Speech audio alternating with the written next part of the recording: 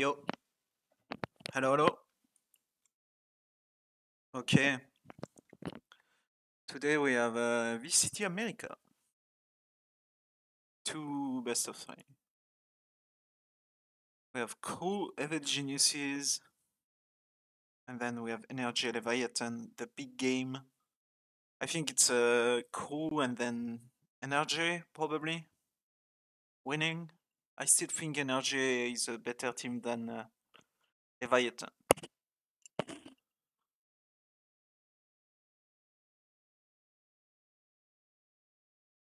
They are good though. It's gonna be like an interesting game. It's a big game for sure.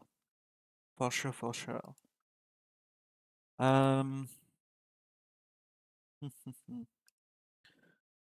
7 minutes before like the game starts.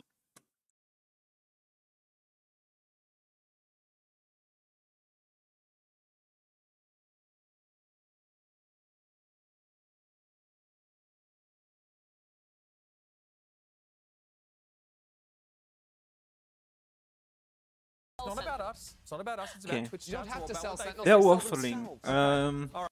I'm just gonna mute because they're just like doing their pre-show shit, and I don't really give a fuck.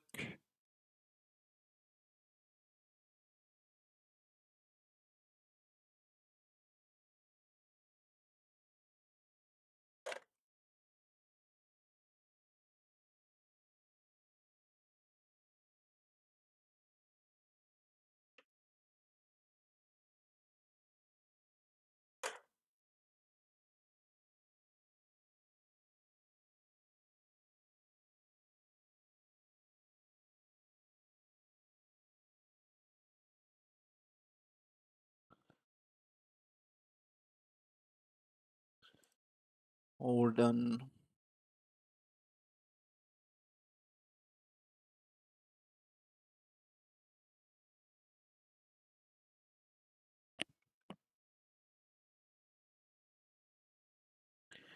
Bow, bow, bow.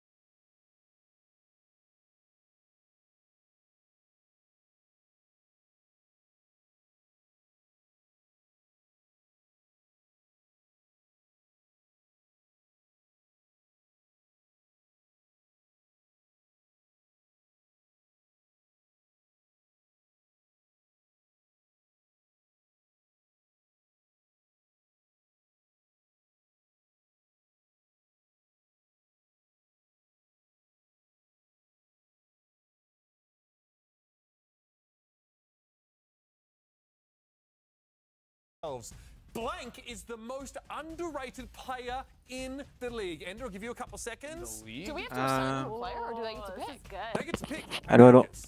Americas. Ooh, this is good. Okay. It's got to be Underrated player in the league.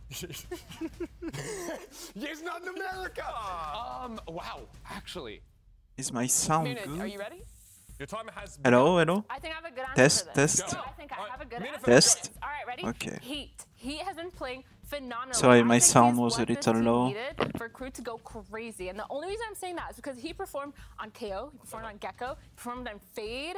It's not that often you get a really good info initiator, flash initiator, combo flex player. That is that insane. That's a lot of buttons. And mechanically, he is goated. He did really, really good. And I just think overall his performance speaks for itself.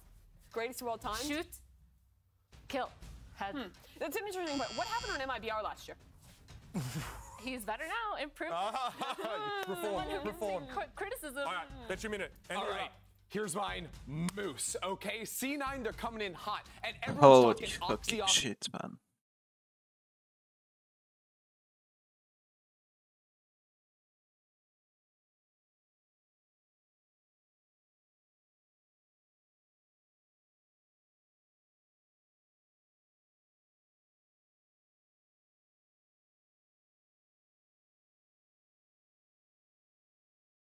The fuck is that shit?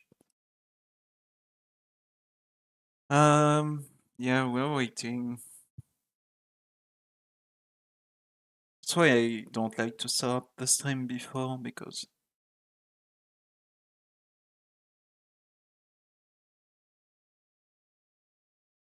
I generally just seeing nothing.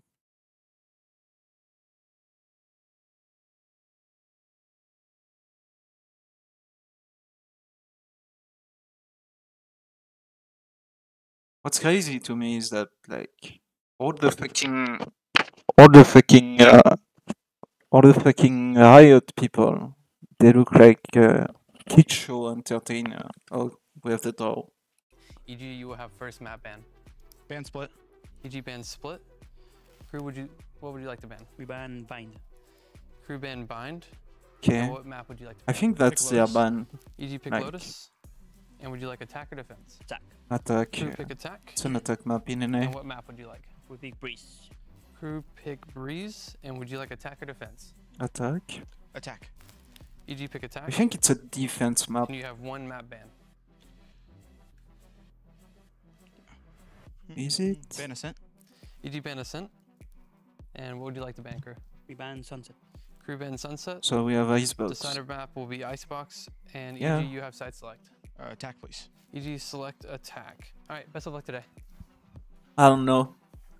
Like, leaving Icebox open for a team that plays bring energy level down a that peak smidgen. breeze. And let's talk about some of our It's predictions here, like right? Because I think we've given a decent weird, case for both because of these the teams, two and maps also are for other very topics that similar. we'd pretty poorly Like argue, the but team here, comps there's a lot and of talk about shit. Crew. They're proactive on defense. Like the base team comp on Breeze and Icebox. It's like Viper, Jet, Sovakeo, and Killjoy for Icebox, Cypher for Breeze. So very similar team comp. So leaving Icebox open is a weird one compared to Ascent.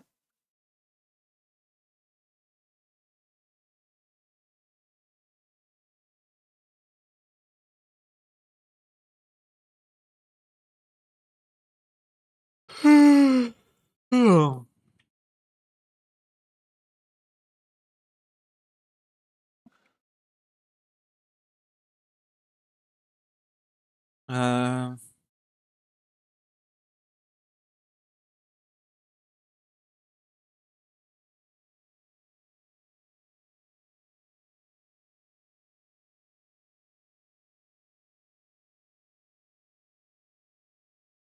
No sound, it's normal. They're saying nothing. Like literally.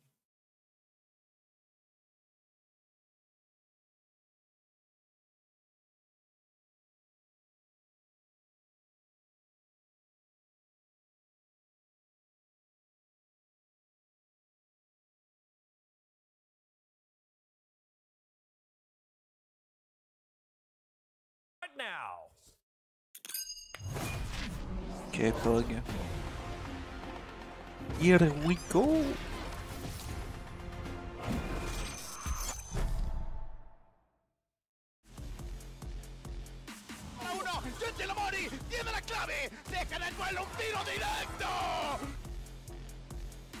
Crew is actually in good shape, like they're looking good. Yo siento que G es un equipo bastante parecido como nosotros. Su planteamiento de juego es bastante agresivo como el nuestro. Y nada, va a estar bueno porque va a ser como quién va a ser más agresivo que el otro. Y nada, quién va a imponer su ritmo, eso se va a definir en ese partido. También, pero Arcin cayó en el suelo. 1 para 1. Ataque de brasileño. ¡Claro! Por parte de Hit. ¿Cómo la pone? We've went against some teams that are kind of crazy. We just saw Oxy. He runs it down. He plays like that, so we're kind of ready for that for like Kesden and stuff like that because I feel like they're very similar. They take a lot of duels. Más, todos sus compañeros han caído, la tienen que jugar entonces 1 en contra de 2 con 7 puntos de vida, pero Kesnit va a cerrar otra ronda para Krubi. Siento que, o sea, estamos preparados a eso, sabemos que no son un equipo convencional, que son un equipo que hacen cosas nuevas y vamos a tener que adaptarnos a esas cosas. Riot Games Arena, let's get this Sunday started right and bring out our first team to the stage. Give it up for Evil Geniuses!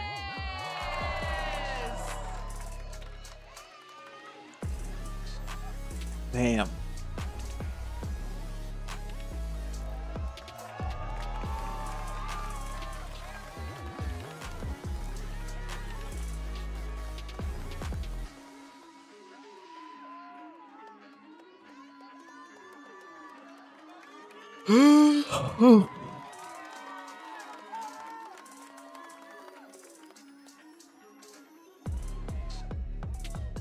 Wait, who? Oh, they lost to Cloud9, yeah.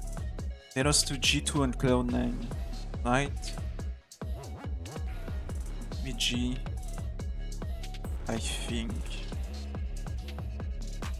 I think they lost to G2. Yeah, it was the 2, I think. Y la verdad es que no sería una super semana sin la rosada. Que se escuche para Cruvisa.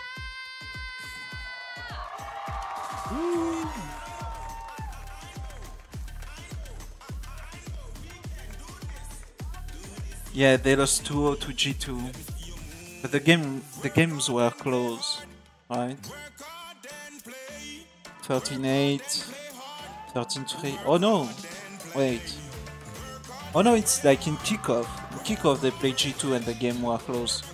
Yeah, it's like 13-15 and 13-11. I remember now. I remember.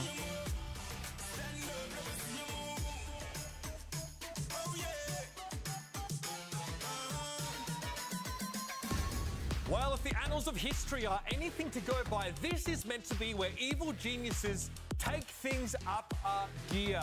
A slow start here in stage one. They've set a slow start in many of their games, but now is where the rubber hits the road. But if there's one strength for Crew, it's that they work hard and then play hard. A lot of people have been saying this. Keep saying this. No, but for EG, I think this is an incredibly important win. Getting this first win on the board would be massive for this squad. I think if they lose this match today, then they're looking at a tough strength of schedule for the rest of the season. But if they can take this home, this is their chance to gain confidence and maybe turn the season around. EG literally plays Sentinels and NRG next, and they need 2 wins to have a chance of making playoffs. Playoffs are unlikely, but if they lose every game this split, I mean, that is a brutal way to walk away from it. I mean, they were literally just talking about fixing their mentals coming into it. Their mentality was one of their biggest beasts to kind of overcome. And if you lose this first game, this Crew game, this pivotal game in this week, it's going to be so hard to pick yourself back up from that.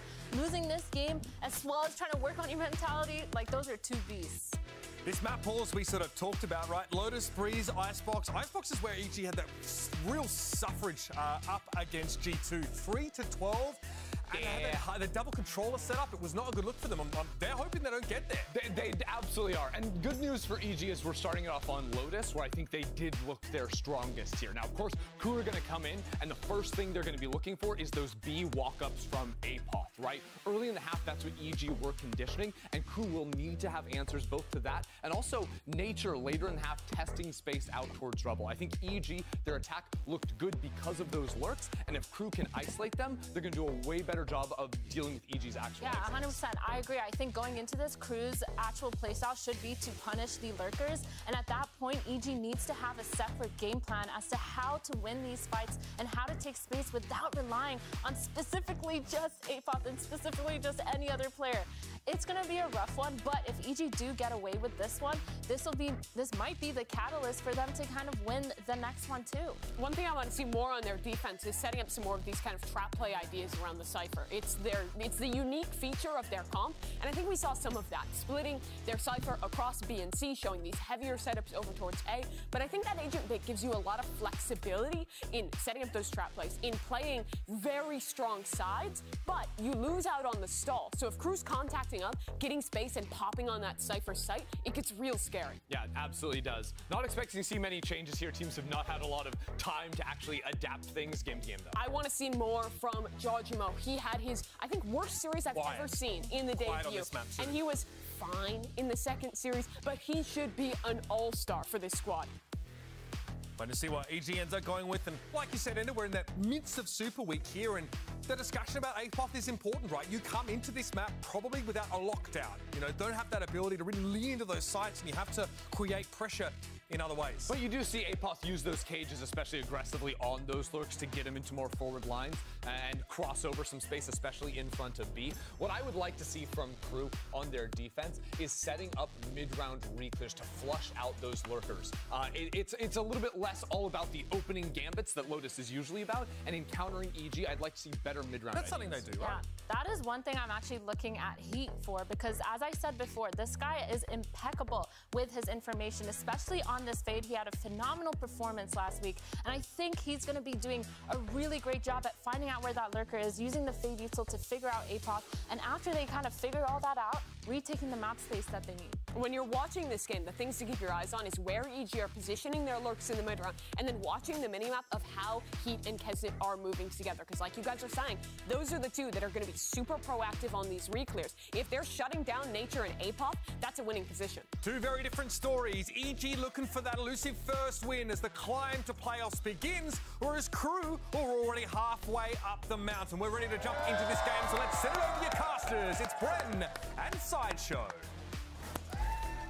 Thank you very much, guys. Yeah, big test here for EG going up against Crew Visa, because they got some heavy hitters on that Crew team. They really do up on that stage. That's going to be a major, major obstacle for them to overcome, just in terms of that firepower. And they really need to come out swinging with some new strategies, maybe, you know, showing some of that old style of EG where they were really cooking up and forcing teams to adapt to them. I don't know what's on the cards for them. I don't know what's on the table, but Lotus is the staging ground of which we're going to be heading into here for this series. And the last time we saw EG here, I was fairly impressed. The problem is, as we go deeper into this map pool, it seems like it would favor Crew's firepower if they are the team that's hitting.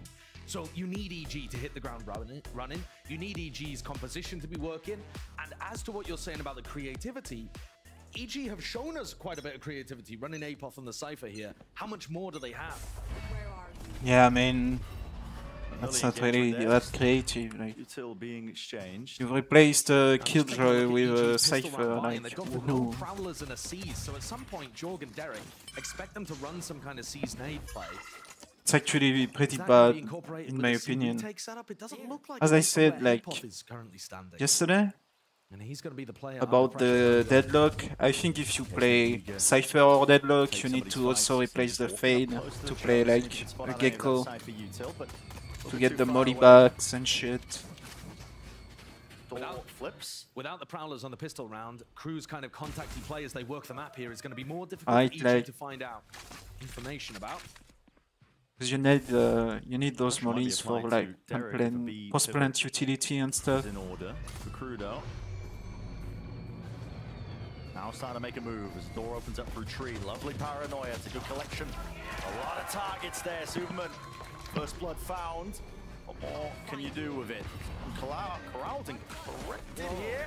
Out to the side, I mean, revealed entirely. Heat. Nice shots. Making a mockery of it. Just opens up the site almost single-handedly. Still to see. Oh, it's gonna get got. That's quite nice. Cheeky plays here, but Kesnet still kicking, isn't he? With the big iron on his hip, and he's brought this one to a favorable scenario. The call is made to just double up and face and take the fight towards them, but Nature, he's the last one left, and he's just back to the major target here. The one he really did have to worry about, which is Kesnet. And the pistol round set up as I think a lot of us were expecting the series to continue, which is Crew hitting some blinding shots to open things. Heat and Kesnet, top of the scoreboard for their team, everybody else on 0 frags. And Heat opens it with, I think, a missed haunt. I'm pretty sure based on that, the haunt was supposed to be going towards backside, but listen, might be completely wrong. And that's a cool little fake, because it did catch onto Superman, who was just nearby, and set Heat up for 2. Kesnet to finish with the Sheriff. Crew on the attack side, tons of rifles now. You know, already making this instantly into really deadly buy territory. EG are aware of the slow starts to the beginning of some of these maps and series. Hello, not clear in the corner though. Patience on display by Nature. Not before APOF ends up going down, following up, but it has donated a rifle. Door opens up. Derek wants to take the fight to them with the nade rebounding straight off of Mound, but they are collecting the kills nevertheless. And really can't do too much more with the weaponry that's on display there from EG. going to fall onto Superman to try to make something of this round, but Crew's awareness simply higher. After they made that small mistake at the beginning, but again, that's not actually going to matter because Klaus came into this round with only his Sheriff. They're doing that, I don't know, like Na'Vi kind of buy, where a lot of people buy up as much as they can, and then some people come in with pistols. Even if you lose one player, look at their bonus round buy afterwards. And Crew's economy is looking fantastic, and Kesnet and Heat are both almost up to ults. And they've just stacked all of their kills, basically. And the plants on top of that. Into the heavy fraggers on the team. It's precisely the players you want to be having those ults as well. Showstopper makes all the difference, Nightfall as well. Yeah. These are huge ultimates to try to make game plans around. And listen, Crew keep it relatively simple. When you're talking about the macro gameplay, look at this, all grouped up now, shoulder to shoulder. This wall's going to be dropping down. They're going to try and force a fight against them. Vulnerable, applied, that's just from the snakebite, drop down, and again, there's just no game plans or protocols in place for EG to deal with it. And Crew will come at you with just a simple game plan. We're going to contact up behind this wall. We're going to throw a snakebite out. We're going to drop the wall, force the fight up with the guns, because that's really the key win cons for a team like Crew. They know that they can win out a lot of these duels. As long as they can neutralize what EG are doing, which there was trying to post up Supermen towards Rubble. Yeah, like you said, they're happy to take the fight. And this is a disastrous beginning for EG. We were talking about the fact that they needed to hit the floor running. This is their map pick. Yep. Yes, Crew are on the favored attack side, but you still need to be getting some rounds up here. No way, And that's a bonus for Crew. Big start. Bonus round conversion from Crew. And it's flawless too. Like they took some damage, but just working so well there for Crew. It's not even necessarily that they are setting up the win condition. They're trying to shut down EG's potential play of them having somebody posted towards Rubble. They're happy to throw out that one snakebite and then drop the wall. What does it cost them? Almost nothing. Yeah. 200 credits worth of utility used, but it neutralizes what EG are going for and sets up Crew for favored gunfights. They're now 3-0 up, headed even closer to enormous ultimates to snowball. EG have got some work to do. A thrifty round might just turn the tides for them. Big stack onto C Mound. EG were looking to see if they could contest it nice and early, but no players going to be walking towards them. I'll tell you what, Brent, I think that Klaus's IGLing has been great in these kind of moments. Yeah. From what we've seen from him so far in Stage 1, he's been great on Lotus at being able to find these gaps and avoid danger in these kind of situations. You know, now that I've said it, we'll see if it now bucks the trend, but generally speaking, I think no matter who you've had recently, if Klaus or Melsa doing the calling, it's been fairly solid on the attack sides. There's no rushing into things, you know, they spot out the trip. Apov couldn't quite get a kill off of it. Slowly making the moves. Door opens up with a Prowler sent flying, pulling out the util, they're waiting out the snake bite. They've got a decision to be made. They want to commit the Nightfall now. It's going to put a dampener onto the round. EG just really can't stand a chance here. it's just being dismembered. Like It's slow, it's controlled, they bleed out utility, and they even commit an ultimate here. Derek tries to make things a little more expensive, but Kesnet, he's getting heated.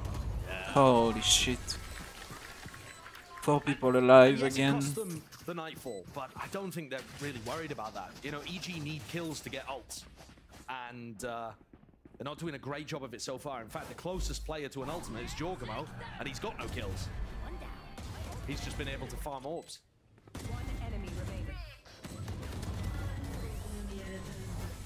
This upcoming round now is a real impetus, I think, for the overall half of EG. You need one on the board right now. You've got to expect EG here to be fighting heavy A Rubble so that they create that space for Jorg to pick up the ult orb. Sees nades. Again, Crew just plays so slow. Once Crew see that Jorg has picked up the orb, you know, you can just pull up the scoreboard at any point here and notice that Jorg is playing on that side of the map. That might trigger this C exec. Now they've seen it. Showstopper online, they know that the Razor's on the opposite side of the map. Do they commit, or are they going to start to slow things down and take their time?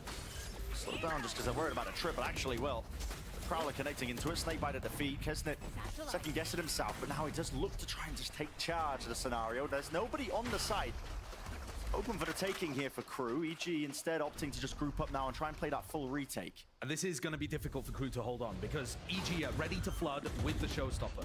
But they want to fight this one at Waterfall. I mean, they're just really trying to force these ults out early, and now they're scattering to the He's wind. done. Movement impeded there by the pillar, and Cloud's able to just pluck him out of the air. Still, pressure is being applied by EG on multiple angles and multiple fronts, but they still can't It's a take 2v1. out the dynamic duo, Kesnet and Heat.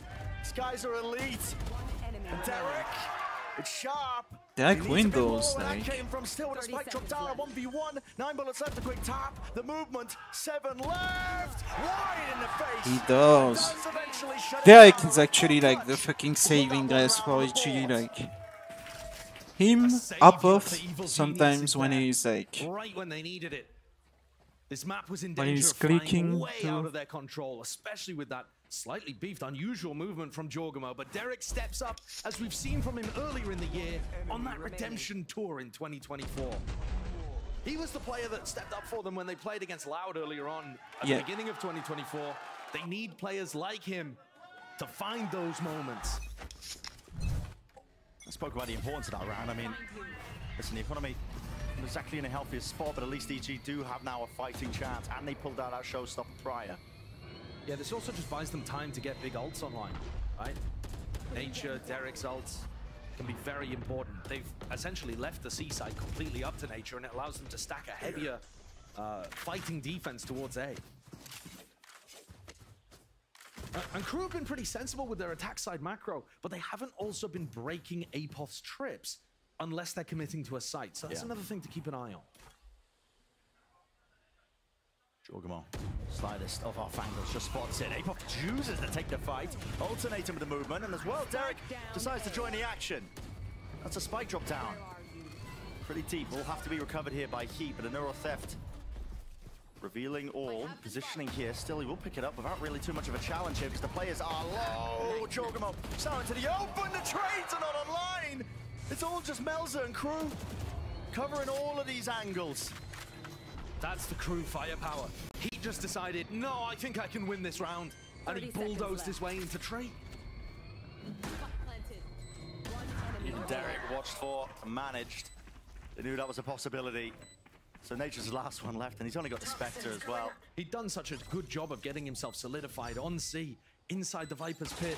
But now his chances to try to clean up. Whoa, hold up! They were slim. 1v1. 1v1, lined it up.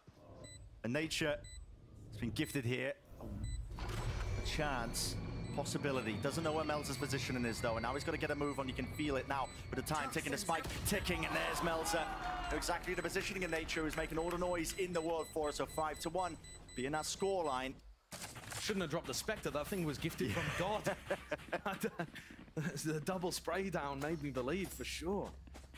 But that round typifies everything that I'm struggling to get on board with EG. They have such a good macro on their defense. They stack players towards B and A. They get a crossfire going to set themselves up with an advantage. And unfortunately, Heat just runs at them and kills 2 players, and it's kind of curtains then. Crew just get an easy avenue towards A because their firepower is better. Yeah, just the attack side of Lotus, but EG not escaping the slow start allegations. Holy shit. They've been running this trip at front B, EG, with Derek watching it pretty much the whole time too.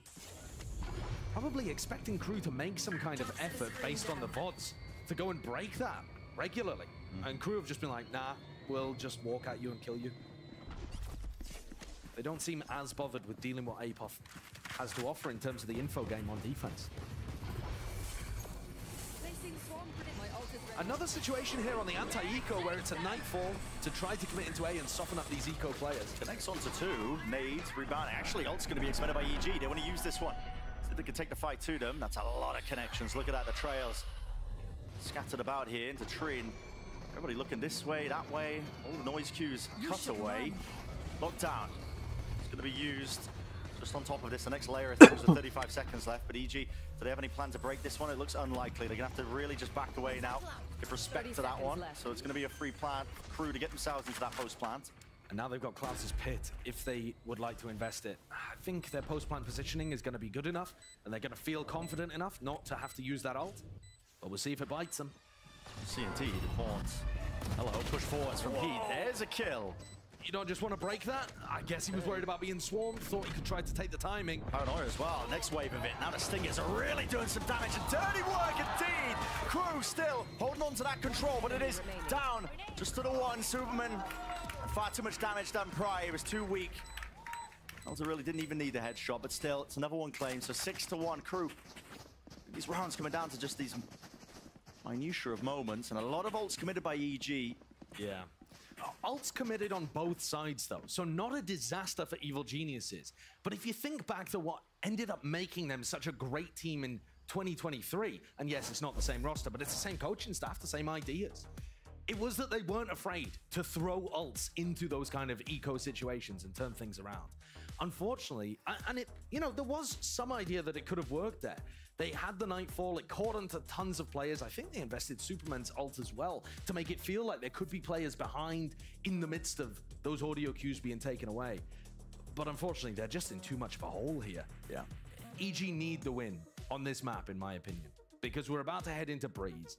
And if Crew have those big heavy hitters of Kesnit, of Heat, maybe Shine, some of the others that could step up, Breeze is just one of those maps that lends itself towards the duels. You need to outbrain Crew if you're going to win them on Lotus, but this is new retooled Crew with Klaus at the helm, back trying to prove to everybody that he deserves his spot on this team as a top IGL. Yeah, I mean, it feels weird to say as well, but you know, with the way that Crew play, talking about it, simple doesn't necessarily mean bad. We're talking about like the kind of calling from Klaus on the attack side. He has very structured ideas of what they want to do. They want to set up Kesnit really well as well. That's another kind of game plan for Crew. And if we go into Breeze, I mean, if you're just setting up Kesnit and empowering him to take fights all the time, it's a tried and tested strategy, and guess what? It works. Because Crew are winning so far in stage 1. Not just that, Jorg at the bottom of the scoreboard right now. We saw him with a rough game earlier on in 2024, and it certainly did not help EG. He's that veteran player that EG need to look towards. Superman trying to make it feel like there's a lot of presence over towards C-Mound in an attempt to make this little push from Jorg and Derek a bit more effective. They've got rid of the turret, but they haven't done too much else. The turret being gone, though, is a big deal. It's going to make Crew feel more threatened about a potential push out of B. Exactly, the uncertainty there. There's a lot of eyes locked onto the front avenue of B, but now they're going to be making their way over towards Klaus, who's got all that space on A. EG just threw a haunt over towards Mound and re-cleared that, so I think they should have a good idea that this is ending A for Crew. Jorg is booking his way over here, still full utility, and Crew are not taking space that quickly. Are we finally going to see them pivot B and give Derek some action? There it is, Derek's forwards. It's a jumping clear by Klaus, but nobody else really to follow through with that one. Satchel! That is not He gets two. Derek does incredibly well. Tripped.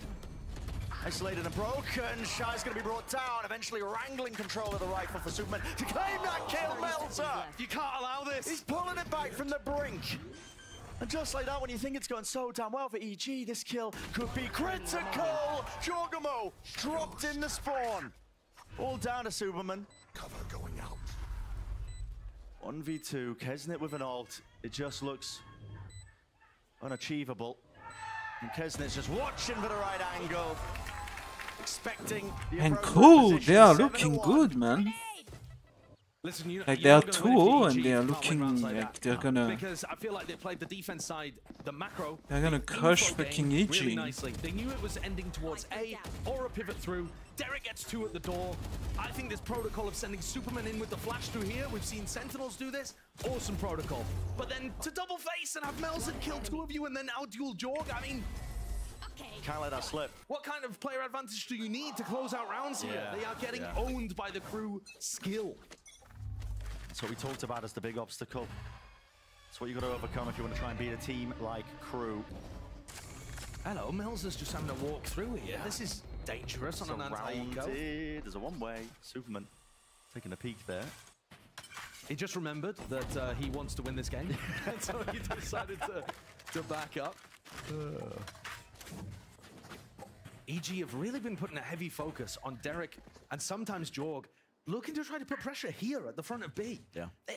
they are so convinced the Crew are going to try to tackle this area and have Shy pressure it. Usually it would be the Killjoy, who walks forwards a little bit, tries to get rid of trips, or a turret if you're playing against a Killjoy, something like that. EG's game plan never once has been rewarded. They got rid of a turret 1 round. Yeah. Apart from that, they just got the wrong read on what Crew are up to.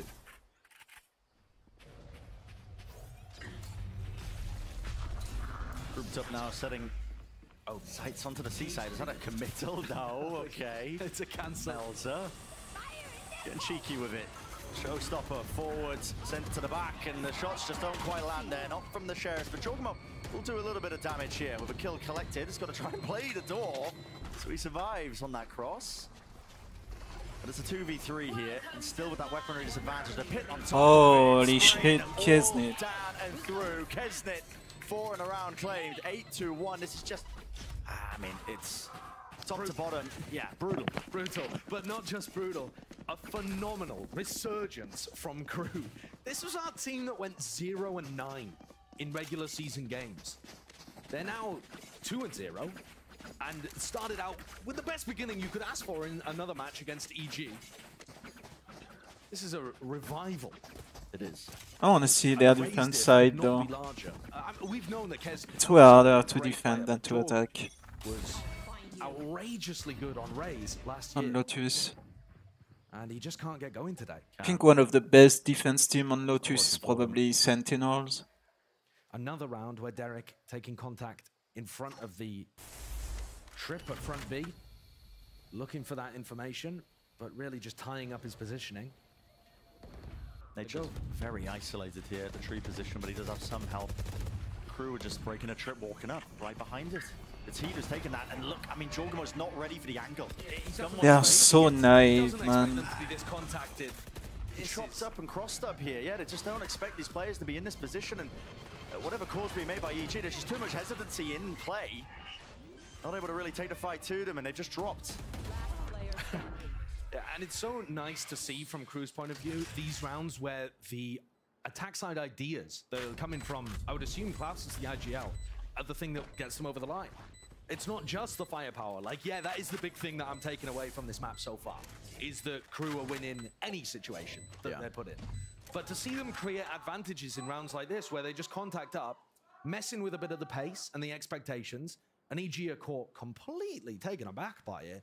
That's lovely calling. Yeah, I think they've got that extra element. That's lovely. Just Klaus at that attack side calling it. Works so well to all the strengths of Crew. I mean, it might be too early to say. Listen, you can make the argument as well. The Crew haven't really been tested so far in Split 1, but really, what is the ceiling for this team so far? They're 9-1 against an EG team.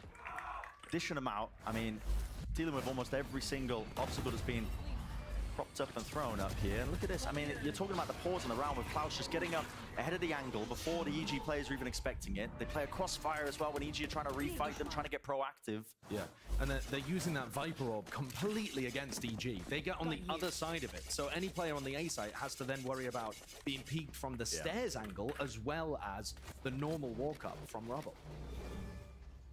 EG are getting kind of owned here. Apoth with no armor is going to try to defend C on his own. 9-1. But an early round where Crew, listen, they don't need to do anything crazy. Want to go for this one here. The rocket flying.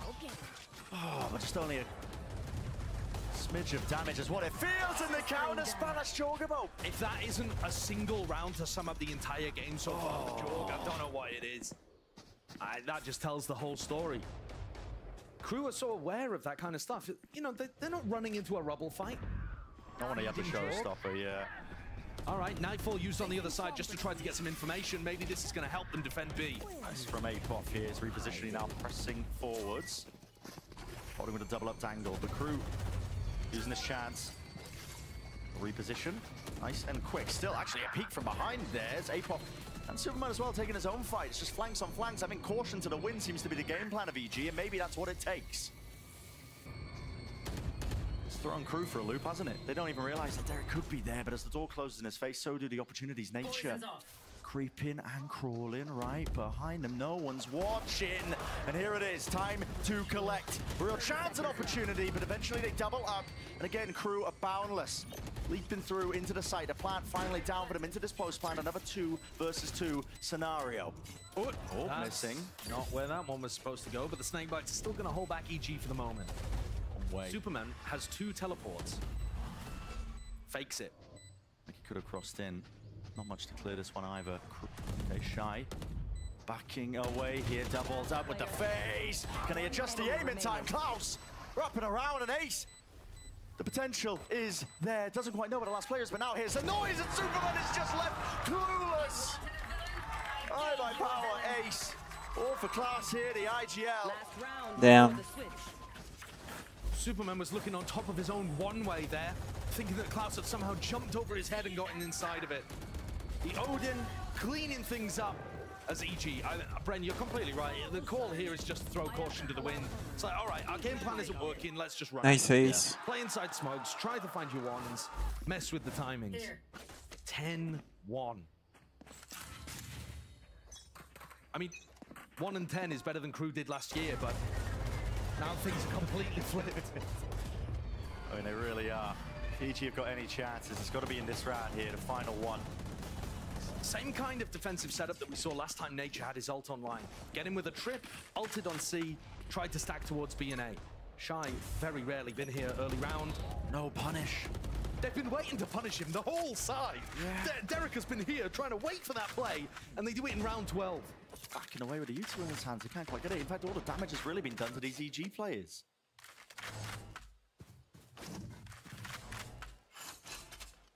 Exchange the weapons, Kesnit, the operator, Paranoia, peeking. Out wide, that will force out his Nightfall here. Still 55 seconds left in the round. Opportunities for Crew if they do want to take it over towards C or B, or even just look for these fights. Straight up, Hate both. I'm telling you, like, it's Derek and hate both in EG. One bullet will do it, but now only 2 left alive here for Crew. Repositioning now. This is a round you must win if you are EG. 30 seconds left. And the rest. Of course. Contacting through, bit of a team flash. I'll also be apologising for that one a bit later now, but they are going to get a move on. They've given them the whole of B here. EG are just allowing them to get the plant down, not in position to flood. Hello, I love this ult from Superman, doubling up with Nature. Well, Melzer just got off the plant there, and it has brought a bit more time here for EG to just try and take these fights. And Superman, he was a bit ahead of the rest of his team, but now okay, 2 rounds. Swarming the objective, a second round here for EG. The real big question is one of the back of Derek and one of the back of A both. But really, realistically, Crew have probably done enough. Yeah, it's EG's map pick. And the final round, though, you need that pistol, and if you don't have it, you need to force buy if you're EG. Yeah. They would have to pull off like a most outrageous comeback to have any chance of pushing this one. Crew been hitting order, check boxes, Crew's IGL Klaus, and we learned about why he's been looking forward to today's matchup with Evil Geniuses.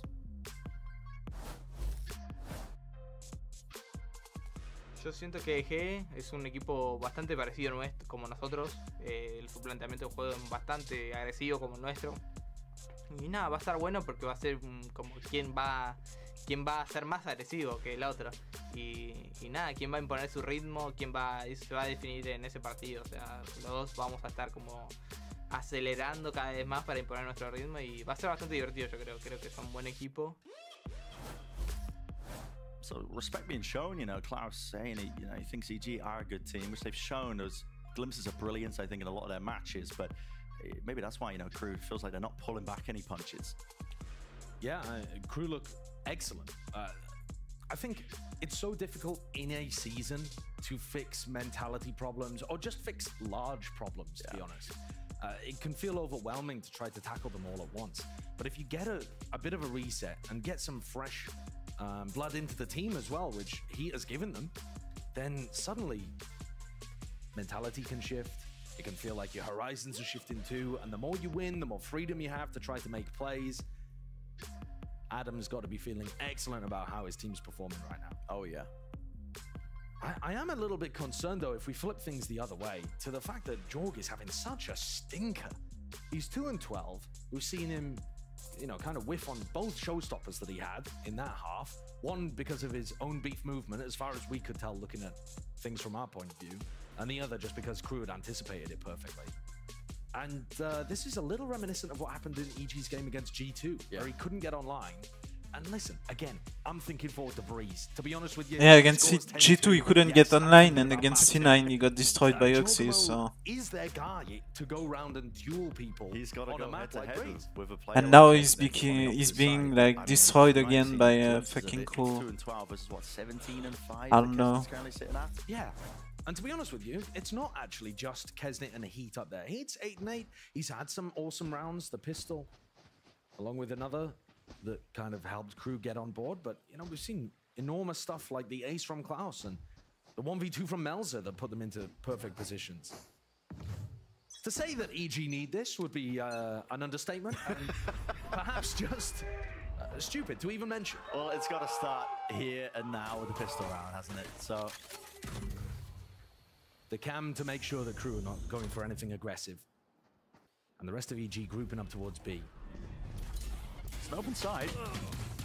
Well, Apoth decided to take a fight, and well, there's a whole army waiting for him on the opposite side. Crew are going to be fast on this one. It's a rapid uptake of the little duel area. Now a deep push into the spawn. Shy, he's seen it. Open angles here. Just awareness off the charts here for Crew, expecting some form of aggression. Sees, not quite connecting, almost lining up with the classic bullets. Two left to stand and try and defend against this one. Derek feeling the pressure, feeling like he has to take the fight straight to them. Oh, Superman, hello! Wait a second. This is a case of salvaging it, picking up those pieces here and now. Kesnit is low enough that a single shot of any gun will do it. A swift breeze, maybe even so. Tapping on the orb, trying to force the fight open, but now that gets the acknowledgement. This is a one pistol round for EG, at least the beginning of the potential start of a comeback. Listen, we'll say it. We'll leave it at that. We'll leave it at that.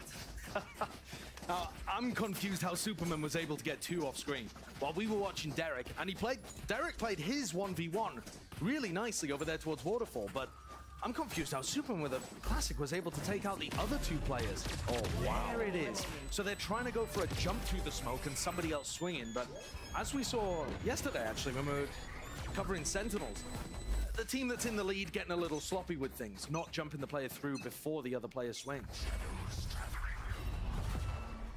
They caught the A lurker at the beginning of the round. It was Apoth this time. It's going to be Nature.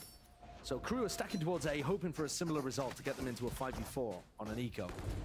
But EG, they need to start some kind of snowball of their own, feeding the orbs into Jorg. And he also needs, I think, a lot of kills here. They need a big ultimate to start anything going. Big ultimate and some confidence when go amiss. Something to offset the scoreboard differential that we're seeing. They might want to go into C here, but that might be a mistake. You can see a Crew have already just been following those sound cues, and it's a heavy stack now with 4 players over towards C. All that noise that was made earlier. Oh, it's giving Carmen Core. Yeah, it really is. Jorg, slow and steady, but there are plenty of players watching this cross. Now they're going to send out that util snake bite. It's a C's nade. Nice. Quite nice to collect that one. And I think they've realized that this is a stack. If you kill Kesnit here, that kind of indicates that there's a lot of players on this side. It's normally not going to be. 30 seconds left. The Raze player that's defending that area is normally going to be the Killjoy and the Viper, or the Omen and the Viper, something like that. 20 seconds left. They're going to make their moves over towards A. Nature didn't throw away his life here, was it? Slowly and steadily grabbing control of the A rubble area, so they're going to be able to get themselves into that post plan here. And this is looking clean. Yeah. So now comes the question of, you know, looking towards the ultimates. Can you build those up? And I think, listen, I think you go and just ask Jorg to go and chase him down. You just wait a little bit, see if Crew are doing anything that looks like a serious retake. And after a few seconds and the Haunt doesn't see anything, you're like, all right, Jorg, go kill them all. And look at the diligence even from Crew on that eco here. The players set up in, you know, tucked positions, just jiggling these corners for info. This is them just trying to die to the spike. Oh yeah, and they're not letting anything slip. But also EG not going and hunting, which I think is a mistake. I think not only is it going to help you build up some confidence if you actually go and just get your stats looking a bit better, I'm not saying the players are scoreboard Stevens, but at the you know, everyone likes number go up. Yeah, that's true. That's true. It's not a scoreboard thing. It's more Tom thing. Like it's the right play. It's not about like far away from a lot of those crucial elements, but they do navigate this round nicely. saving your stats. Isn't it? On a bonus round, I keep it nice and healthy, but I don't exactly have rifles up against crew. Yeah, if you've got some kind of pocket strategy that Potter has cooked up, now is the time to fling it. Yeah. So it begins here. In terms of early util has been thrown out, just that orb and walking up behind it. It's what nature made the round feel like prior. He's picking up his orb now. This position. Out open. That's a paranoid. It's just comboed up there with the swing of the guns. It's a nice little play that has been cooked up. Melza feeling like he has to offload that paranoia, making sure that he blinds it's an open angle and real chances here for Melza to do some damage, but not expecting nature to be that close in his face. Still, now they're skipping and hopping, getting themselves towards that A side closer. Jorgamo needs to be dealt with here, which crew are doubling up, but they seem to have lost the awareness. Yeah, just disjointed, really. Satchel. A bit too far away to set him up nicely for that one, but A-Bomb doesn't even find the kill on the flank. We can't lose this one for EG. Don't let it slip. Bring them down. They're in these positions here. Tripled up now. Out towards tree. Nice by nature. And Crew is gonna lose their bonus. Confidence back and take those fights to them. Heat. Recognition now settling in. I think that he has to really just back away and save this one. Play for the exits if real possible, but honestly, with the money in the bank for EG, it wouldn't even do too much damage. And I don't think this round was particularly EG coming up with some great strategy that they pulled from the playbook. Yeah. I think Crew are getting a bit complacent, looking to close out the game. Kesnit's positioning, he opened himself up to both sides of rubble at the same time and was just like, yeah, I'll flick him. Like, what is that game plan? And the other players from Crew kind of trickled in, not appreciating the fact that EG were going to have taken that space. You can see it here on the replay. Kesnit is not even playing inside the breakable door and getting caught by a really nice set play. It's a cool idea from EG to like swoop peek and have the paranoia off it and stuff like that, but Kesnit's believing in his own ascension as a deity. Yeah, now I'd win. We've seen how that goes. Where are you? Still, monumental lead here for Crew. It's all about not letting it slip, but this is an eco round for them, so they are taking liberties. Look at that amount of space they've got over towards C Mound. I mean, they have just fully pushed up. Shy. Cover going out. No paranoia here for Melza though, so if they open door and try to fight B, they don't have that big blind. Clear this one here together with the util that's used. Jorgamo now really trying to make the most. Hello, you've been pushed forwards by the door, out into the open, and Heat, of course, he takes a bit of a gander. Another peek of that one here with the rifle. No way! Nice shot. And Crew are running them down, nature. So much to tackle here. It's this double setup. I mean, Heat is going to be so quick to swing as soon as Shy takes that contact. First kill is there. And there it is, the follow-up for 4 in the round. Heat blinding them with his brilliance. And that all cascades off the back of the way that Heat is able to take a fight against Jorgamo. Yeah. I mean, that's not how you draw up the mound crunch in your scrims. Jorg does a great job of being able to capitalize onto these two players, but as soon as Heat is freed up, then he's able to go and capitalize and support Shy. If Jorg either gets the kill or doesn't commit to it, or the rest of his team are faster to be able to put pressure on Shy, none of that falls to pieces. Not like it's this. large on Potter's face. Yeah. On her reaction. This is a catastrophe for EG. Those are the rounds you can't let slip. You just can't. If you want any chance of a comeback happening here. You know, interestingly enough, this is Crew taking the timeout as well. Off the back of that, probably, you know, queued up during the half-buy round. Yeah, to be honest, I think Crew are playing a little sloppy. Not on the eco. Okay, it's an eco. You're allowed to go and do that kind of stuff. But the round before, yeah, they do need to respect EG a little just to close this out. But I think Atom will have pressed the timeout button before he realized that they were winning. Before they were winning, yeah. I think so too. I think he's queued this one up, ready to just give them an earful. Yeah. And now he's like being like, guys, what the hell are we doing? Oh, we won. Okay, hold on. Just keep doing what you're doing, boys. Yeah, just keep it up. But they do need to close it out. Can't let too many opportunities slip away here. But for EG, they put the focus back on them. They're going to be kicking themselves. Yeah, because as many good ideas as EG clearly have in their best moments, they're just making far more mistakes. Yeah.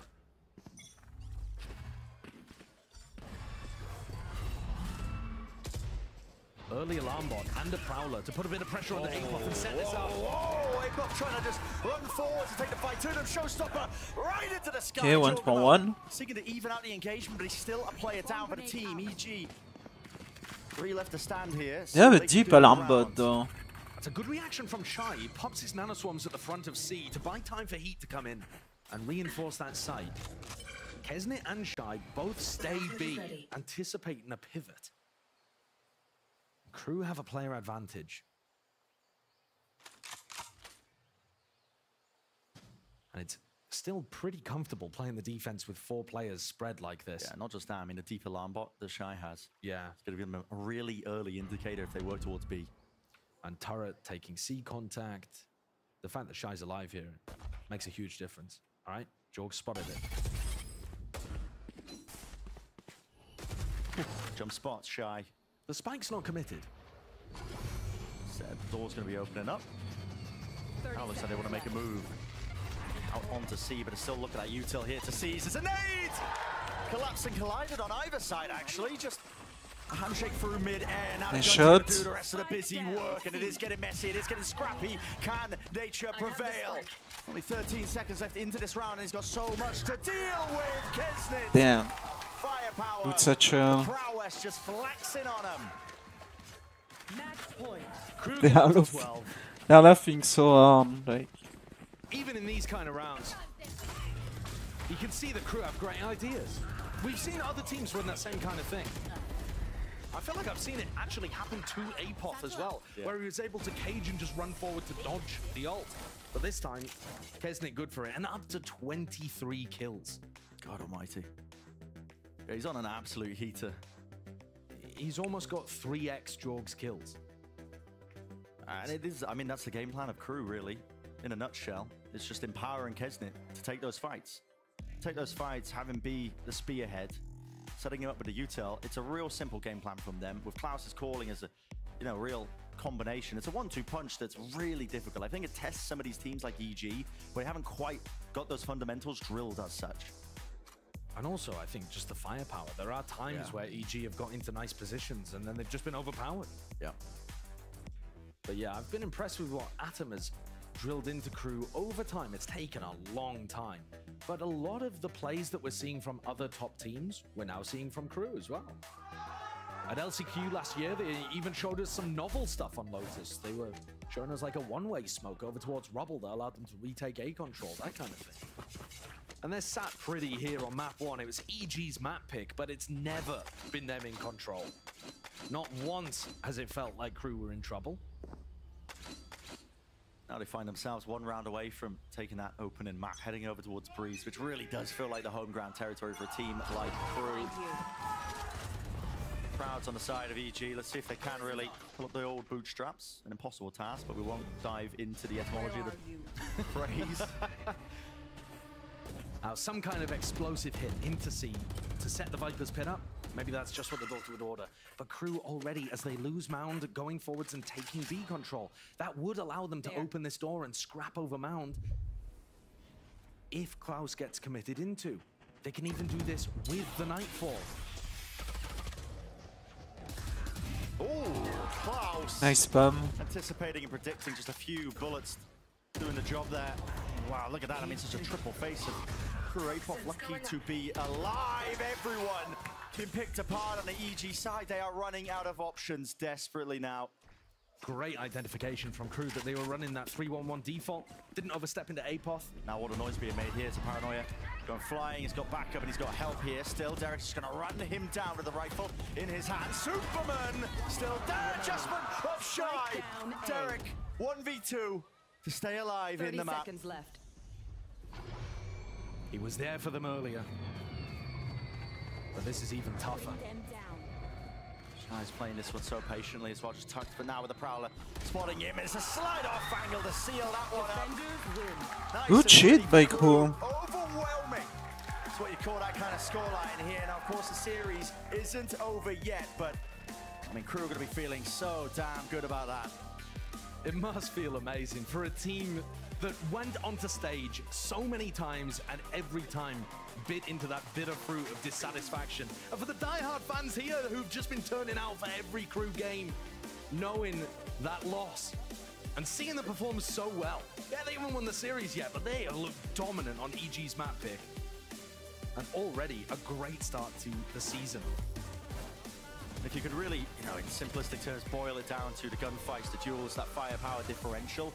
Now you're heading into a map of Breeze, which is really just known for that. Yeah. It's known for just letting the duelist players really flex the muscles. Yeah, if there's going to be a map where Kesnit's able to run around, supported by the rest of his team, and take aggressive fights, it is. It's Breeze. It'll be that one. I think the macro calling here on Lotus, it looks really, really strong. Now we just get to watch the fireworks display. Impeccable opening from Crew to begin, but of course map 2 still up and coming. We'll see you in just a few.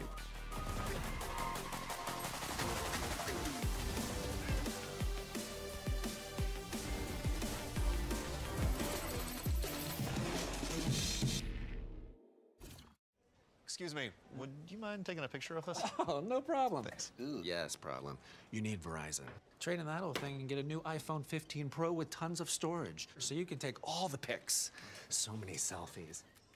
A preposterous amount of panos! That means panoramic. And as many portraits of me as your heart desires. How about none? None, yeah, none feels right. Trade in any iPhone in any condition and get iPhone 15 Pro on us. Only on Verizon. Red Bull gives you wings.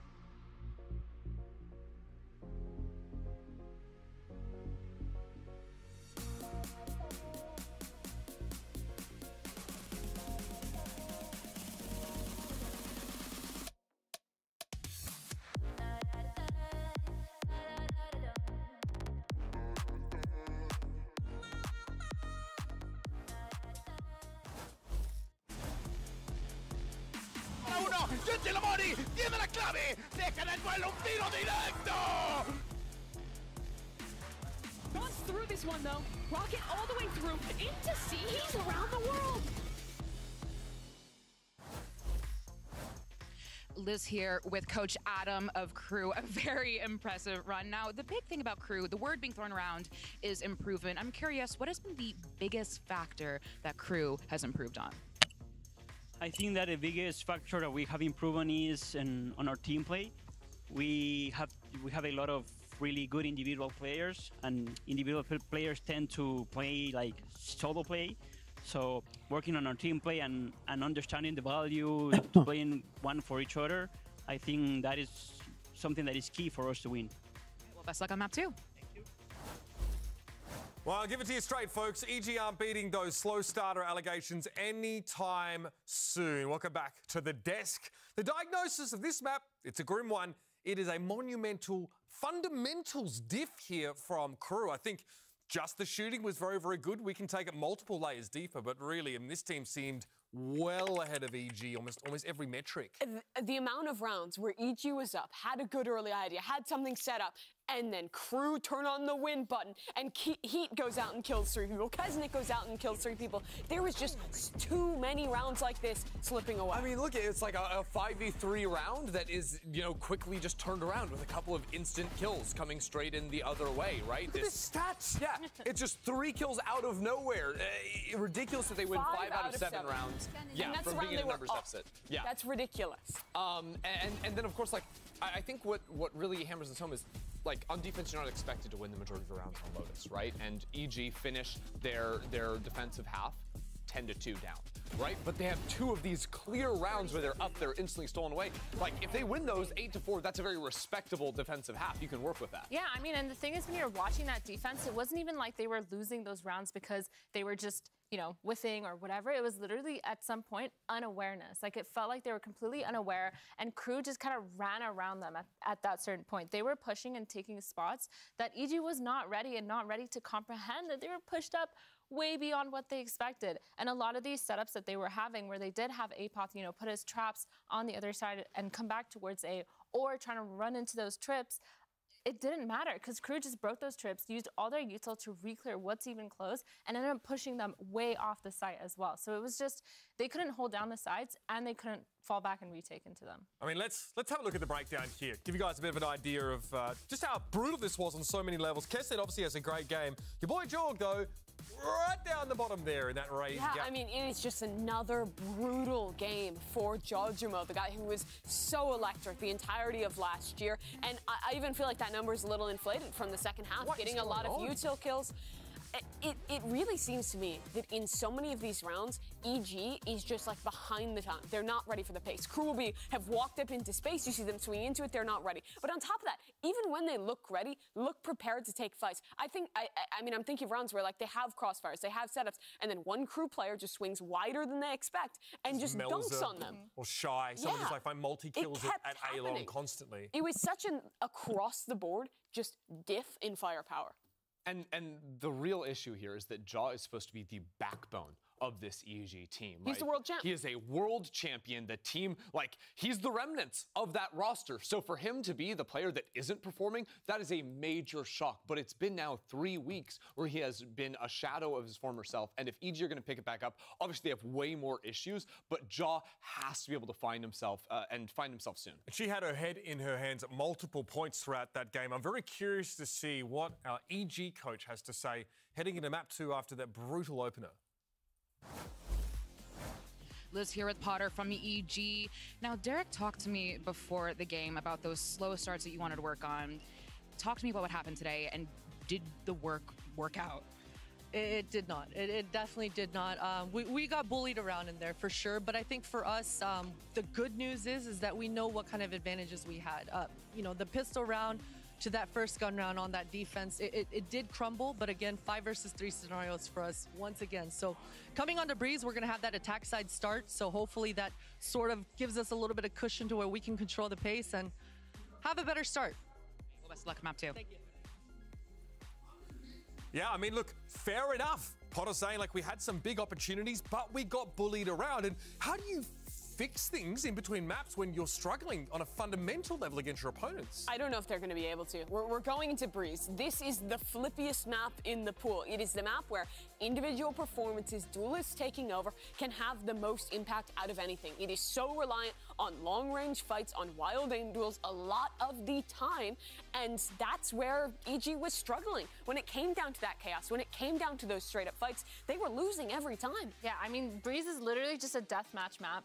In my opinion, like, No, you go in and I you DM, disagree. and if based Like, on just firepower alone, from what we saw, it is firepower is way more important, obvious but that you have Crew to can set up your easily run away duelist with and it you just still with have to shooting play back. as a But team. beyond Like, just the firepower on I think Breeze, seeing also like about it's the a fundamentals, deathmatch about how you're setting up your duelist play, fucking how up your is KO wrong. is throwing flashes over the top, and that's something that Crew was actually very Like, good you at, have I so think, much, on their like, Lotus. Even when it as looks a chaotic, even cypher when sometimes it is those subtlety crazy with rounds, like Heat and Kesnet together do a great KO job of playing trading on each the other, opposite of side setting and each stuff other like up that. for Like, success. I think that the Crew fundamentals and team play, like Coach you have a Adam lot was of talking like about, lure are in a great place possibilities right now. with That'll like thrive on the Breeze. fucking Every rolls single and game, every mean single and map stuff. that Crew play, I feel like they're just I think Breeze is attracting a like larger and larger group of believers. misunderstood Right? a Like, 'cause lot at the start of the year, by it's like, people. oh, they win a game, but it's Crew, you know, we'll see, maybe they're better It's than last year, actually- but every single time, It's I feel actually like they not have a shown bad map, clear in my improvement, opinion. and they're looking very, very strong. The Croupium tanks are filling. It's Oh, just yeah, they're that about like to overflow.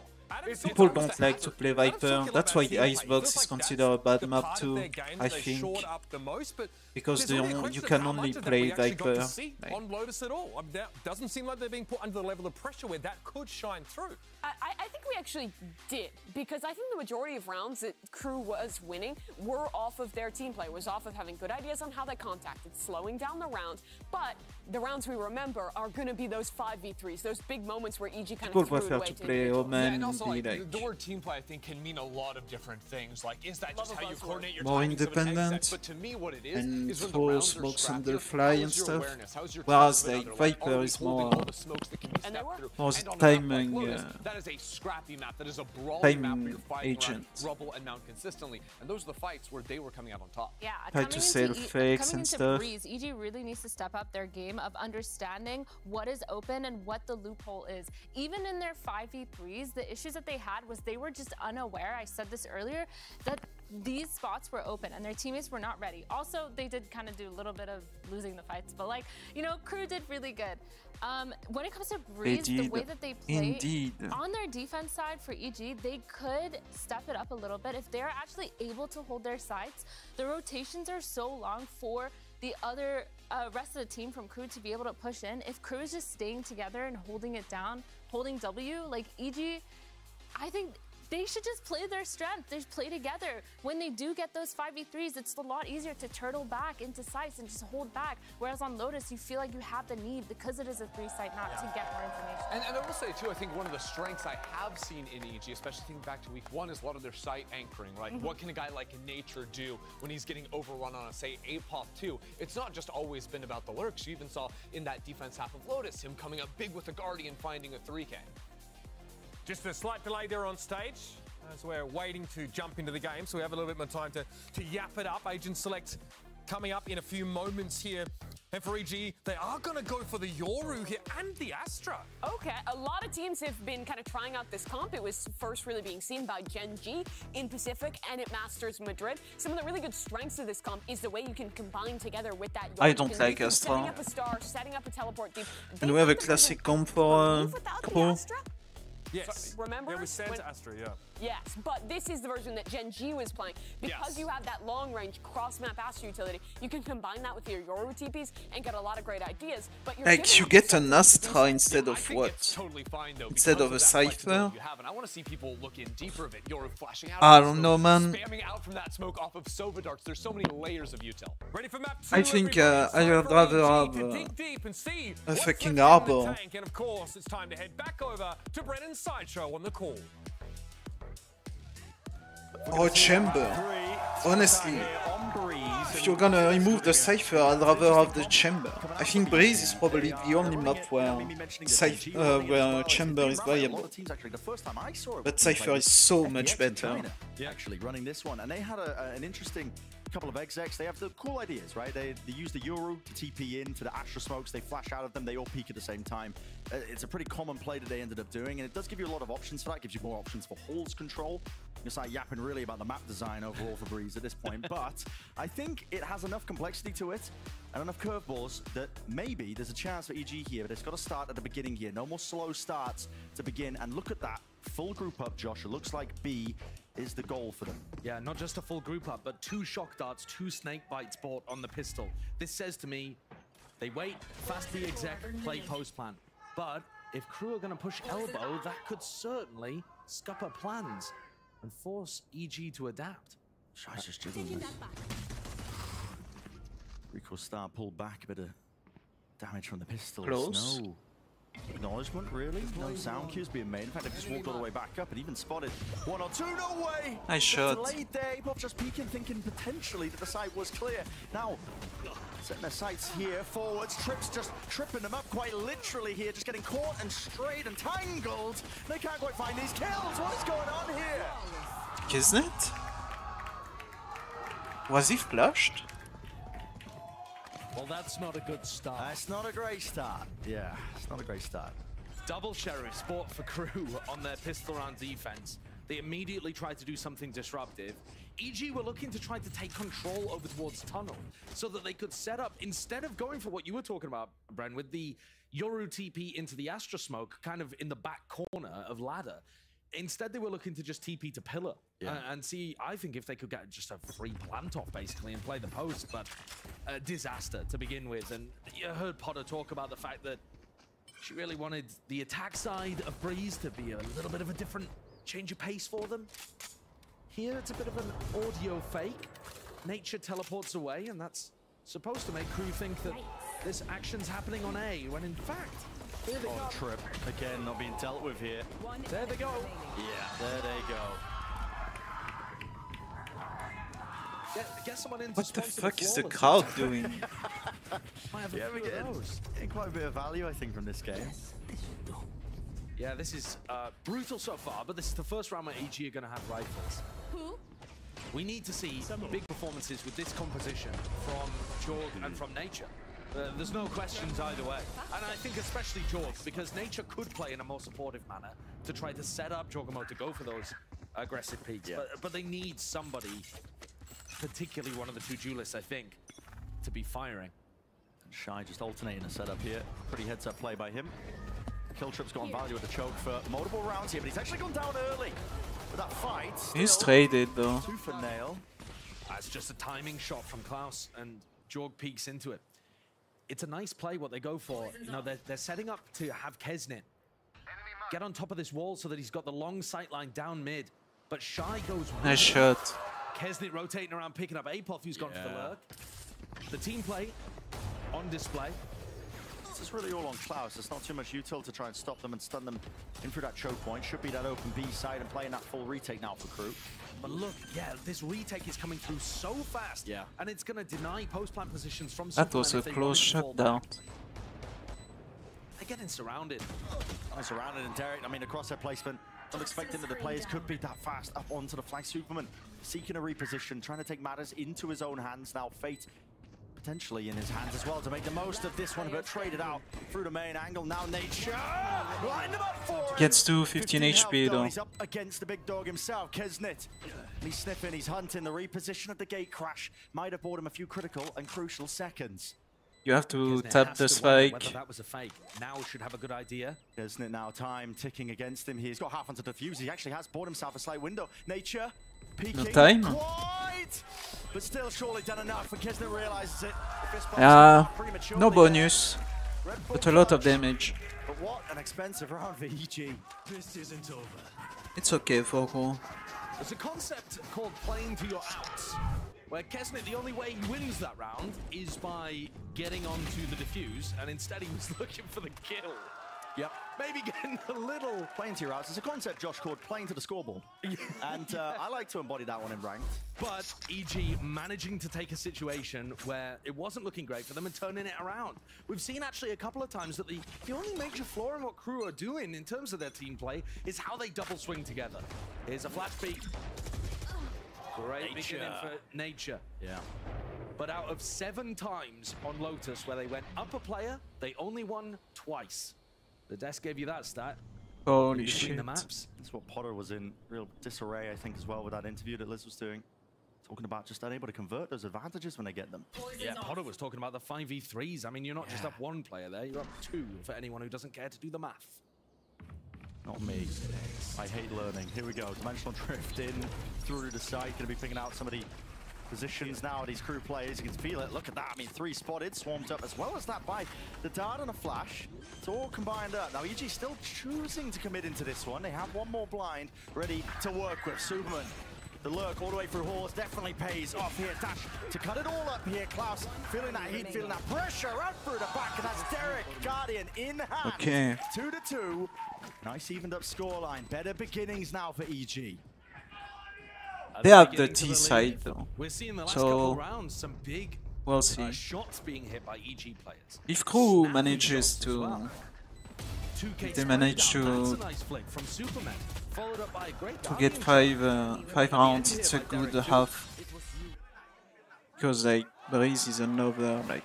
Mena was talking about the fact that she feels this map descends somewhat into deathmatch at times. Is another like very attack side map.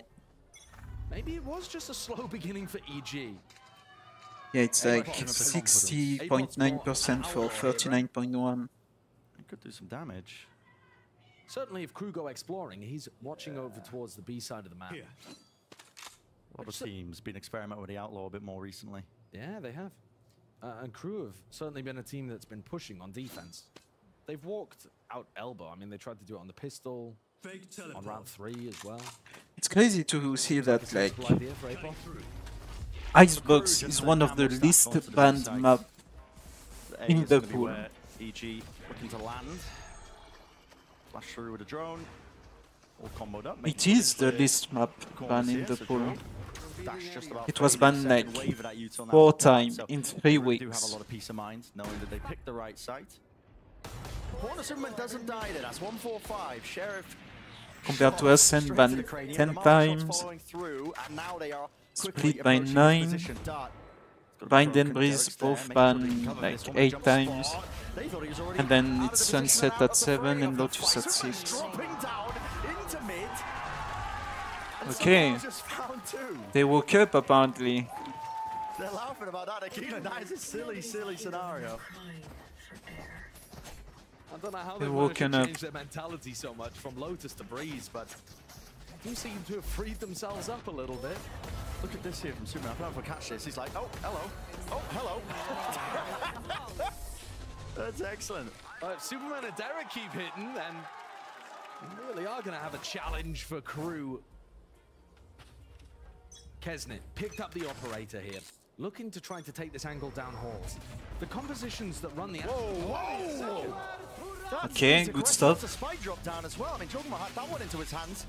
Hunter's Fury is going to be used, but that's really to no avail. Yeah, that was incredibly fast beginning to the round. Oh, no. Gonna feel the heat. Low kill is being caught. Apop just going walkabouts into mid. Kesnit. They're going to fight straight to them there, but a dash eventually going out. And it's going to over. be forcing the fight out into the open. Last player left is Superman. No chance there. What a rapid end to the round. Flawless. Yeah, fast beginning, fast ending. Yeah. Not afraid of making enemies. So as quickly as things looked like they were going well for EG, they've let it slip again. It's an early round play. There's a lot that you can do with the Astra. You can run slow rounds where the smokes allow you to lurk up holes and create a lot of pressure on the sites. But you can also try to do these fast rounds where a recon dart, a pull, a stun, something like that sets up Jorg for aggression. Didn't quite work there though. And a great shot from Heat. Yeah. For anyone who's unaware too, Heat had never played Initiator before joining Crew. He'd only played Duelist. And he was in a spot where his reputation was not in the greatest of positions, considering the weird way in which things ended on MIBR last season. Yeah, the rumors that were circling around him. So the fact that he's just instantly come out looking amazing on these initiator picks and firing as if he was a duelist. Especially so, given that other players have attempted the same. They haven't quite come up with the goods there, but this is a fight and a push now in towards the A side. Again, it's been giving up a lot of ground for the front section of it. The Hunter's Fury didn't do enough to push back that plant, but Kesnit straight into the fight. Look at that with the updraft. Doesn't choose to just try and take the fights towards him. This time, there's that raw gunplay at work. Holy fuck! Bailed out by Heat. 2 players left to do the work here for EG, but there's really no chance to get them off that one. Full defusal. Like, where did those knives go? Unbelievable pace with Crew. Trying to speedrun him, man. Gold split 112. Never even seen a 113. He was like literally against him. Them all here as they tried to retake. In theory, the EG post plant should be quite potent. They have the potential of running Viper post plant. They have a pull on the spike as well. Yeah, they have so many tools. They should be able to buy time for either those to win the round or those to buy time for post plant. Lurk play is something of that idea. And yet, once more, I don't know. EG feels like they're playing like really allowing Crew to bulldoze over them. decent. Maybe the choke. Some people want to go fast, some people want to go slow, and it's like they are not all on the same page. They're not playing as a team. They're playing as like 3 and 2 or like 1-1 and 3 or like. It's common enough. Look at that. They are not like I mean, communicating well. To punish Jorgamo when he goes to this updraft dash, which he's been going for consistently. He's not going to this time though. Jorg taking an explore through halls. He's become the lurker. They're making this feel like a B hit, I think. They need a few Asher Stars in through the back of the sides. Not really too much more danger towards this Apoth. He's taken fights and liberties up through the gut of Breeze. Same with Jorgamo. And it's that shock dart at the beginning that allows Apoth to do that. Thought the shot was good there from Kesnit. Oh my. Oh my. Yeah. Kesnit now. He's being squeezed slowly. You can't miss one more. Plenty of players now approaching the position, trying to watch for okay, that trading. It's the back being caught, but eventually are they gonna expect Apoth? Yeah, actually they do. Wow. Recognizing that could be a possibility. Okay, not traded. There with the dash now active. Did get this 1 kill, and he is back through main. Oh, greedy, picking him up, opens it up to the angle. Shy removes him. 2 versus 2. Wow. Takes out Derek. Nature. Last one. They're just like bunny hopping in and shit. Holy fuck. They're styling on EG. We've seen Melza win rounds for them multiple times. He said he felt more confident now that he's given up the reins of the IGL for the squad. He said he felt better about his own individual play, not having to control the reins. They are styling on EG. Spike planted. But yeah, that is a weird decision from Jorg. He only just got his 2nd kill of the map. And then just kind of opened himself up to getting punished again. They're so willing to give EG access to the front section of A, all of these sites, and just trying to flood players in. Yeah. Hard and fast, trying to play the really, quick tempo in terms of their retakes. And the thing is, normally you can't play that quick on the floods every time because you're I mean, like Breeze. At the risk of sounding obvious, when Valorant, you're supposed to stand still when you shoot, when you're playing Valorant. So if you just hold W at your opponents the entire time, they're going to be able to find really easy angles to punish you doing that. Not just that, the map's massive. Rotation times are increased for the defensive players. Sure, but Crew, I think, are playing the macro well enough that there are a lot of players in the backside of A. But normally, people are going to be cautious as they scale back up to get into retake positions, whereas Crew are just running at them. And then once they notice an EG player, they're like, oh yeah, let me stop and just kill this guy real quick. There isn't really that threat. You need to put a little bit of trepidation into the way that Crew play in order to give yourself more time for the post-plant utility to really work. So, again, to me, it comes down to hitting shots. We have seen some big rounds from Superman and Derek earlier on. Nature 2 with his double spray down. We need to see more of it. At the moment, Crew, it's just a quantity of rifling that they're winning. Have you got a shock dart for that one? Unlikely. pit as well being set up. I got the spike. It's just a clone that's been sent flying forwards. One day, Brent, we are going to get the fake clone play of a lifetime in pro matches. Yeah, I mean, someone is going to walk through a pit and just maybe today donk walk their way through a trip as maybe well. today.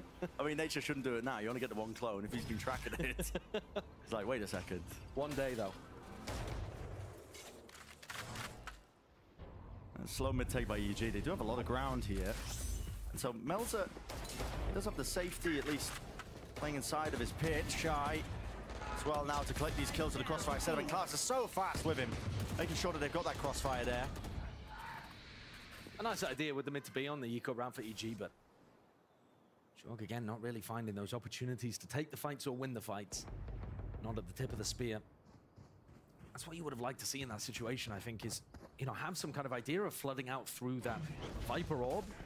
Jorg instead is going to try to take a fight over on A. The flash and dash, it's just using the left click to the knives. It ain't there today. Yeah, it's really not. Just can't quite hit that shot. So Heat and Kesnet still kicking. Still a nuisance and a problem. A flawless one for Crew. 6-3 now. Really getting their footing in this map. Multiple opportunities there for EG to find an opening in the round, despite their weaker buy. But they just kind of walked through that Viper orb, didn't have a double face onto yellow. Yeah. They could have gone for high-lows. They've got the jet with the knives. Just doesn't feel like Jorgmo's day. Gotta find it, though, if EG want a chance of being able to win this series still. Crew are running away with it. Cypher setup has moved over to the other side of the map, mostly on A to play with Melzer. Jorg with this operator, I believe spotted there by the jump spot. So Melzer gets that info and backs away.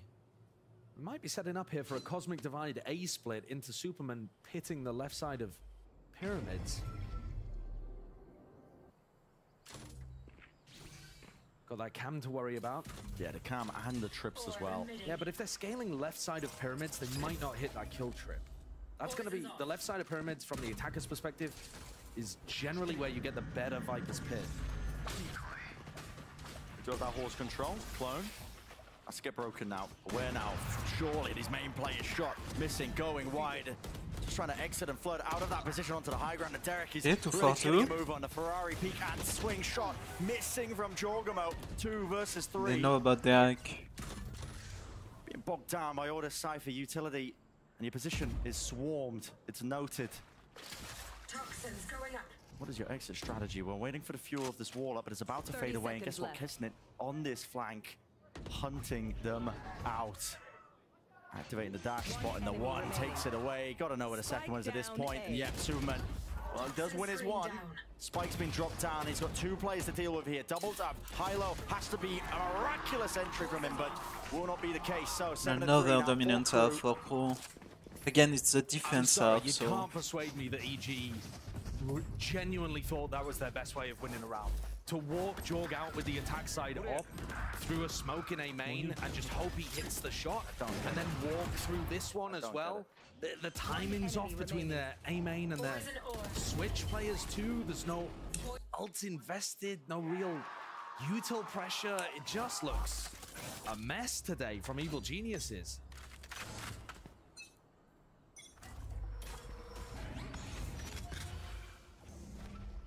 Dodging the initial wave, they're going for a flash re-peek.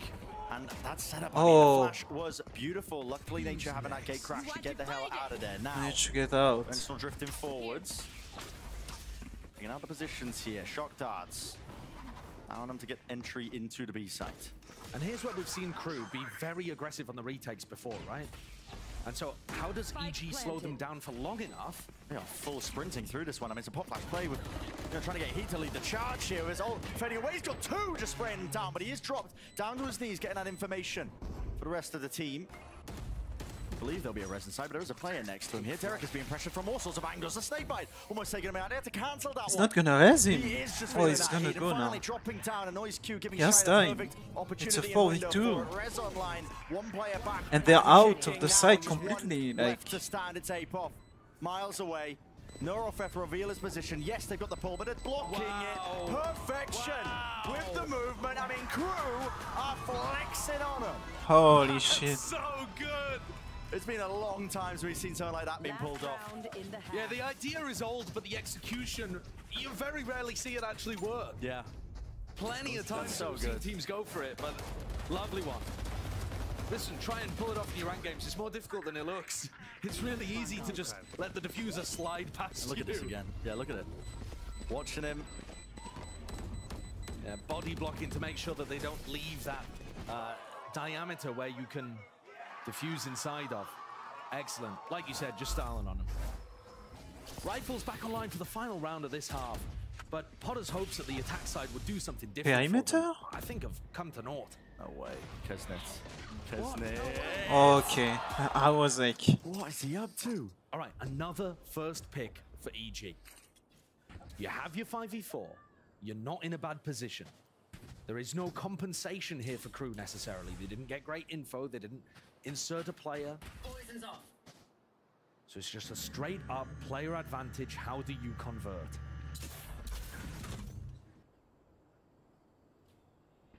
Try on the opposite end of the map. Playing well away from the rest of his setup. In fact, B is entirely open. Of course, we know that. There's so much more caution here for EG. Apoth just got another star online, so he can still seek to use one to help the rest of his team.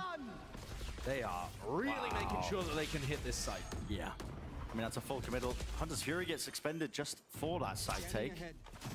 They use the recon as well, so they don't have that to stop the retake from coming through. Reveal, Derek. Okay, they find the Playing Ike. that post plan just from that wide angle. Look at how fast Crew are, man.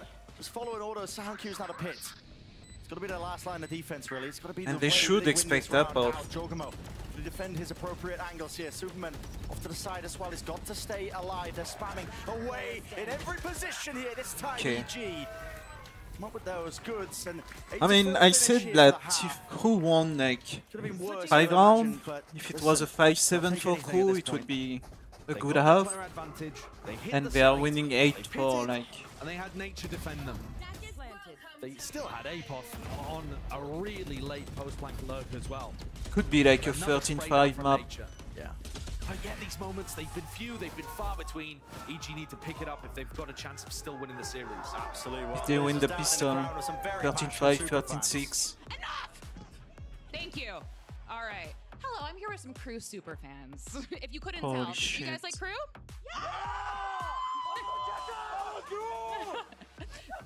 What was that? All right, I have to ask, who's everyone's favorite member of Crew? Shy. Why Shy? He's shy. I would have to agree. What about you? I have to say Melzer. Why? He's the closest up for the team all the time. All right, what's your favorite thing about Crew as a whole? Shy. What about you? You're not rooting for NA team. You were here for Sentinels a couple weeks ago, I remember. Yeah, I was there, I think, like, end of or beginning of March or something like that. But at the end of the day, Crew is where I bleed, bro. Crew is where you bleed. Why don't you root for EG? Listen, I respect Potter a lot, I respect Jaw a lot, but ever since I became friends with this guy, had to support Crew all the way. Oh, so you've been influenced. I mean, I guess you can say that, but I feel like... How did this happen? How did this happen? LCQ. LCQ! Oh my god, but you guys met here? Yeah, we met here.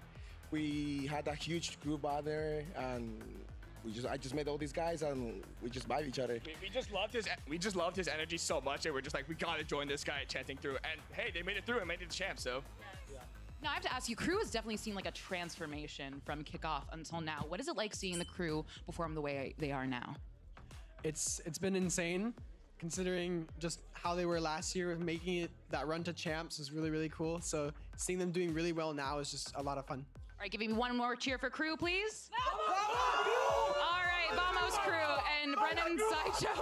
Please take the game back. I can't hear. Is it going back? Hello?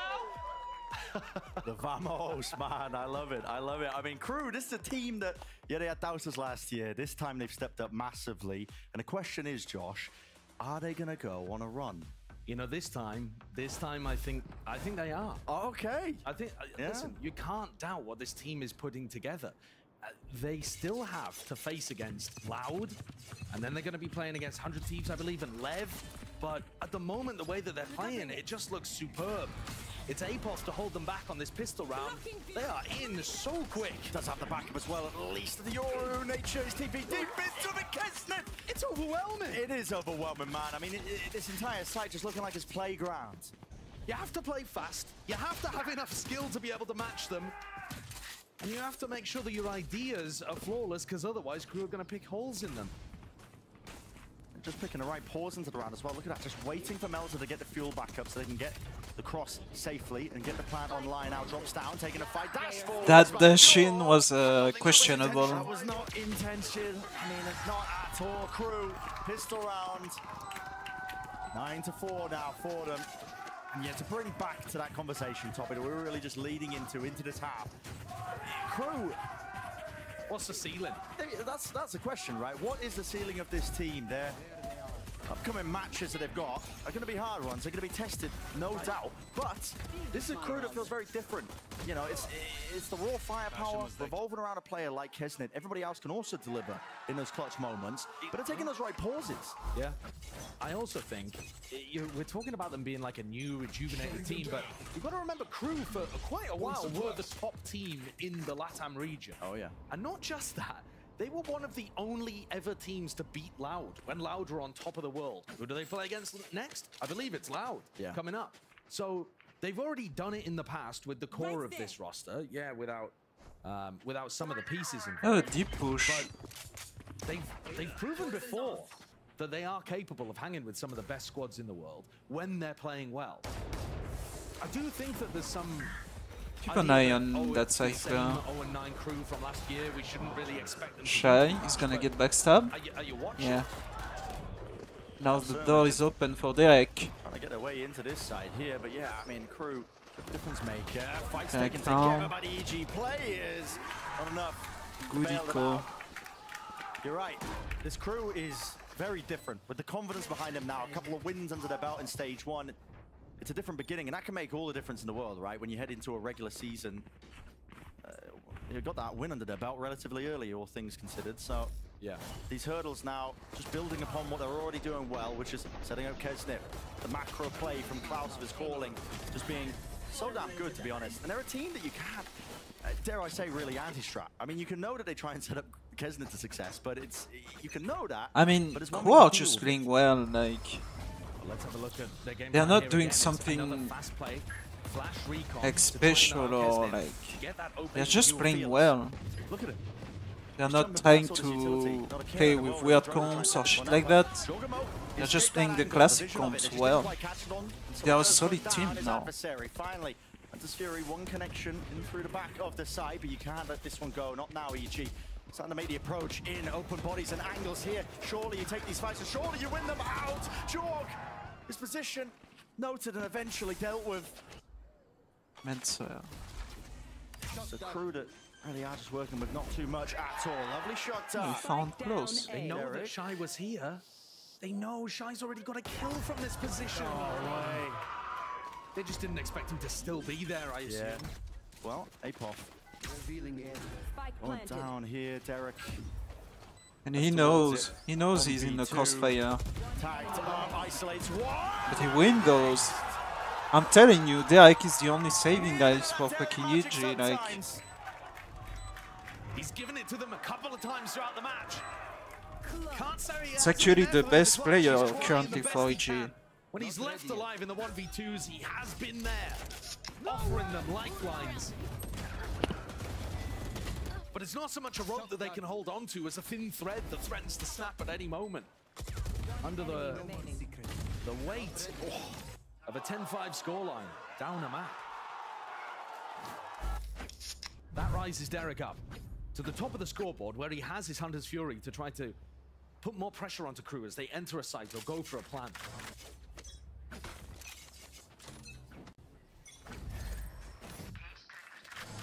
Crew can begin to take a bit of a breather maybe into some of these rounds. Just play a little nice and slow.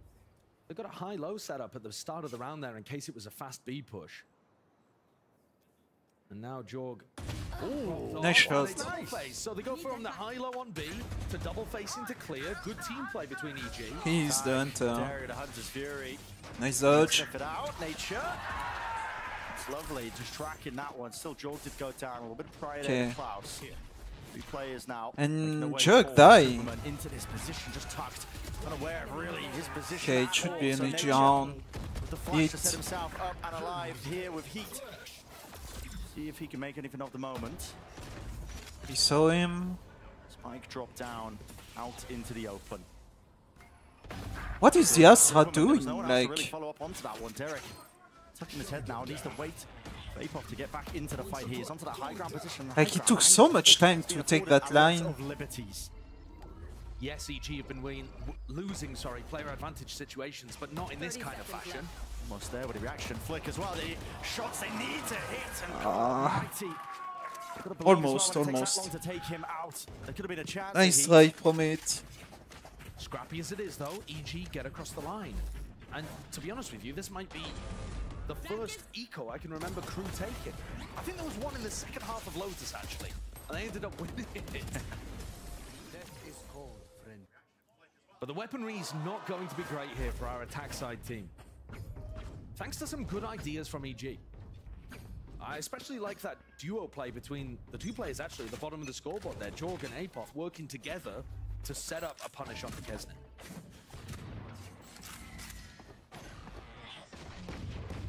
Initiating utility clears a path forward for the only player with a Guardian on Crew. Kesnet forcing into it. Standard 250 credits, so I think he's pretty confident he can get his Blade Storm up for the next round. Yeah, I mean, 3 orbs away.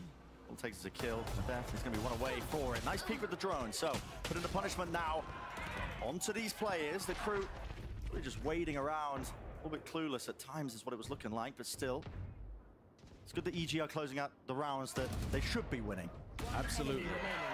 Because that was a massive problem for them. Okay, flawless for EG. That's good for the confidence. The player advantage spots too. There's a long way back. You've got to take it one and a round Crew at a time, and timeout. it has forced that timeout from Crew Visa. A nice breather. Kesnet's economy not going to be amazing here. We said it's weird that they haven't away. Well, like he only got the death, so now he's 2 away. they have not taken the timeout before. Play? Do you try to drop him a rifle? You know? And somebody else plays with inferior weaponry. So you can like have a plan for your eco and your next rifle round. They're looking for aggressive peaks. What we've seen from EG is at the beginning of the round, the first a 10 lot of seconds, talking. they have setups to wait for Crew to do a fast hit. Yeah. And as soon as they know that Crew are not going for an immediate fast exec, then they have some other tools in the arsenal. Either double clears to flush out B, or a peek through tunnel off the back of some initiator utility. Something like that to try to regain the space that they've been forced to give up. I mean, you have to be proactive with the CG comp as well. You don't have that the passive map control of a Sentinel. You've got to try and make plays for that, just to get the mid-round information, spot out where Crew could be. And the slower that Crew play, the more they might be able to bait EG into making defensive, aggressive plays. And then they can maybe aim to punish them. It's a full B retake setup from EG here. In fact, they've got, look at the amount of players down halls watching. Yeah. I mean, are they reading off the back of this timeout that Crew are going to try and punish maybe the fact that they don't have a Sentinel? The player lurking up towards halls. Now we know, I mean, Crew want nothing to do with this. I mean, they've read the defensive setup perfectly. Either that, or it's just a gamble that's worked out exactly as they would like. And yeah, they have no clue that EG are playing full retake, because otherwise you would have tried to save that ultimate for Heat. But they're going to get the full B site, be able to get themselves into a post-plant situation. Yeah. And this is where we get to see EG's confidence. They were super confident to play B for retake. That's probably because they've got Nature's ult to scout positions, and they have a Cosmic Divide. Mel's is going to find it tough to stay alive inside that pit. But here it is, ults offloaded, Nature.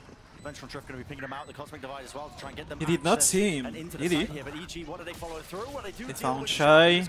Off onto the flank now. Oh my god, Kisnet. Position noted, occupied. Giacomo coming alive, right when the team needed it, but just looking around and away. Klaus, can he collect and find his moment and his time to strike? Not quite. Yeah, who kinda like slow down? EG, that confidence paying off in their retake abilities.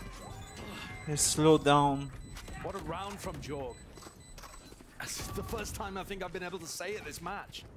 But he's finally got that moment under him where he's able to take control of a round. What a nice We're gonna see shot. something really interesting with the Cosmic Divide Yoru ultimate. Wasn't too much going on there. Nature just used it to get a little bit of information, path into B main, come out of it, set up that pinch for the retake that we saw Crew going for as well.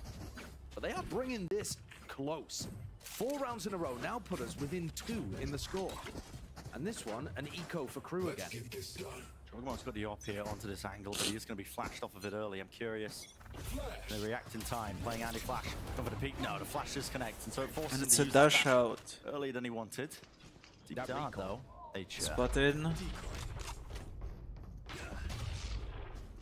He's gonna dash. Once he sees the bodies TP here, out. because it earns up his knives just from the orb. Oh, we're going for a repeat. Oh, missing And he it. misses. Justman there with a shot. In the meantime, That elbow getting a push is push-down elbow interesting. from Nature. He's going to meet the cam from Shy, so it's difficult for him to go much further. He saw the drone. Sound cues, maybe. Surely some punishment. No, Jorgen. Oh, no way! It's been covered, Superman. I mean, the danger there was Kesnet just ready to strike, and now He's gonna I mean, collapse find the the block. backstab. Incredible defense from Superman there. The He's anti-air expecting a missiles player taking down main. a potential threat. One enemy remaining. All let down Shy, to under you? Okay. Big stuff. Jorg's success only allowed. You took by your second virtue of time that out, if you're cool. Kill from Superman over the top of a Viper wall, I think, as well. Josh, I'll never underestimate, I think, our ability to curse a team. We were talking about Crew going on a run, and since then, 5 straight rounds for EG. I take no responsibility. You don't? Spike down mid. You've been the culprit. Listen, I believe them, they lose. I don't believe in them, they win. What? Yeah, you can't win. What, my You hands can't are win. tied. You cannot win. This is quite aggressive now. Who's trying to force this pace? Nature, what the hell are you doing there? Where's Jorg? I mean, he's right behind them. Updraft dash into the back of the window. This is a half-baked idea at best, man. Oh my god. The rifle out. Will he survive? Not for long. It's the double face. I don't know. I swear he got stung by his own Astra there as well, did not know. The drone's They're down not with gonna it all. expect the Terra's Viper been tied up push. as well. They pushed up all the way through. Somebody's Superman. the repeat gets Eric eventually brought down. But hit. Shutting it down. 11 to 9. Damn, what a messy round. What the hell happened? And if you find them in chaos, like, who are still there? A set strat, I think, although EG have been known to pull those kind of ones on the fly last year. But that to me looked like something that they cooked up before. That's crazy. The problem is, that idea is to, I think, catch the lurker. Yeah. Assuming that they would be running some kind of default that was leaning over towards the A side. Good or shots mid. by it. Right. You've got Jorgemo going into window, I think synced up, in theory, with the Astra stun that would be for a player hiding And an there. EG timeout. And that's synced up with somebody pushing out through B. The problem is Crew chose that one round to all be stacked go up. B. And just go B. Yeah. Crew have not really been going for fast And exits. they are You remember what we were speeding. talking about earlier? EG have been set up, ready to defend against fast plays. They tried some like fast A main takes, but they haven't really been doing a fast B exec. And the one time they go for it, yeah, that scuppered EG's plans and a bit of their momentum. Crew have now got a slim margin of economy to work with. It's still going to be an eco swing round coming in for them, but they're 2 away from taking the series. So just unfortunate timing, I suppose, for EG to pull out a play like that. And it is those narrow margins, isn't it? I mean, Crew 2 more rounds away, essentially, from taking this series. 2 rounds being the difference between these 2 teams means that EG, they're on that cusp, really, trying to equalize it. This looks like fast B again, Brett. They're going to go for the exact same play. Surely not. So clones, the drone, in for the cage. Nature's trying to dominate the angle, but it's too much to watch for, so Heat decides to take the fight straight to them anyway. A pit, lay it down. It's a bit of a reaction. This is to try and stunt that push in case it was explosive off the back of it. And honestly, this is fine for Crew. They've got themselves into a 5v4, early pick on the Yoru, and they're playing against a team that doesn't have any Sentinel utility. There are just so many gaps around the map here.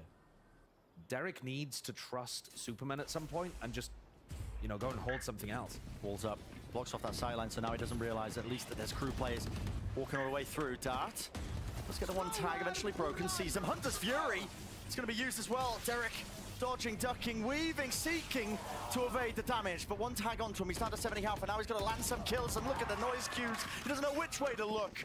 Overwhelmed in his position. And they're going to save. Take from crew. Perfect pause in the round after going up 5v4. They take mid, which is an area that EG have found to be quite weak. And now they're going to want to hunt. And look at them, already trying to take these aggressive positions. Jord's economy not good, only 350 credits, and he's the player with the operator. Yeah. If you take that head, it's going to make a big difference to your chances of winning the map. Heat is also 2 away from getting up to a major attacking ultimate. Although, to be honest, when you're not playing against the Cypher, it's not too essential, is it? It doesn't make as big of a difference. It's not a pure win con getting the null command online. You know, teams are fairly good at setting up anti-KO setups anyway. It doesn't look like either of the EG players are going to drop here. They've got themselves into fairly safe spots, but crew now 1 round away from putting this to bed. A little burst as well of quickness. Just unanticipated, really, from nature. No which angle to watch, you can feel it settling onto the faces of the few EG players. That this is it now, the turning point. Crew, 1 more round will do it. They're set up to try to control any B aggression again, whilst actually still looking towards mid. So it's not as heavy a commitment, but it's the same kind of setup. Nature, just missing it. Not sure if they spotted him either, but I think they must have done, surely. Yeah. Well, now deciding to just go straight into, to be exact. Does need some supportive util, needs some help. ASAP, Nature forwards. He tried to flush himself into it. Gets blinded up, another flash as well to try and play forwards. It's such a wide face and tucked to the side. Crew, they've got the bodies now, they got the advantage, and the site is entirely theirs. Plant down into the post. Jorg moving up. He needs to hit some absolutely ridiculous shots. The rest of EG2, where that came from here. Walls up. Opportunity and chance here for crew to reposition, which they're going to do now. Missing that one, the Dart tagging them up. This is it. Dropping like flies. EG made a damn good show of things, a damn good chance of things. Derek, a final hurrah.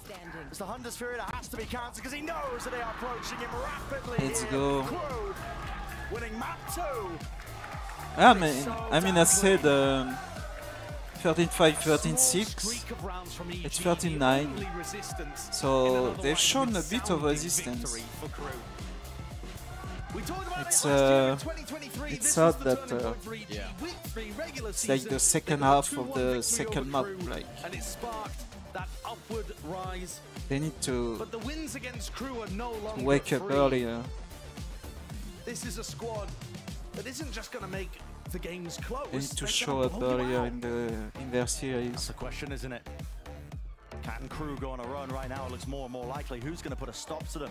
The biggest challenges and tests are upcoming, really, into this Super Week. I believe, like we've been mentioning, it's Loud who's going to be coming up next for them. But Loud are also going to be feeling the pressure. I mean, that's a team that's starting down 2 matches so far in the first split. Absolutely. I don't think Loud are looking great in that matchup, to be honest with you. I think the crew have got some hitters on their roster. And they've got some nice ideas. The momentum is there. And the belief as well. The belief and the confidence. 2 things that they could never really get on their side last year because everything was going there against them at the final moments. We saw so many close maps. Couldn't get a single match win over the line until LCQ. Even kickoff wasn't that great for them. But now crew are really here to play. In its purest form, I mean, Valorant really does boil it down to just, you get shot, you die, and the entirety of crew, man, they got some hitters. They really do. They can shoot back against some of the best, I think. They don't lack confidence whatsoever. They've been calling the right pauses. With Klaus's calling, his macro calling, I think we've been dead impressed with. Been singing the praise of it. There's nothing fancy, but it doesn't need to be, honestly. The simplest game plans are often the best ones when it comes to the execution of them. And so far, we haven't actually seen Crew go up against a team that can stop the simple stuff. You know, at some point, we are probably going to see Crew facing up against a top team, whether it be Loud, whether it be Leviathan, whether it be somebody in the playoffs, maybe. Yeah. We are going to see a match where Crew are matched pound for pound in the individuals, and then we'll see the next layer of, are the game plans good enough? Are they creative enough? Do they have what it takes in their core? Or are they a gatekeeper team? Yeah, but at the moment, it's so tough to tell because they're just smoking people in matches like this. They're looking good. They're looking largely in charge and well on their way. I mean, that momentum means a lot for them, I think, as well. Starting up now, what is it? 3 series. Oh, 3-0. Split. 3-0. 3-0. Big deal, man. It's actually a massive deal in terms of the long term. They're going to go 9-0. They're going to go 9-0. No, there's not that many matches in Split 1. I'm not going to put my reputation on that. Yeah, I mean, that's what crazy. Shreds of it are left. Okay, anyway. let's send it over to Elizabeth. She's down on a That's stage a for nice the blue post-match t-shirt. interview. And I'm here with the star Meltzer from Crew Visa. You guys aren't nearly as loud as you were 2 seconds ago. And also here with Dryad, who'll be translating for me. Congratulations on a great map. The first thing I have to ask you is about Klaus calling. Does that enable you to frag out more? La primera pregunta que tienes acerca de Klaus siendo el IGL, ¿eso te permite conseguir más eliminaciones? Sí, obvio. Siempre Klaus fue un IGL nato. Él viene de Crew desde antes IGLeando. Y yo era un player que no era IGL, me tuve que adaptar al equipo, entonces se naturalizó más el juego cambiando los roles. He says, yes, obviously Klaus is an IGL natural since the beginning, and when they changed roles, when Meltzer was the IGL, it was something that came a little bit less natural, so coming Klaus, it definitely allows them to frag more. Do you feel more comfortable now that you're not calling? ¿Te sientes más cómodo ahora que no estás haciendo el IGL? Sí, obviamente. Es lo que yo estaba haciendo antes, desde mi equipo anterior. Entonces, siento que puedo desarrollarme más en mi juego al no estar preocupado de otro trabajo. He says, yes, obviously he can develop his own gameplay a lot more now that he's not taking care of everything else. Now, the big talk about Crew is how much you have improved, and you're in the conversation to make Shanghai. Do you think Crew Visa, in the form they are currently, can qualify to Shanghai? Yeah, it would be a nice story, like, actually, from the worst team to going to Shanghai, featuring some good stuff and some actual improvement. Perdedor a ser uno ganador. Creo que estamos trabajando mucho más duro y que también cambiamos roles para que fuéramos más eficientes, como el cambio de IGL y la incorporación de Hit. He's saying yes, they went from a losing team to a winning team, and they changed a lot of things like the IGLing role to make it happen, and also change roles inside of the game to get those wins. They're working a lot harder, and also the incorporation of Heat is helping a lot. Well, gracias and congratulations. Everyone give it up for Meltzer one more time. An incredible performance. But do not go away because we have a sick game of NRG versus Leviathan. So stay right there. That's a banger. I hope we are not gonna see a storm. I hope we're gonna see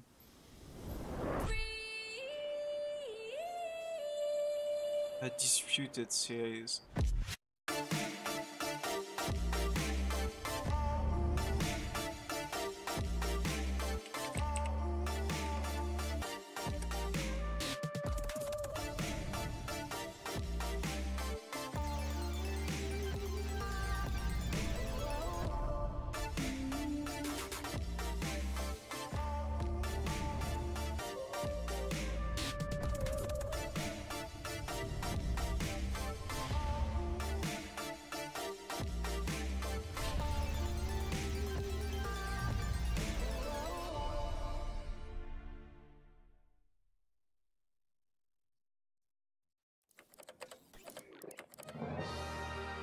Red Bull gives you wings.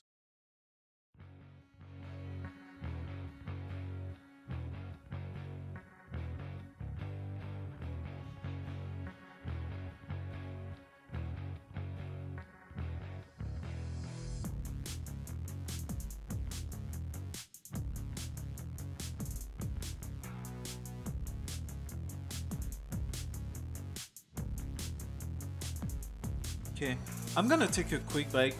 Be right back for the second game, the second series. See you in 2 minutes.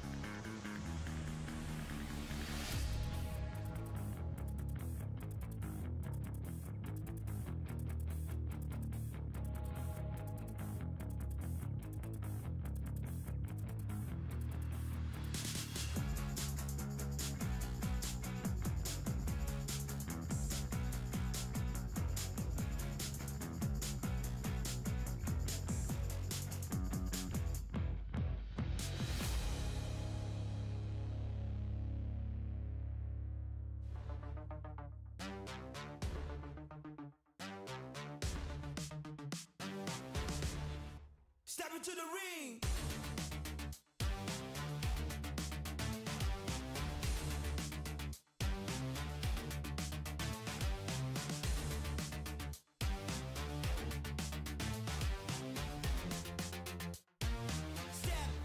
Step into the ring.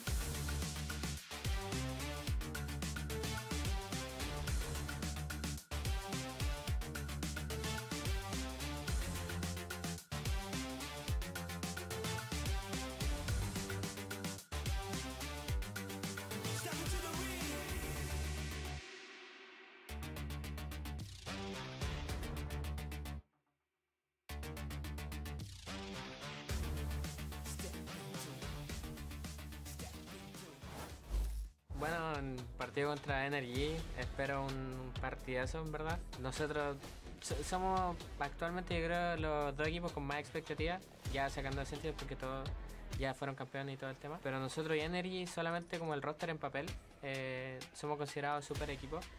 But Khalil is close now with the stinger, and beautiful trade there by Demon One. Leviathan, they look way better in their second match than they did in their first. Dejan el 4-1-3, le tienen que reiniciar el sistema, ese robot, a ver si lo hacen y lo consiguen, pero Sashi ha caído en el suelo, junto a Sensi Sicom, que consigue 3 eliminaciones. Obviously, Aspaz is in form right now. We're gonna have to shut him down. A 3 elementos de Sentinel, se lleva el número 27, 28 en camino. Y nada, después de que estamos entrenando demasiado fuerte, sabemos el nivel que tenemos, les acabamos de ganar a los campeones.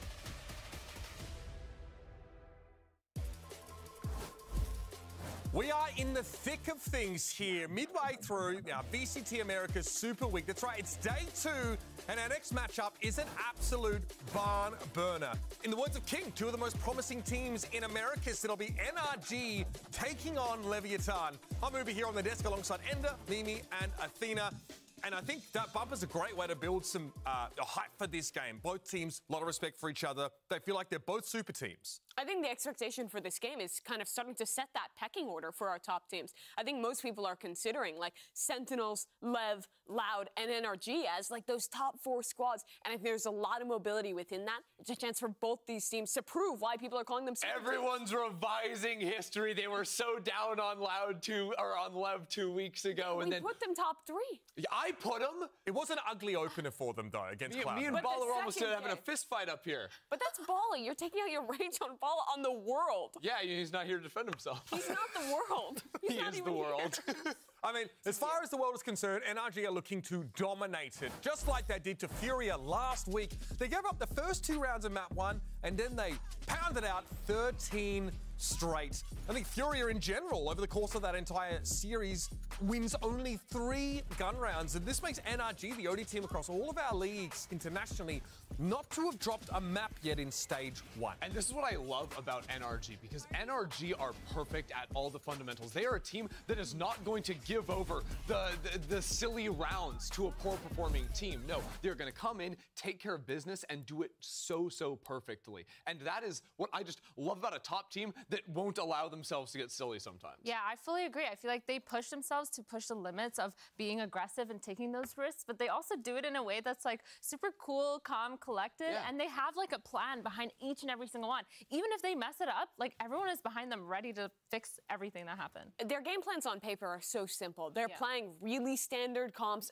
and a lot of times playing stuff that was a lot more common last year. What makes NRG different than a team like Sentinels that is kind of innovating the meta, coming up with new stuff, they play simple things, but they execute on it perfectly, and they adapt incredibly quickly. I think the best way to kind of give an example of that is Demon 1 and Ethan, and the way the two of them play together. The flashes are always perfect. The way that Ethan is setting Demon 1 up, it's just lights out.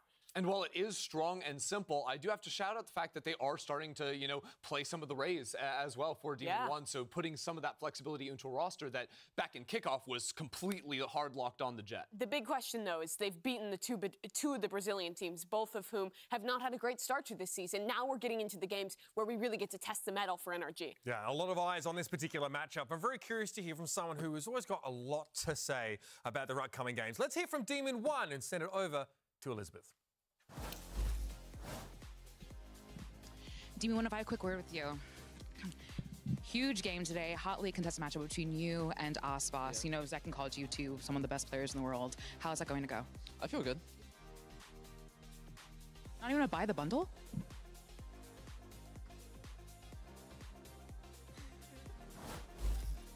Yeah, that was sarcasm, by the way. But if Victor is sort of handing this race Wait, you don't think he feels good? No, I mean, what I said beforehand about having many words to say. I mean, you have to know what you get with this guy. At the very least, he's consistent off the server as well as in. But if Victor is sort of ceding over the race duties, right, we might see him start to really settle into this Sentinel play, right? Because even the weak side for NRG looks like a strong one with Victor at the helm. I think there are kind of two terms of it. You can't have a top team without a strong Jet player, but you can't be a top-level player only playing Jet. He's gotten more flexible, and that means Victor gets consistency. He was always known as the hyper-flexible guy, but I feel like his best role has always been Sentinel. When he's playing the Lurk, when he's the stoic for his team, winning out the late rounds, clutching up, and adding a voice to the team. Yeah, and look, he's still allowed to fry on the Rays when the time comes. They're playing those double duelist maps, but exactly what you said. I think this is a guy that when the round is simple, and he doesn't have to, when he can play his own game, like there's no one better. Yeah, I feel like the biggest thing too is that each and every single one of these players has such a big voice, but they're all choosing to use it at the best moments. You can tell that there is no overcrowding of the communication, and Ethan just kind of set everyone up for success. And Victor is one of those people that is really, really good at using their voice, especially as that Sentinel, especially as a Lurk. I think he balances when he goes for Lurks and when he actually commits to the rounds on the attack side really well. Because you have a team when you're sharing that position with Marv, who's also a guy who you want to set up for those plays, those kind of lurking style on occasion. I think he balances that really well because he, for so much of his career, was a primary dive player back on Optic. He was a guy making space for Ye, but I think he shifted into this Sentinel role, which he always played a little bit of, very well. Yeah, let's move the conversation along now as well down the line for NRG because we have a fantastic matchup of IGLs today. We've got Ethan on the NRG side facing off against King. Both players not only with great calling, their mid-roundings looked exceptional from both squads, but also these individual performances from Ethan here specifically have been stunning. Yeah, I feel like Ethan and King are two really good people to watch if you do want to learn about learning rotations, learning how to abuse rotations and pushing players off their spots. Because for me, King, the reason I put him on my super team was because when he was playing against all these other teams, he managed to not only pull up a game plan, he managed to work in each and every single strength of their players and put that to the test. Like, yes, they have Aspas going crazy, but he also managed to call around that. It's not that common. You have an IGL that can fully support everything behind a player like that. And I think both of these IGLs do such a great job of masking information. You'll see a Lev game, especially on their Icebox, and on defense, you won't know who's playing where, but they're constantly shifting around who's actually taking the forward lines, whether or not, you know, Aspas is going to be fighting into A main aggressively or not, hiding behind a harbor wall or whatnot. They do such a good job of keeping that total confusion that you're playing against. And in particular, switching up where their duelist player is sitting and moving around that operator. They have a lot of similarities in Aspas and Demon 1 and how you have to call around a player like that, and I think they both do it excellently. And I think for NRG, I see a lot of that sort of variation off of a default on their attacking side, right? Because they're usually playing a lot more of these control-heavier comps, you know, Solo Sky and stuff like this. The way they work for mid-space and then veer off of that without giving you a clue as to which way they're going too early, I think that's what NRG's real strength is on the call. It's going to be another big matchup here for Leviathan. They've already had to take on some heavyweight squads, and much of that rests on King's shoulders. So let's head back to Elizabeth and hear from the IGL himself. King, can I have a word with you really quickly? Yeah. So obviously, a convincing win against Sentinels and... Hey, bro, hey. Get out. I'm sorry. Hi, King, right? King? Oh, no, you're okay. So obviously a convincing win against Sentinels last week. How is that confidence going into facing NRG today? I mean, it's the only thing we needed to improve as a team, and we have it against one of the best teams, arguably. So now, yeah, it's gonna be fun. Well, best of luck. Thank you. Yep. I mean, pretty convincing until he was like, hey, bro, hey. And I'm like, oh, wait a minute. Nah, someone's got to stop that man. He's trying to sneak his way back into play somehow. Bro, he's been conditioning us by wearing shades Every on day. all of his casts, right?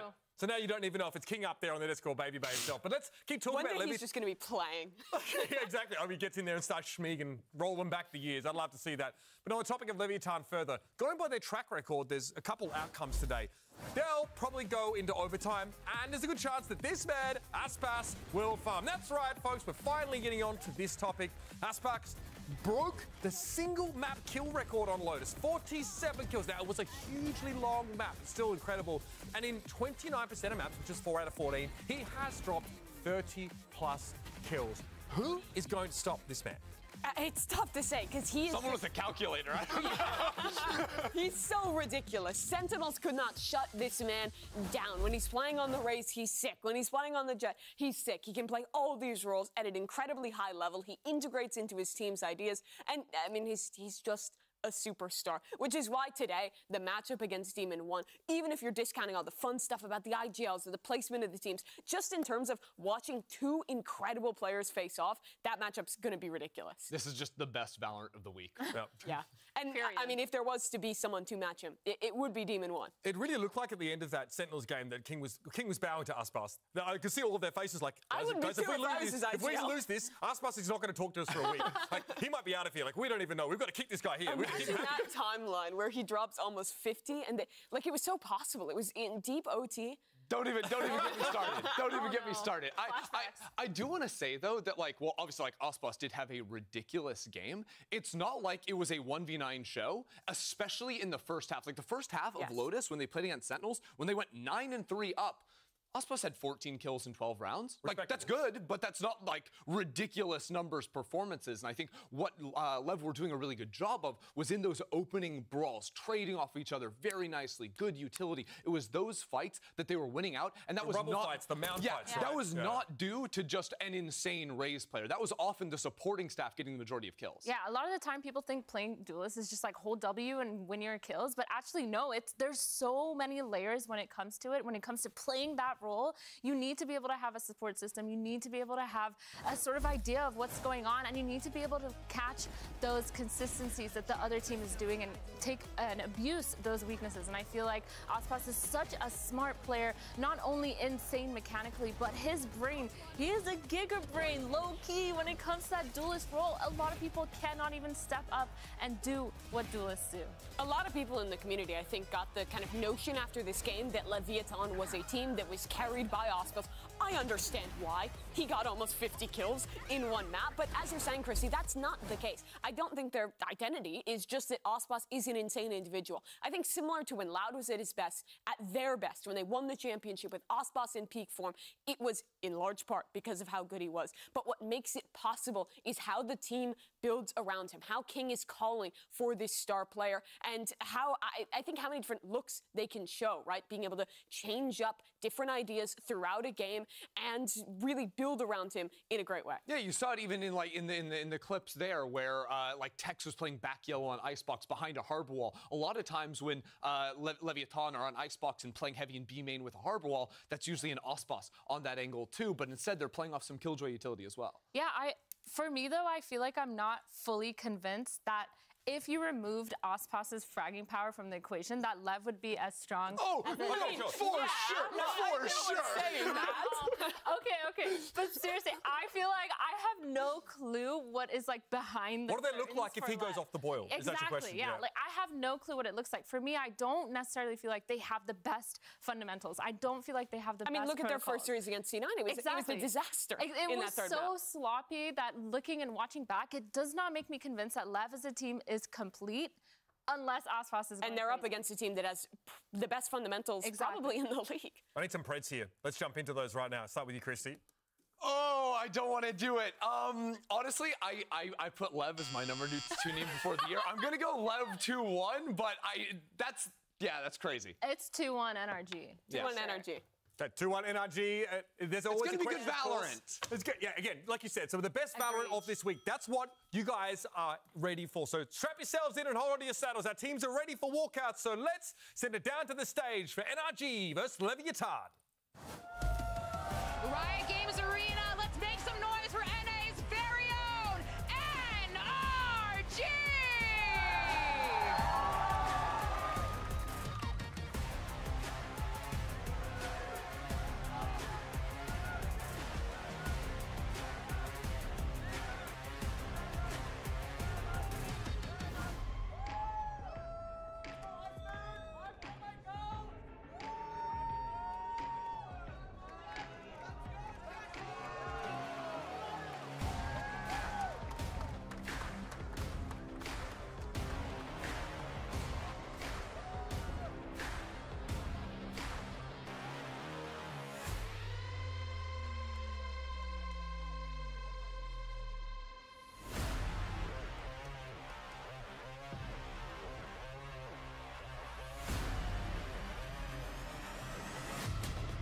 Y para enfrentarlos desde las profundidades, ¡Leviathan! Faster.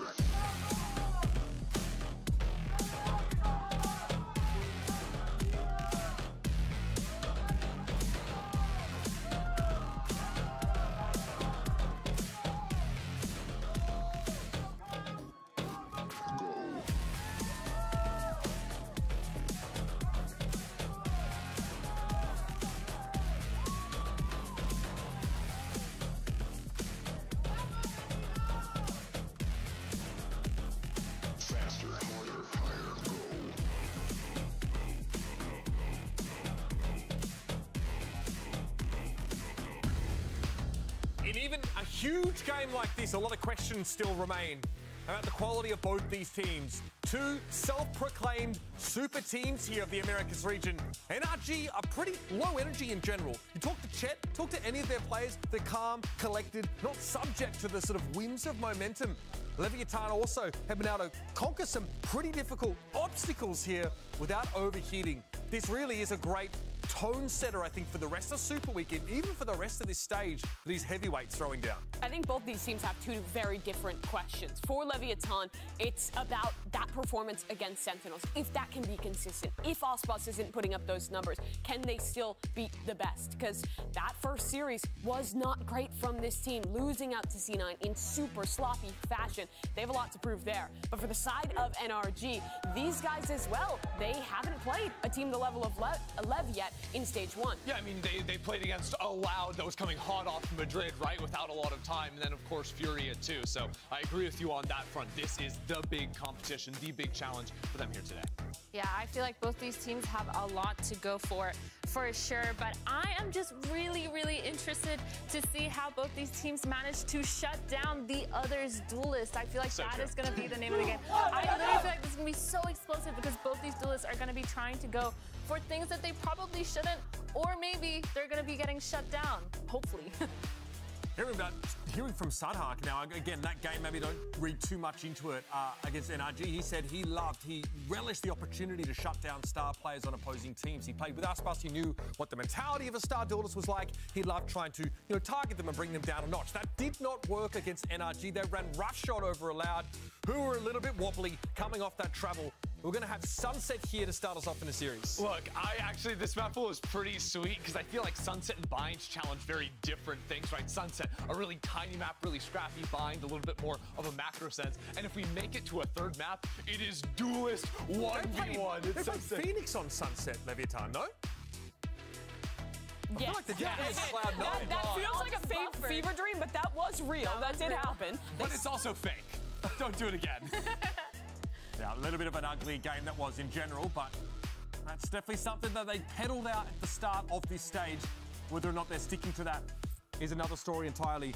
And look, we've seen a bit of this Sunset play from NRG, like, they've been able to group up Marved over on towards that A side here. They have a lot of that flash util and can really leave Victor in control of that weak side, right? This is a map where NRG style gets to shine a lot, leaving that in safe hands. Into the agent select now here, and it looks like NRG going to be kind of continuing through with this comp that has become so prevalent here on Sunset. The KO Gecko, I think right now is straight up the strongest comp you can play. They dumpstered on Loud with this one last time. And really, it's just another look at Demon 1 Raze, right? Which I think we're just always looking for more tape on that to see how it is. Absolutely, and you have so many tools to set up your Raze player with this comp. Those Gecko KO combinations with both the flashes coming at you at once. It could be a field day for Demon 1. Yeah, for me, with that breach pick from Lev, I'm looking for more trap plays and hopefully enough to kind of shut down Demon 1 from getting those entries. Here it is, Leviathan, a much less silly-looking composition this time around on Sunset. We're ready to get into game, so it's time to hand it over to your casters. You're in good hands, folks, because we've got Doug and Baby Bay. Thank you so much, Uber Dre. I think one of the benefits of a match like this is that you don't really have to add anything additional for people to get excited, right? Yeah. You've got Demon 1 up against Aspas. You've got Leviathan against NRG. The script writes itself, and this should be a banger. Yeah, especially with Leviathan winning against Sentinels, the Madrid champions, which is actually insane. And the way that they did it with Aspas going absolutely nuclear against them. Can he replicate that against the squad of NRG, who, if you've watched their comm videos from even last week, yeah, they played a Furia, but it was so clean when I was listening to this.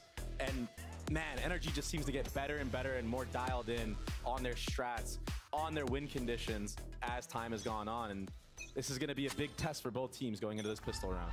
Yeah, I think much like, actually, hang on, Leviathan has already sent 4 down mid. Ethan the first to receive the aggression, and he dishes it right back. 2 early kills found, and now the map is wide open. Instantly going back to A here, just grouping up, but they still have a lurk of Victor to hold the flank. He's not going to get any action, but you already see the different type of layers and setups they have. Yeah, I think they're already ahead of the one-way that you just saw King put out. They have so much space they've taken. This is such a luxury, such a benefit to be able to play from this position. Ethan gives some of that space back. Even just the utility combo there, pop flash with the nade, catching anybody off guard if they're there. Ooh. Oh, he gets punished though. From that same one-way that he had already cleared. Now Crash, he's blinded, he's nearsighted, he can't see a damn thing. Mazzino's there in the trade, and it's all gonna fall down to Calm. Player standing. Calm on a Cypher roll against a very weak Demon 1. Calm wins out the 1v1, and the pistol goes the way of Lev. That's insane. It was a 3v5, but the Omen flash from King actually got 2 players there, 1 on default and 1 back sight. And that was the big pivotal point in that round. That brought it back for Lev. See if we can take a look at that again, because yeah, you're right. It felt like that was a round that should have gone the way of NRG. Yeah, that flash from King that hit the person on Jenny Ann's site, it was actually the demise right there. And Calm winning the 1v1 against his former teammate. 2 champions in the server. The head-to-head. And something to point out here is Calm is playing the Cypher on this map. And normally that's Tex's role on this team, but Tex, you know, the second map is Bind, and Tex is known for playing Gecko on it, so I think they just wanted to keep things a little bit similar in that aspect. And Calm is already delivering. We see him win that 1v1. He's been the recipient of criticism for the majority of the split, to be honest. I think it wasn't up until last weekend that he was able to silence some of the doubters and the pundits who have had thoughts about this squad and whether or not it's coming together and kind of what the ceiling is for them. So really encouraging if you're a fan of Leviathan for Calm to be clicking the way he was. And again, that was in the face of a 3v5 at the very beginning of the round. Yeah. They had full numbers, they had space, they had everything. Yeah, I already know Chet's backstage over there just beating himself up over what just happened watching that, because there's no world in which NRG should lose that. They had the complete advantage in that scenario, but the utility was just not quite there. It's interesting to see Leviathan in their approach this round. In the previous round, it was just a heavy push down mid, which went the favor of in the way of NRG, but this time, much more cautious. Yeah, these eco rounds have been so crazy in VCT this year. I feel like we've seen so many crazy things, especially out of C9 and all these other teams, but anybody can really do it, especially when you're up against Demon One and the rest of NRG. I wondered if King was going to swing there. The paranoia and then the fault line. It's just such a brutal trap. Now you start to see some of those kills come through. King's already got 2 on the round. The third will crumble. Spike planted. The spike was planted. Consolation prize. That's really all it is.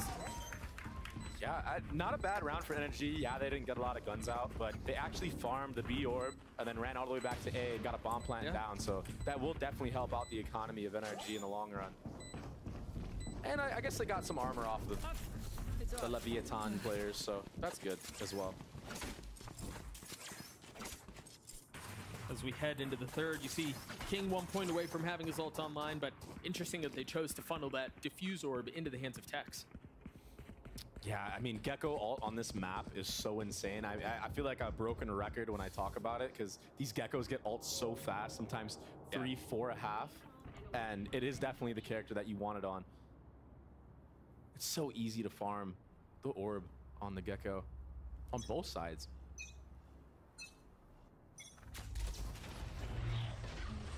Oh, it's aggressive from Aspas. Has already taken the middle of the map. Yeah, I think he got found out though. And Marved so wary about that. Even then though, I mean, you're gonna have to invest a fair amount of utility to take the space back. Oh, and I like this from NRG. They heard the Deagle break the Cypher cam of Victor, and they're opting to hit that side of the map, understanding that that is the weak gun. So really reading into that. With no real idea of what's happening around it either. Yeah, and Crashies is also already one off of his Gecko ult. That's insane. They lost the last 2 rounds. So if the orb is up, which I believe it should be, yeah, there it is. Crashies will get his ult online. They're gonna presumably ult out onto B. The thing is, Leviathan are already ahead of it. They have 4 here. They're gonna commit to it anyway. That's gonna hurt. The ult no longer a factor, and they've been hit by the fault line. But they're choosing to brute force their way into this. Persistent in their approach, and it's a grinder. Leviathan just roll over NRG. It's just Marved who's alive now. A 1v5 against poor weaponry. It's not delivering this time. What a start for the defense. Ooh, that's a big, big round to win. Winning bonus just fuels your confidence as a team. And the way they won it too, right? So convinced that that was gonna be a B hit. And Mazzino's utility was insane right there. We saw the breach shock to get the Gecko off of the ult. Otherwise, Crashies just dies there for free. And then that stun ends up getting 3-4 players, just delaying the actual hit and disrupting the timing of the entry for NRG. That was insane. And that causes a timeout right away. This is very, very early. Oh, yeah, we haven't even started round 4. And it was fast. Like these last 3 rounds are relatively fast in general. So an outrageous start for Leviathan. I think if the intent is to just make it feel like NRG are trying to push through quicksand to get out on these sites, that round that we just saw is a really good example of how that's supposed to work. So everything really going their way. It's early, but this is a really good start. Yeah, Mazzino already on this breach was I mean, that was so impressive. There's a set of utility that he just did right there. And to have the supporting flashes as well, once the actual flood comes through, I mean, that just opened up everything for Aspas and King to run through that market smoke and get free kills. A reminder, this is an NRG squad that has not dropped a map this entire stage. They've been cruising, and yeah, you can have the conversation around who their competition has been, but the truth is they've been the most dominant in their wins, and they arguably have the most upside, the most potential. So this is a really impressive start. They better try something else. Yeah, and on the flip side, Leviathan, I mean, we've seen Aspas go crazy, but they still somehow lose some of the matches that they play. So this is a big test for them to figure out if they actually understand how to close out maps when they get in the advantage. 4 stingers invested for the attack side. They just hit. Both flashes out, Demon One's lit up, and Aspas just has his way with them. All the stingers are still up though, and if the plan is to go fast and aggressive, they're doing so. The spike has been planted, they've created some space, even upgraded 2 weapons. And it might be getting worse. Mazzino falls, King follows suit. Tex kept at bay by a trip, now has to reposition, and if he goes to market, he's gonna find another. That's one way to win a round, that's for sure. Yeah, he's gotta just save right now. Yeah, first it was the trip, then it would have been Crashies and Vic. And Demon One actually got obliterated on the entry again. A Cypher chip hit him, but it doesn't matter because NRG's timing on that hit was so fast. You saw Mazzino wasn't ready this time with his utility, so the breach really ended up getting not that much value, especially how much value he got the round before. This was like night and day. So already a small adaptation made from NRG to just do an explosive hit into that round, not get stuck behind any utility, not get stuck in the choke, and just trade. I think the chess game will be really interesting to watch too, because I think given what we know about NRG, they like to feel out the map and then respond. Yeah. So if you know that you've got this crazy delay on the other side with Cypher Trips, with Fault Lines, with Paranoias, with Gecko Util as well, you either go really fast to get ahead of it, or you feel it out, draw it out, and then hit the other area of the map. So it'll be interesting to see what their approach is here. Wouldn't say after losing the bonus. Like you stated, you have for to energy. Try to get that quick timing, explosive timing, because if he's there and ready for you, that utility is going to absolutely destroy you. Does Tex flash out of this? Oh, it's going to be too late now. They're all in the smoke! Wow. Tex gets 2! Spike down mid. What a round! I mean, they nice hard right into that.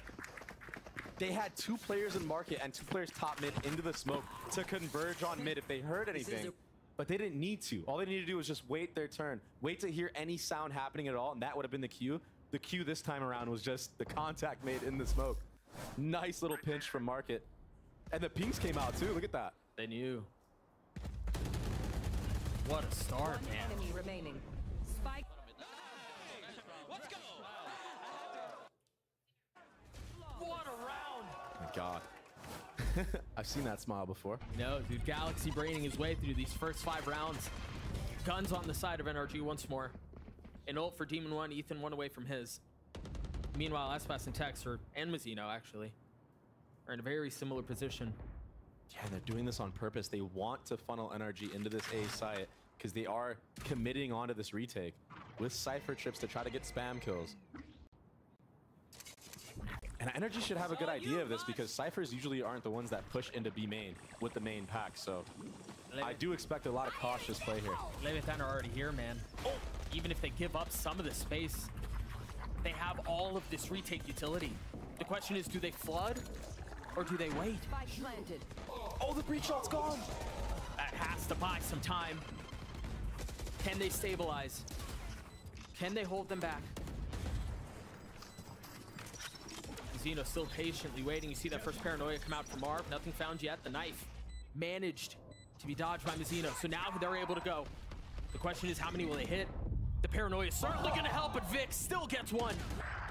But King with 3 on the round response. Holy shit, King. Can King do it on his own? Crashy trying to dodge all the bullets. Ken King going for the ace. The clip will not be found. Oh no! Crashies gets another. Time is short. Aspas has to stick it. Crashies can play this super well. There's no way! Holy shit, Crashy. Oh, the classic betrays him. And there's just nothing he can do about that. His And cross is King on the trolling head, but for that the ace, like inaccuracy from the Classic just doesn't go his way. Pure RNG. We love that. Can we take a step back though and talk about King? This guy just went crazy on that retake. Oh, that first bullet inaccuracy of the Classic, that's insane. No way, King is sitting at 11-3 right now. IGLing, fragging out. And look at the ult economy now. You have Rocket, you have Gecko ult, Omen ult for the rotate if you need it. How do you bounce back from something like that? It feels like an opportunity that's just lost. You don't really have time to think things over, though. Yeah, that's so unfortunate. Yeah, reset and go into the next. I mean, that's 2 rounds now from NRG that arguably could have gone the other way. Should have gone the other way. Pistol and now this, and crucial rounds.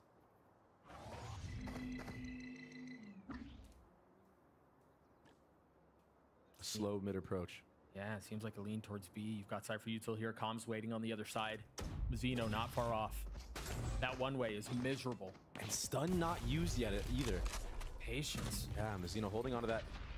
Now it comes out.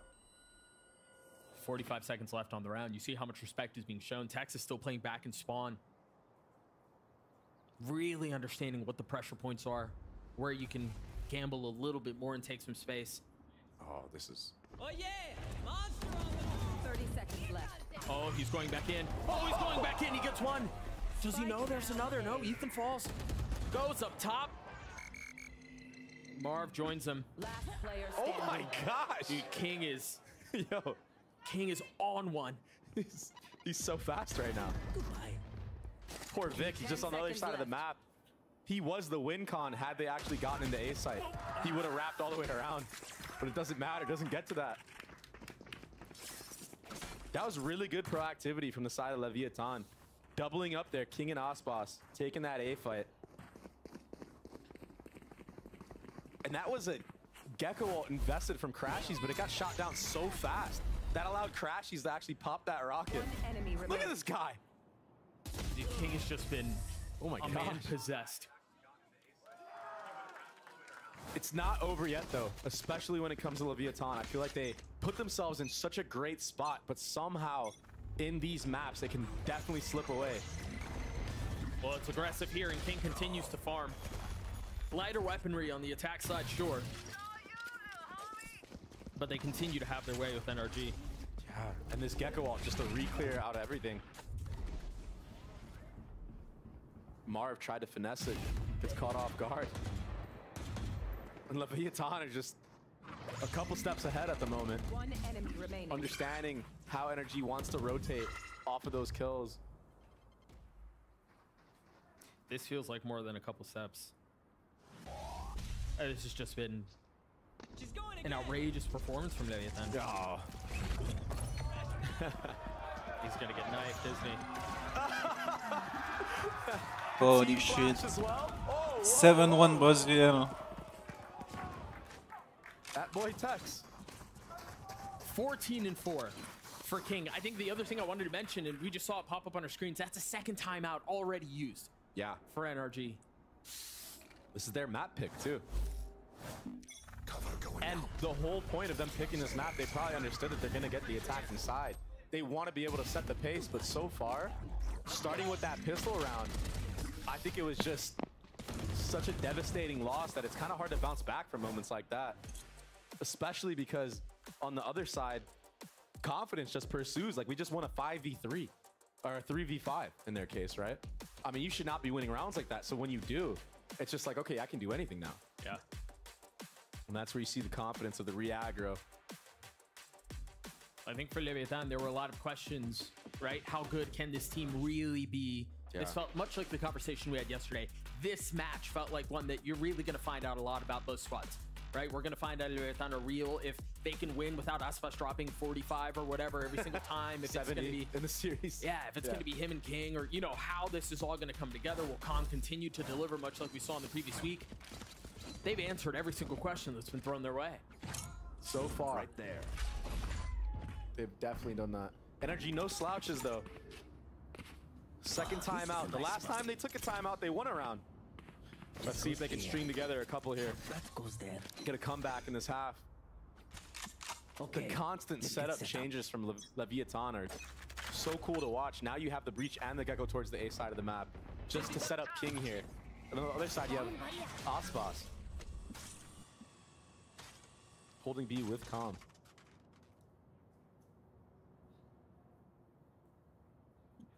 They're going to try to test this setup again. And you know, it goes back to the conversation we were having earlier, right? For the attack side, how do you approach this barrage of utility that can delay you so hard? Here, they've drawn out some of that util. They've made some noise, but then they've cut it, and it seems like they want to re-hit this. But much like we've seen in the last couple rounds, Leviathan are ahead of it. Tex is already here. And they're still getting the kills. Demon One falls. Crashes is going to join them. It seems like they can do no wrong right now. And through the slight delay, now the rest of reinforcements have arrived. Aspas has arrived at the scene. It's all on Marv and Vic now. One enemy remaining. And Marv is left standing by himself. A 1v2, 70 HP, no armor. Spike well out of reach. So much left to do.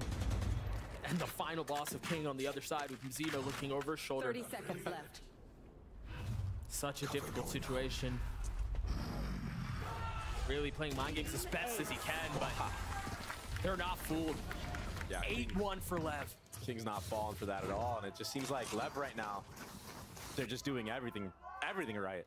Even the trips that Calm put right there, avoiding the raise nade from Demon One. And they're really passive trips. These aren't kill trips for the actual entry. So just getting caught off guard is NRG. And that's because of how Lev have been playing this defensive side. They're changing a lot of their setups. Look, again, a new setup once more. Right there. This game plan that they had is ridiculous. And they're gonna have Aspas show here in the B main to act like it was a similar setup as the last round, but Cypher's actually on the A side of this map. See the fault line come through, the paranoia out as well. Yeah, I mean, it was all on purpose. Aspas got hit by the knife on purpose, and King dodged it to try to punish if anyone's there. But now Tex, pretty wise to just back off there. No need to do any heroics, especially with the way that they've been winning these rounds. I think it shows a lot of discipline too, because when you're up 8-1, when it feels like everything is going right, you want to swing that. You want to take the fight. Double flash right here. On the other side of the smoke, they both through. They're so done. Mazino gets 3. Down A. Can he do what King could not? Ethan tucks tail, runs away. And again, the spike well out of reach. Oh! He's gonna get him, isn't he? No. I've jinxed him. And now Calm drops Ethan, Marv left alone. Leviathan fucking running at the energy for a sound.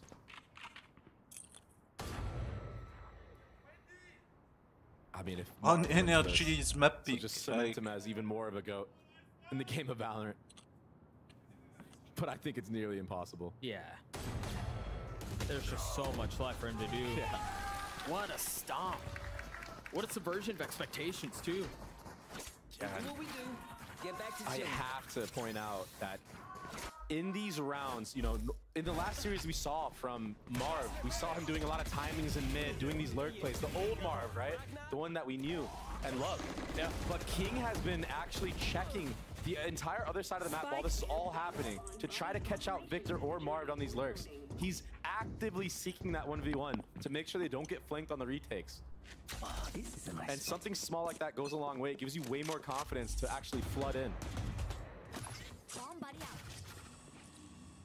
Again, Aspas deliberately showing into B main, and this time changing his position, not actually anchoring the B main, but Victor should have that information at this point.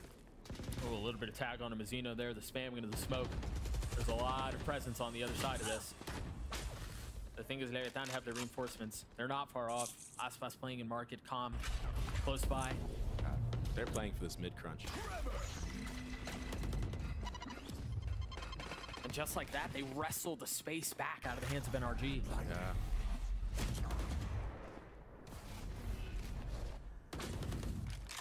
How do they get through this? Mazzino playing close. Interesting smoke, too. This feels like we're trying to find any space that we can. Demon 1 pushing the smoke, contacting his way in. Marv tries to find some space mid and is met with a similar fate. Camera taken out. And now they know the rest of the members are trying to funnel the way out onto B, but Leviathan are already here. It's the same story. Oh my god! It's the same outcome. I actually thought Energy did a really good job of baiting out all of that mid utility. I think they had a good idea that Lev was ready to do a breach halt play if they made any type of noise in mid, so they kind of feinted it, right? They baited out all that utility in mid on purpose. But then, you know, just trying to find the gaps after that, they get punished for it. Right now, Lev is watching all these entries. They're not allowing any weird lurks to come through. You on the other side. 7 rounds in a row. This has been an outrageous performance. Yeah, it's a hell of a way to start a half. I got you. Especially after you probably should have lost the pistol round. This is nuts. Really not looking back. Last round of the half, guns for the attack side. They have Ethan's ult. Oh, the stun, he got off the stun.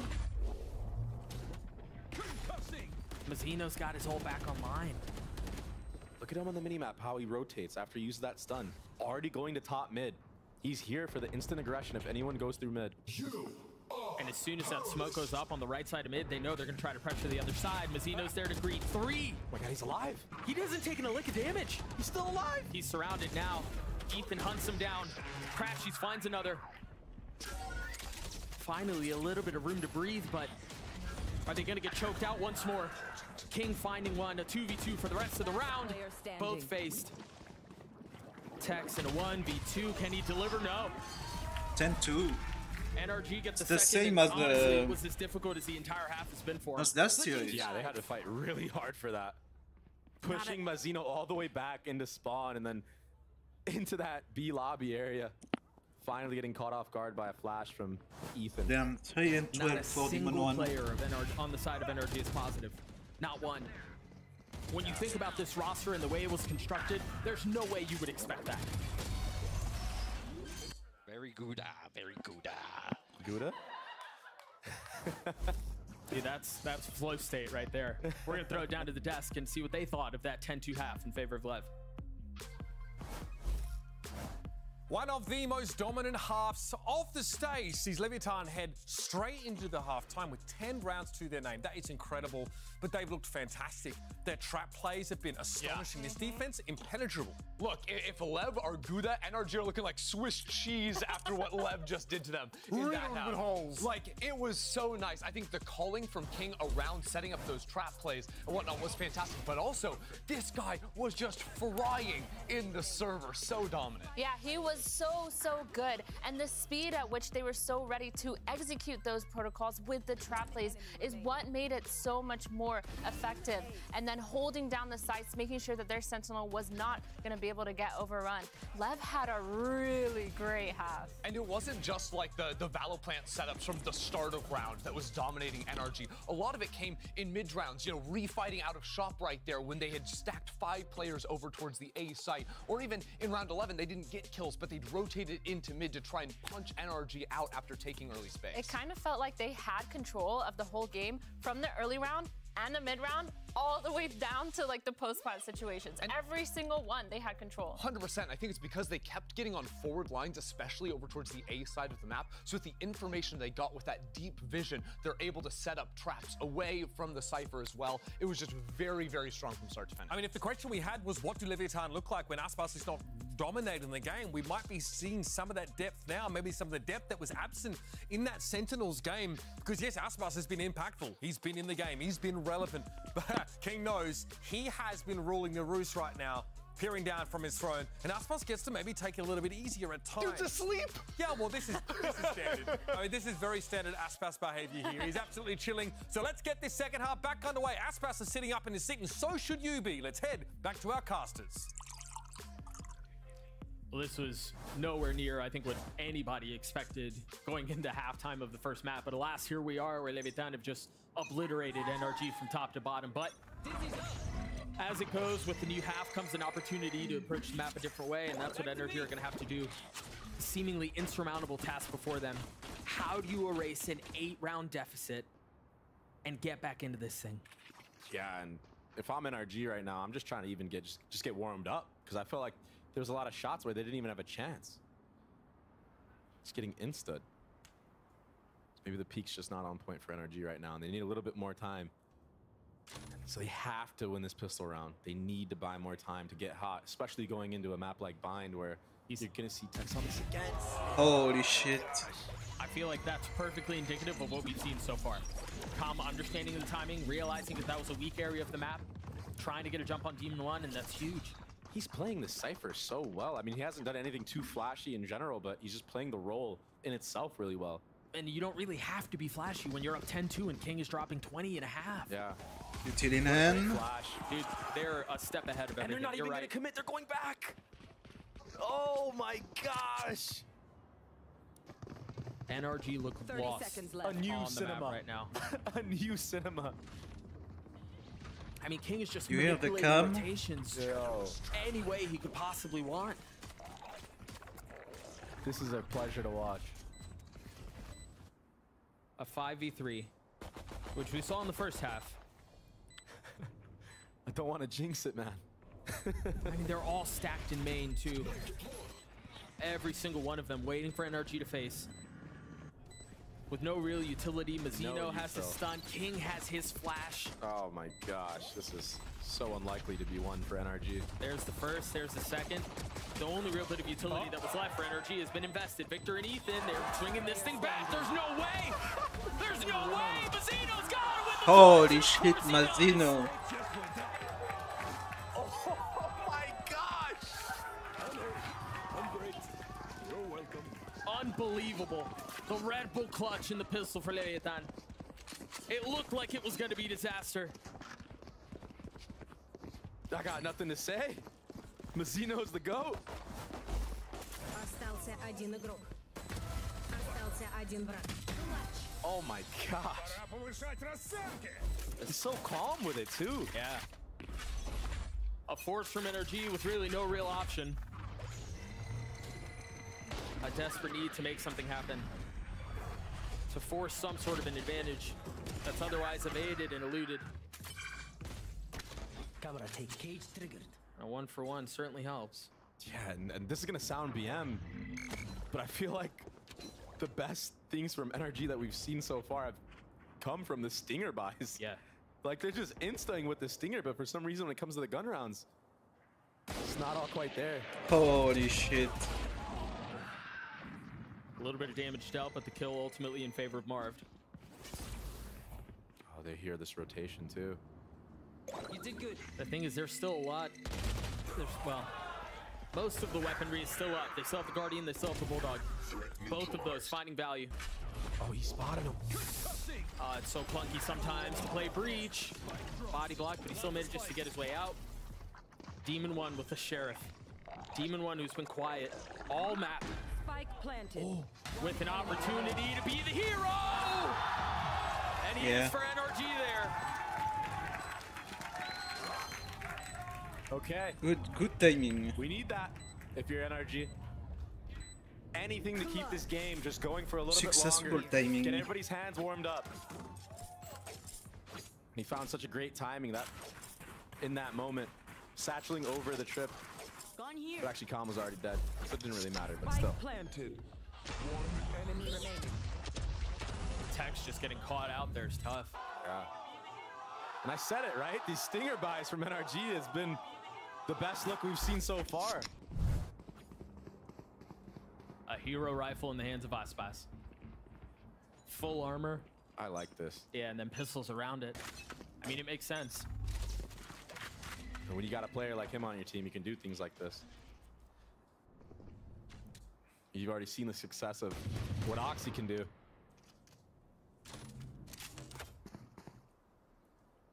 NRG are usually very, very good on the anti-ecos. Especially after kickoff. You imagine as soon as that trip goes down, They creep forward. That's exactly what Aspas does, and they're trying to be so methodical about finding their fights. That's a big one onto Marv. That's the smokes, and then they swap because he got low. Ooh.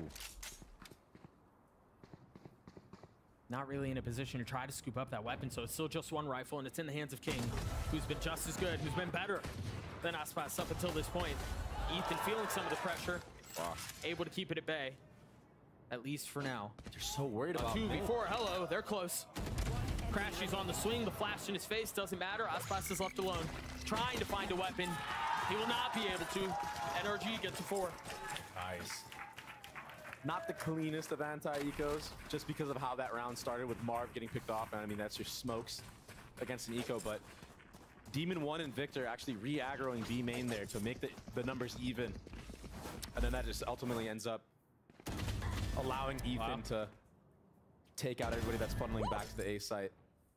Right here. And the second kill was actually really clean. Confidence, just sit there. Commit to that duel. Ethan's having a map right now.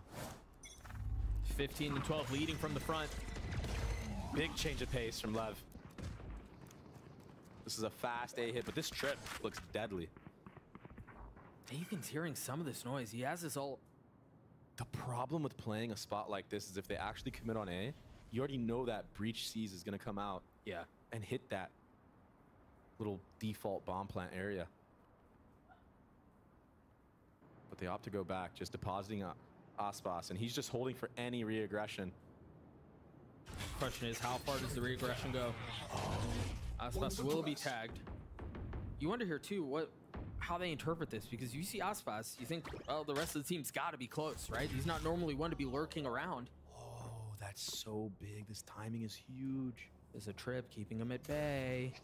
But bullets will surpass that. The cam spots him. The timing is beautiful. Unreal, Doug. Calm again, getting the best of him. We've said that a few times now. Aspas has joined the fray. They've all rotated towards B. The Rolling Thunder will pave the way, but Marv TP'd ahead of it. He gets spammed. He spammed. What? Just when it seemed like he had an opening, had some room to breathe, he gets punished. And once again, NRG at a numbers deficit. They invest everything they possibly can. Ethan's ult dropped. Victor swings his way into his death. And it's all under Crash. He's in the face of 5. Cannot convert. Cannot deliver. Leviathan on map point. Calm just played such a smart round, saving his cam for the re-clear onto B main, understanding that NRG have been getting aggressive in that general area, especially Demon 1. I feel like he's pushed up like the last 3 rounds. And that's just an easy punish. And then the heads-up awareness to get the span on Marv as well. That's got it. That feels so bad if you're Demon 1. Like, you know what? Timing, bro. I got timing. The timing is crazy. Yeah, I mean, you had the crazy timing on the fucking eco round too. Like, the footsteps that you hear. you can't complain to be timing when you too you close for him. And another aggro play down mid. Speaking of when you win an eco on the timing. Utility set up and ready to go. If there's a Q, there's a problem. Thought he was gonna sidestep his way through all of that. Paranoia. What the fuck is that paranoia? Dizzy connects. You've got King and World hurt here, but again, they are fighting mid, they are winning. They stayed for so long, and you can't do that against a comp like Lev. They have so much utility. Even if the breach goes down, you have the Gecko Flash. That's hard. It's hard to kill there. And if that's not enough, you've got King's Paranoia too. Yeah. They have so many tools at their disposal.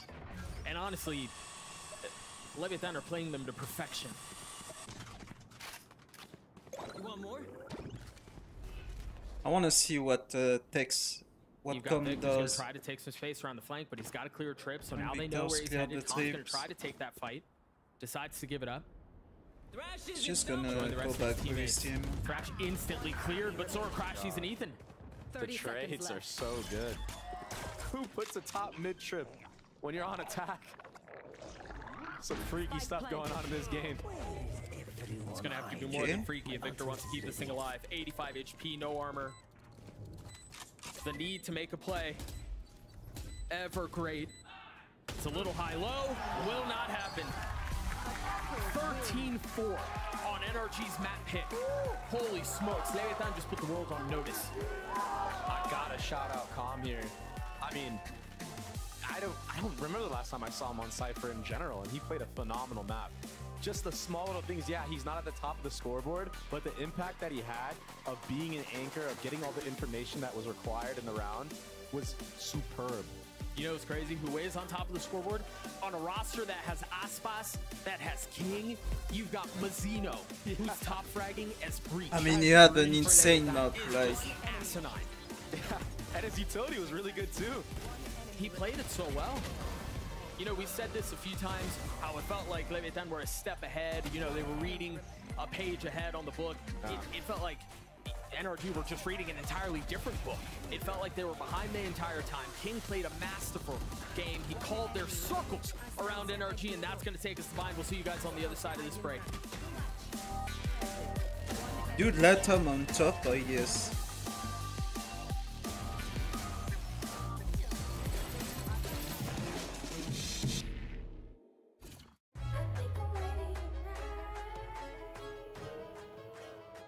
Hey guys, it's Jimmy Lin. In this series, I'm going to walk you through attack on Pearl. Watch out for the stairs, clear this angle, you're going to be able to fight this.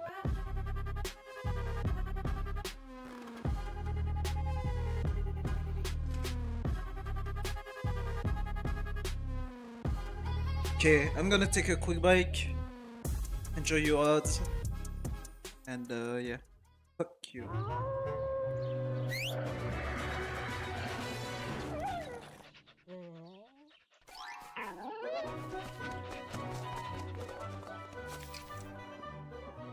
Red Bull gives you wings.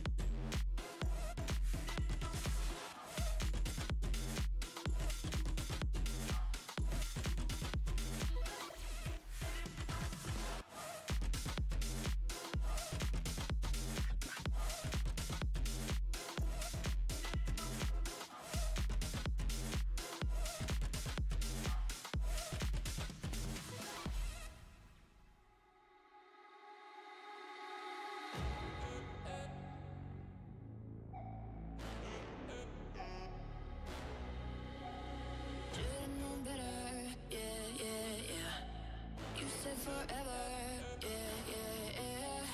I burned your letters, and I'm just forgetting about you. I'm just forgetting about you.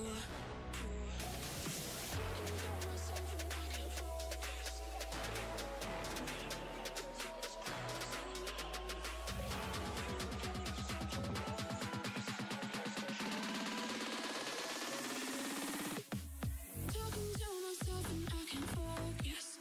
Yeah, I'm broken. The door is closing. I wanna be a part of something more than this. I've lost control of it. I've lost control.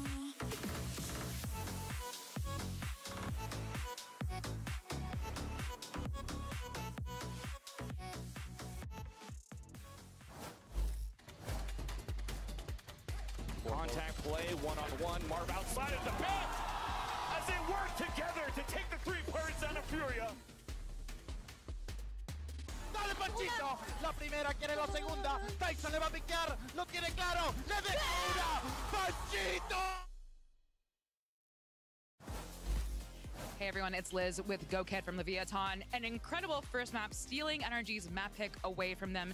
What made it so dominant on the side of Leviathan? Was it prep, was it in-server adaptation, or something else? I think two things. First, I think our prep was very good for how they play Sunset. And second, I think we're really getting comfortable on stage and play like we do on Prague. The guys were playing amazing individually and as a team. So I think that's the two reasons why we were so dominant. All right, well, on to your map pick, so best of luck. Well, from a 10-2 half time for Leviathan, things didn't get much better for NRG. The pistol in the second half was wild. NRG salvaged like a 3v5 and then end up losing a 3 versus 1 at the end of the round. Utter chaos, and they cannot get it together, Mimi. The game ended in chaos, but I think it started with an incredibly controlled game plan by Leviathan. Last time we saw them playing this map, they were running the loud Phoenix comp, trying to copy that one, but running this composition with the KO Gecko, we saw so many great protocols. I think in particular, the way they were approaching A main, these trap plays were crushing NRG, Mirna. Yeah, they were amazing. They were actually flawless. Not only was there always one first layer of util, there was always that second layer to ensure that when they did end up pushing, the other team was always blind or was always stunned. Like, it was never just that initial set of util and that was all. Yeah, and I really like the way they were bouncing their Cypher around the map, right? Calm, because of that kind of constant pressure towards main, Calm had a potential to be playing that more standard Cypher setup, or sometimes actually playing behind that trap and being the next layer as they re-rotate and change the heavy side. It was a great masterclass in defensive calling, and NRG just couldn't get their foot in the door. Yeah, I mean, that kind of movement around the map made it that NRG could not adapt at all. When you're playing against a trap composition, you want to walk up, you want to bait these traps, but not at a single point were NRG able to do that. It felt like they were always hitting some sort of wall, and it is exactly because of the rotations of that Cypher around the map. Can you not like bait these out? Like we've seen sometimes like Razors might try and bait a trap play and satchel out of like a fault line or something similar. They really were trying, but Lev was just so good at holding it down and knowing not to push any util and not force it off of zero sound. Like there was a play where they took B main and they naded and flashed, and Lev still just sat on site. They did not poke, they did not prod at all. They need to push past that initial barrier in order to get some sort of util out of them, but they didn't. They were so scared. It felt like they were just holding down. I think you can see the difference between really great teams that really understand the idea behind the composition they're playing and teams that are kind of trying to mimic ideas they've seen before. And I think the best way to show that is when they're actually activating these plays. I feel like for less experienced squads or squads who aren't really putting as much into it, they'll end up just going into one of these plays, activating off one piece of noise, one piece of info, and getting really kind of like jittery with it. Yeah. But for Leviathan, they did a really good job of actually kind of working off those cues and figuring out when it was a commitment. Yeah, they were so disciplined, and honestly, I apologize to Lev for what I said before, because I said I didn't think that they were going to be so solid but as a team. But it's reasonable, because they looked so bad week one, and now they've turned it around to be this team. There's some serious depth, right? I think one thing on the other side of things we saw often see from Chet is that after he calls a timeout, they're able to convert into a round. There's a set play getting called. So I wonder what Chet's now able to do with this time in between maps. There's a lot to work on for NRG. Let's see what Chet has to say about that map one. I'm sure he's thrilled. Liz here with Chet from NRG. Your map pick really did not go your way. You took a tack after round 3 and then another one after round 8. And I know it might be too soon to tell because you haven't been able to review, but what happened? I think we were just missing some crucial comms on like breaking the dizzy, and I think we tried to play to interrupt their retakes, but their util was really good for us when we were pushing, so they just counter util really well, and I think their plan was just to not let us play our game. They kind of played to interrupt us like constantly. I think that's good by them. I mean, we were aware of it. We were just also just missing our kills, so that didn't help. We were just slow start, but I think we're still confident in our bind. Best of luck. So what is their game? If Leviathan are trying to interrupt NRG, throw them off that game, what do they need to be looking to return to on bind?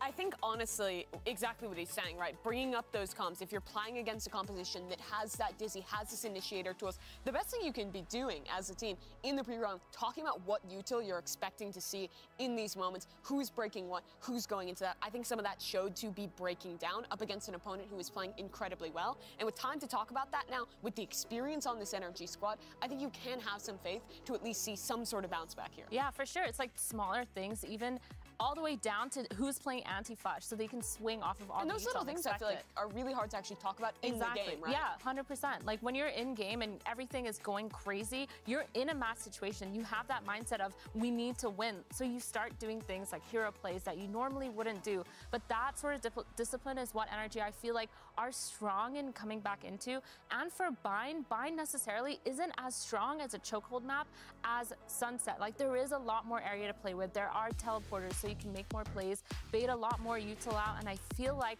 obviously going into the agent select, this is going to be a lot easier for NRG. We talked a lot about this KO Gecko composition, and it's the exact comp that is ran by NRG on this map as we're seeing here. Those same combos come into play, and their opponent also has a similar idea. This kind of second initiator paired with that Gecko is so prevalent. So those learnings that Chet was talking about, they're going to have to apply this to this game as well. On top of that, I want to see more of the individuals. Demon 1 was getting caught in those traps constantly. How do you feel about who raised for Demon 1 at the moment? I don't think that map came down to the raise as an agent. I think it was just playing against a really good opponent and struggling to have the right game plan to deal with it. Now, surely this series has got to go to a map 3, right? There's no other way this one can go. NRG have to feel like they've got a lot more to show, and Leviathan would love to shut this down. Right Games Arena, are you ready for some map 2 action? Thank you so much, Uber. Yeah, I hope you're right. I think I can speak for Dre when I say he hopes you're right, because this feels like a series that should go 3. But honestly, that first map was so against what anybody could have expected that I think we're just kind of like, well, who knows now? Yeah, that was crazy. But a clean slate on this new map. And, you know, I don't think we've seen NRG play Bind in quite some time. And Ethan's playing the KO. So I think this could be really good for them. I think they could set up Demon 1 maybe a little bit better on this map than they did on, or than they tried to set him up on that Sunset. And, you know, they do have to be aware of the disruption that Leviathan like to do, especially on their defensive side. That's going to be a key factor in this series. We'll see what they can do on attack. I think Amy made a really good point when she said it didn't feel like it was the Razes who were the difference maker there, but NRG are trying to make that be the case here as Demon 1 has a Frenzy and Light Armor. Investing into him a little bit, you see the Viper Wall splitting the map, and Demon 1's already dead. That wasn't off of a setup either. That was Tex just spamming. Just got eliminated mid-air.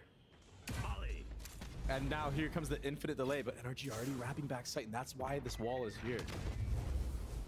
King is in a position to get a lot of value if he plays his cards just right and finds the timing. Ooh. Ethan surrounded, and he's getting another. Wasn't far off. He's taking so much damage. 4 HP. Mazzino's trying to cut off the exits. He's gonna get 2. Continuing right where he left off. He's gonna wait and aim and play the 3v2 retake. Marvin Crash is the only one remaining. Spike planted. Spike planted, and Marv is going aggressive. Holy smokes, he's up so far. Trying to draw a line in the sand much further than you would expect. Now Molly's gonna delay for a while, buy some time. And that is the essence right now. They're done trying to trample forward as they push their way up to spawn. The flash out first. Dizzy, an unfortunate casualty through all of this. As Marv swings forward, he dinks one, but that's all it can be. He crashes through it on his own. The dog in his face. Calm on the swing. The holy shit. Again. Oh my gosh. I thought third for a pistol second Crash was for gonna line that up. He looked Leviathan. so confident holding it. Good for Cobb to commit to that crouch peek. Understanding that that stun isn't a foolproof method of winning a round. I mean, we've seen so many times it be a cosmetic stun, right? Dude, that's brutal. I mean, what can he do about that? That's not even his fault. Nothing. Nothing at all. And then this kill on the Ethan was huge. They're concussed. I'm a pistol clutch guy, no! Wait, that is the second clutch you got on pistol round. I think Khan might be back, man. Dude. I mean, if there's anything that he likes to do, it's prove the haters wrong. He did it all last year, and he's done it so far this year. Yeah. Still much to do left, though. Still plenty of game to play. for Energy. No investment really other than Crashy's getting a ghost. I really like how Energy approach the eco rounds. They always get some type of value, whether that's grabbing an orb or getting bombed down, or both in most cases. Got him. Marv's already lurking in this U-Haul area. Wow, what a cool flash lineup. It doesn't connect on a Marv, but the info is gathered off the audio cue. Now they're gonna re-clear it. He's gonna have to land the shot with the Sheriff, and he cannot. Tex clears him. Man, the disruption that Lev does on their defensive side against this Energy roster has been so good, and the timings have been the most impressive to me. It seems like they always re-clear the right spot at the right time. We saw it all last map, and we're already seeing it here. 30 seconds left. NRG not liking what they're seeing B. They decide to flip the map as best as they can, farm a couple of orbs. Yeah. Right here. And then really go from there. With their classics and one ghost. They're gonna try to find some space and get out onto the site. Oh man, easy pick'ems for Aspas. He was quiet in the first map. Relatively quiet anyway. Quiet for Aspas' standards, but... You mean he wasn't dropping 50 in one map? Tragic. Yeah, that's quiet, huh? You want to dance? I'll leave. Tex, 2 orbs away from the Gecko wall. Crashy's already sitting on it. And some decent guns here from Lev on this bonus round.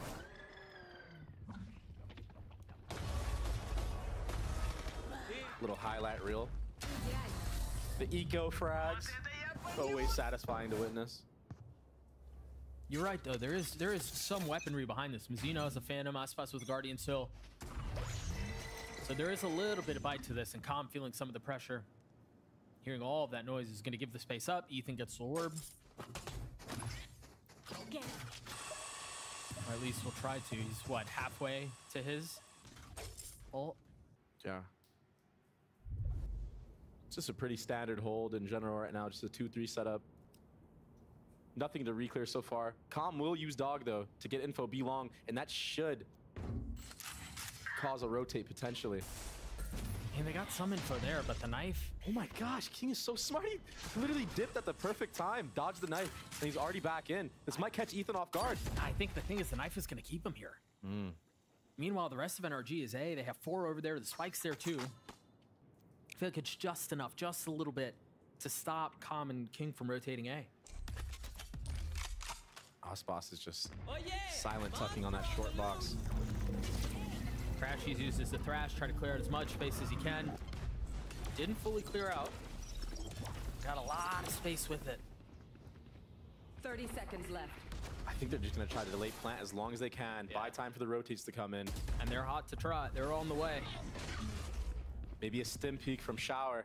I mean, literally everyone is here except for Calm. 9 members huddled into this one little site. Demon 1 falls, 13 seconds left. The spike not committed to yet because there's the delay that you mentioned. It's the 3rd, the 4th attempt. And I don't know that there's going to be enough time to get it down. One enemy The nade is perfect. There is no time. Yeah. What a gorgeous display. That was beautiful. That was And another absolutely bonus beautiful, the way that they played for backside, Lev. waited for the rotates to come in. And Demon 1 getting a little too antsy there. That flash did not connect on anybody. It was shot instantly out of the sky.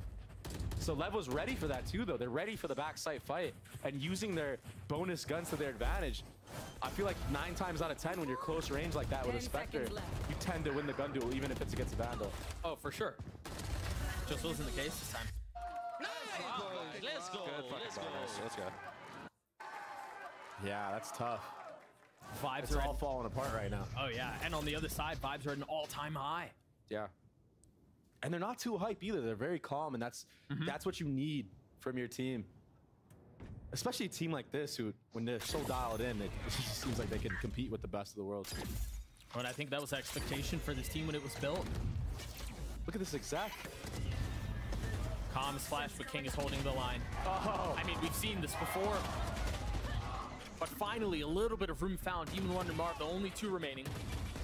They've both taken a fair amount of damage. But they're dishing it right back. Can Mizzino pull it off on his own? Yes, he can. The Red Bull clutch on the 4th for Leviathan. He's doing so many things right now. Winning the 1v2 just jumping out of hookah there. And yeah, it was against pistols, but it still matters. Yeah, it's a 1v2 still. Yeah, and the round previous, even just checking the guy in showers. See the highlight of King getting this 3K that he got. Beautiful. Dude, he's on point right now, too. Everyone from Lev just seems to be so ready for this moment. Like, they've been waiting for it. Like, they couldn't wait to get in the server.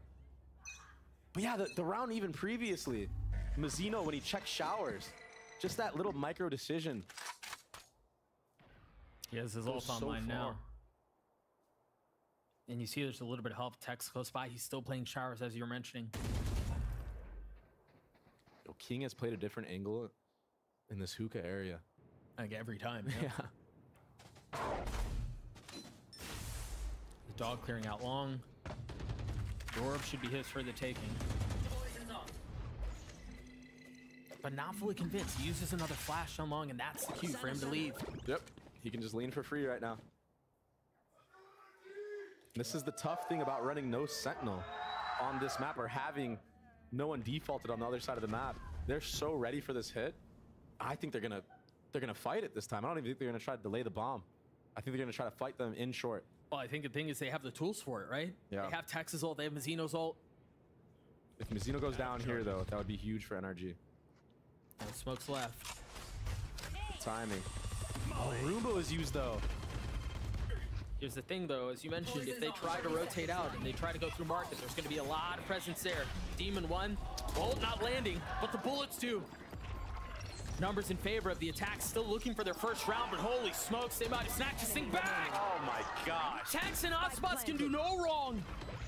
And the wraparound from King as well.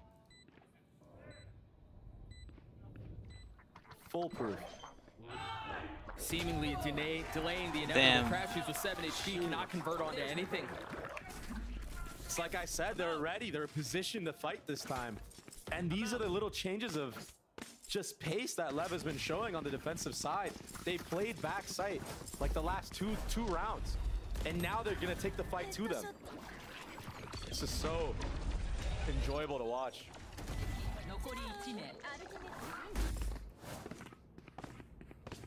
I think the scary thing is, too, they've managed to keep a lot of these ults. Mazzino still has his. Anything. Yeah, Tex still has his, and now they've got us. 5 ults online, Doug.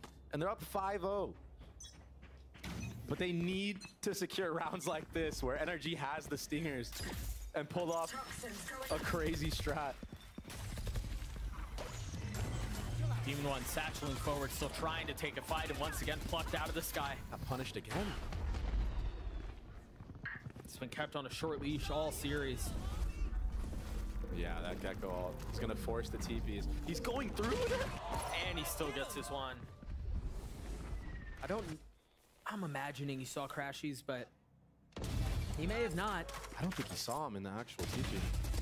But it doesn't matter. The proactivity from Lev. One enemy remaining. They're such a good cohesive unit right now, Doug. Holy smokes. I mean, just from that info gathered from that Thrash ult, understanding that Marv got a kill on one of the players short that was trying to re-aggro from Lev, that allows him to take all of that space down B long and get the one up on the enemies that are trying to back up from that hookah area. I mean, they're so aware of the map right now, all 5 players, and how they should be filling in the gaps that are there. I mean, Osbox doesn't even look entertained right now. And you're right, you mentioned it earlier, they're stoic. I mean, they're calm, they aren't popping off like crazy. And another crazy start, 6-0. Timeout being used not too early on this time around. But man, it might just be one of those days where it's just nothing goes your way. And that's the unfortunate reality of the game that we play at Valorant. Sometimes it just be like that, man. And all the VCT teams, they're all so close in skill. Truly, anybody can beat anybody. I mean, we saw even Sentinels get taken down by this. I don't know about that. Roster. Like Furia and EG still look like... They all came with something to prove. Even in MIBR, they don't look good. I think there's just so much left to be desired here for NRG. Demon 1 went 0-9 in first kills, first deaths on the previous map. Wow. This map, he's 1-3. Wow, That's a crazy stat line. Nothing is really changing. The map is The different. fuck is that But called, it feels man? like a lot of the same story. And honestly, it just feels like he's getting killed on the entry every single time. And it's something that we don't really see Demon 1 do so much. Usually he's more of a duelist that kind of sits a little bit back and allows the game to be a little bit slower of a pace. So now that he's playing more aggressive, his team isn't there to back him up and he just gets punished. And how many times have we seen him die satcheling into sight? I feel like every single time so far. Finally, some signs of life. Yeah. Coming out from Marv, but can they convert on this? I think that's the question. If Demon 1 gets some space, they can flip the map, or they can stay. That's certainly not going to help their cause. As soon as there's attack, you see the spam go through. And what? He still gets that kill? How has he gotten away with it? Aspas is going to be late to the rotate. King in a perfect position as he gets two. Dude. Demon 1 and Crash is only two left standing. Like, this is insane. What the fuck is Energy doing, man? The spike is not even on the fucking Gecko, like. Unbelievable. I mean, it's the same narrative as last map. They cannot do no wrong. Mazzino, they're just spamming and living for long enough for King to just get a backstab there. Like, Crash is one orb away. But NRG And he's not even the one with the fucking orb, honestly, man. they kind of fell down to Vic with the little whip there. I feel like any other day, Victor kills Mazzino in that situation. I mean, he must have shot at least 10 bullets. 8 rounds into the second. I mean, even with that flash, it didn't do anything. It didn't even connect. Oh, Mazzino. Yeah. I mean, Mazzino's just unbelievable right now. The series he's had so far has arguably been like a life series, and he's far from done. Yeah, but Marv's had enough. He's trying to take things into his own hands. I mean, he had enough in the last round. Just when it feels like there's a little bit of room for them to find some space, it all crumbles! The utility is too good, and Victor kills himself with his own ult! Everything is going wrong for NRG today! This feels like we're watching a Shakespearean tragedy. Oh no!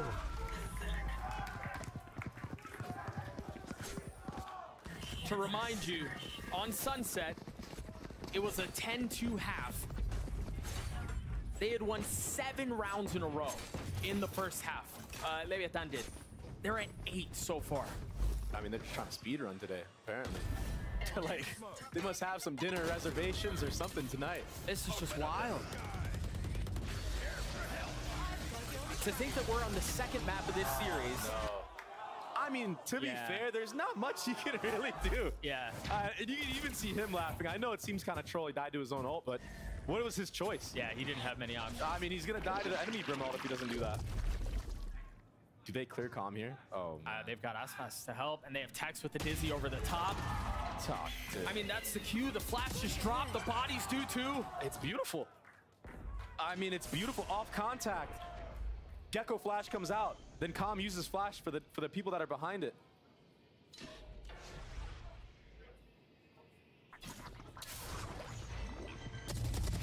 Gotcha. Crash Use is gonna fall. Marv and Victor left alone. Desperately looking for any sort of a spark, a catalyst. Every timing, every shot. Smokes down. Victor with nothing to do. 4 players looking at him. Leviathan have played this entire series and as close to perfect as you could possibly ask for. Yeah. And at this point, I mean, the NRG, they just look defeated. If you had told me that we were going to be, what, 28 rounds into a series and NRG have won 4 of them, I would have called you a liar. I mean, I would have called you insane because there's no way, right? Yeah. But here we are, where they only won 4 rounds this entire series, and it was in the first map. And again, guess who's top fragging for Leviathan? Mazino's on something, bro. He's so good right now. And we're starting to see this roster like really come into its own, right? We knew Aspas was going to be good. Calm is delivered, or excuse me, King is delivered, right? He's been exceptional so far for Leviathan at the beginning of the season, but Tex is going, or excuse me, Calm is going back to the Calm of old. Now Mazino's top fragging against NRG, who are considered to be the best team in America. It's a team that hadn't lost a single map up until this point. This Leviathan, I mean, this roster, the way they're playing now, these guys, they look like world enders. And I think it has a lot to do with like the roles that you're talking about as well. I think Tex is actually very, very good at Gecko. And Calm, he's been filling very well. He's no slouch to Sky. He filled in that Cypher role on the last map. It was great. And King has honestly stepped up with the IGLing too. He showed even more layers than usual. 11-3. They're just doing this in such a masterful way. Yeah, this is very, very impressive. And this is not easy to do. And it's also not with Aspas dropping 40. Nope. Right? I think would have been the expectation for most, but alas, they're doing it by committee. Look at that. They're so confident they want to disrupt. They want NRG to have to use utility on these early chokes, so when they actually go for the site hits, they have nothing. And then they just win the util exchange. Like even there, they just walk up short, go for a peek, get out instantly. And now they're gonna re-aggro again. Oh, really feeling like they were ahead of that. But NRG's not reacting off of this at all. They should already be taking the A site. This hesitation that is coming through. I got this. I'm out. And they're close. They haven't committed to it yet. Barbed has his pit. Crashes has his ult. The knife not tagging, but the dog's already out. Mazino with a lot to do. And to the surprise of no one, Mazino wins it out again. He gets 2. Goes on for the 3rd, but doesn't land it. Aspas still back sight. Tex has been caught, but it's just momentary. It's just a slight delay. You see NRG disciplined with it, not forcing any of these fights, understanding they're in a position to win a round. And not wanting to squander it, not wanting to throw it away. The pit goes in, and King's behind enemy lines. He's so far up. Holy shit, Aspas! What a freak! Before that, he also spammed crashies on top of the box. No, the crowd's going wild. And Lev is just calm. This is a beating unlike... That's how he killed crashies? Yeah. This is a beating unlike, I think, anything we've seen in recent memory. I mean, especially with the caliber of team. I mean, maybe if you're talking about a team that's already lost a bunch of matches, you know, like a Fieria. Yeah. But this is like, this is unheard of. I mean, before this match, I was definitely looking at NRG as a top 3 team in the league, in the world, potentially. Maybe Thunder France circles around them. And they've done it at their pace. They've done it their way. The disruption has been way too much for them to handle. They fight in 2s. Marv was just overwhelmed there. And look, dude, this util dump is insane. And again, you're gonna get proactive with utility once more. This has been the name of the game in this series. It's just proactivity, clearing out everywhere that energy deposits. The util is phenomenal. It's perfect. Even the dog to spot the shower walkout right there, so nobody U-Haul has to worry about it. Oh, jeez. I mean, they're calling circles around NRG. Their utility usage is masterful. They're winning every single gunfight. They're getting free kills through smokes. 1 HP and a dream. What do you do in a situation like this?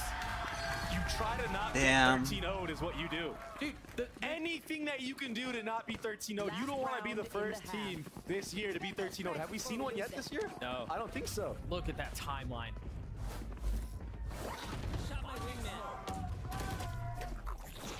Start to see some of those kills come through again. This has effectively become a frag movie for Leviathan.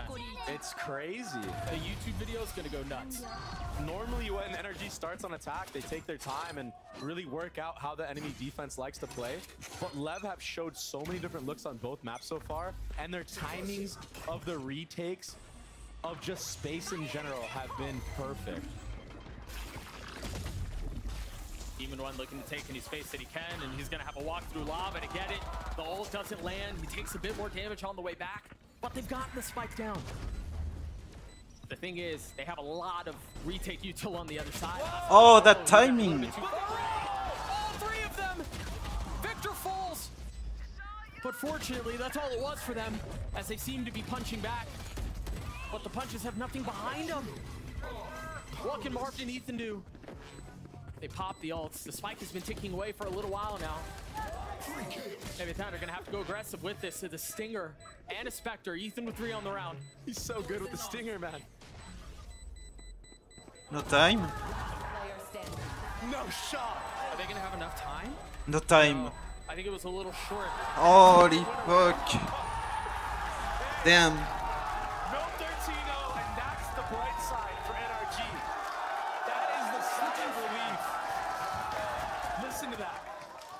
That's the first time NRG fans have had a chance to celebrate this entire half. And the players too, I mean... Fucking 10-2 and then 11-1. That's, yeah. Yep. Well, so that's how they went around, to the surprise of everyone. I'm not surprised because NRG with Stingers... You're full. I'm not even gonna let I'm not gonna let you finish that sentence. We're gonna throw it down to Ender at the telestrator. That's crazy. You're not surprised. Get out of here. 11-1 is the most dominant half we have had here in VCT Americas, and it starts really in round 3 for Lev, winning out in this bonus. We're hot dropping into this round with 45 seconds left to go.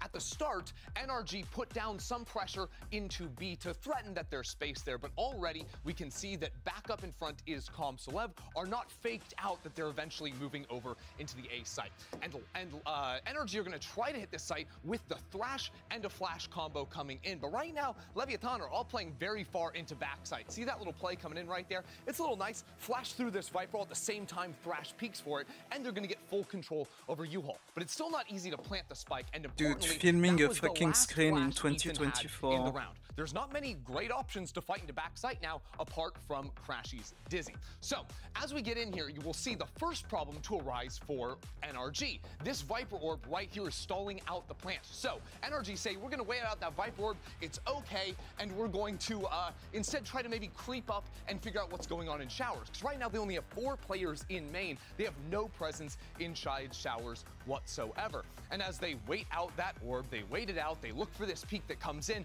but Victor can't find the kill. They're now realizing panic mode has come in. Players could be flanking, so now they're turned around looking at that. Brimstone is in Narnia, and they still don't have pressure on this plant. So they say, let's flash into backside, let's create some pressure with the Dizzy. But the problem is, that Dizzy gets instantly broken because there's no flash to combo with, and Demon One falls because Tex isn't flashed. Then the Brimstone smoke from Mazino is stalling out the plant. The orb comes back up. There's just no time to work with, and because they don't have control over showers, the entire plant falls apart. It is a disastrous first half for NRG, and they must win this pistol. Back to you, Doug. Yeah. Very well said, Ender. Thank you for that. I think Leviathan, as we've mentioned, as we've talked about a couple times, they've played a perfect series up until this point, or as close to perfect as you can possibly get. The fact that they've lost 5 rounds this entire time has been outrageous.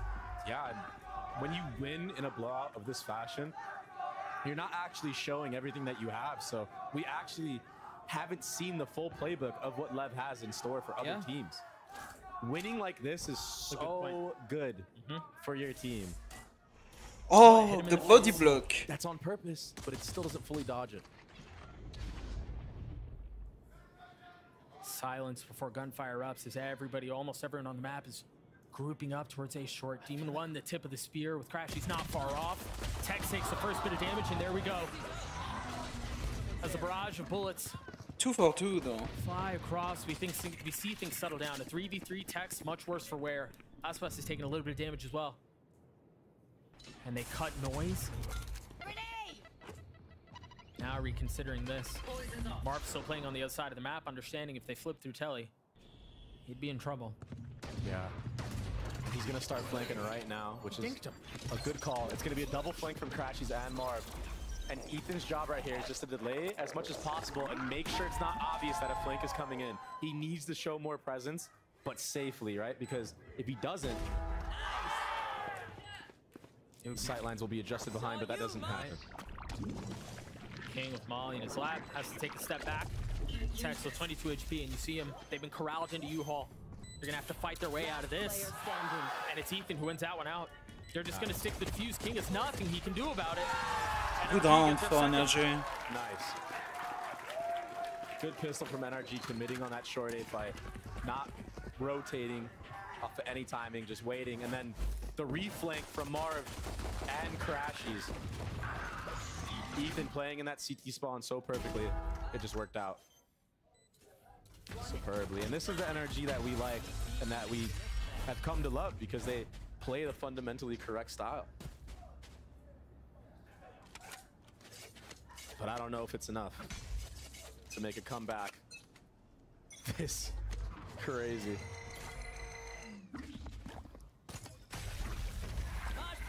No buy for Leviathan. Patient with it. Oh, I thought this through. Took a little bit of damage there. I mean, when you're up 11-2, you just get a different type of confidence. I mean, this team has clearly already been confident going into this series, but you start taking a lot more risks and doing things that are just not the meta. And NRG need to be ready to punish moments like that if they come. Now look at the respect that they're showing them. They're so far back.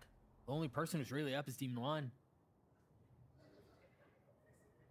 Yeah. Yeah, they've done very carefully approaching this round with the pistols that they've brought into it. A heavy lean towards B, and that's where the majority of NRG is.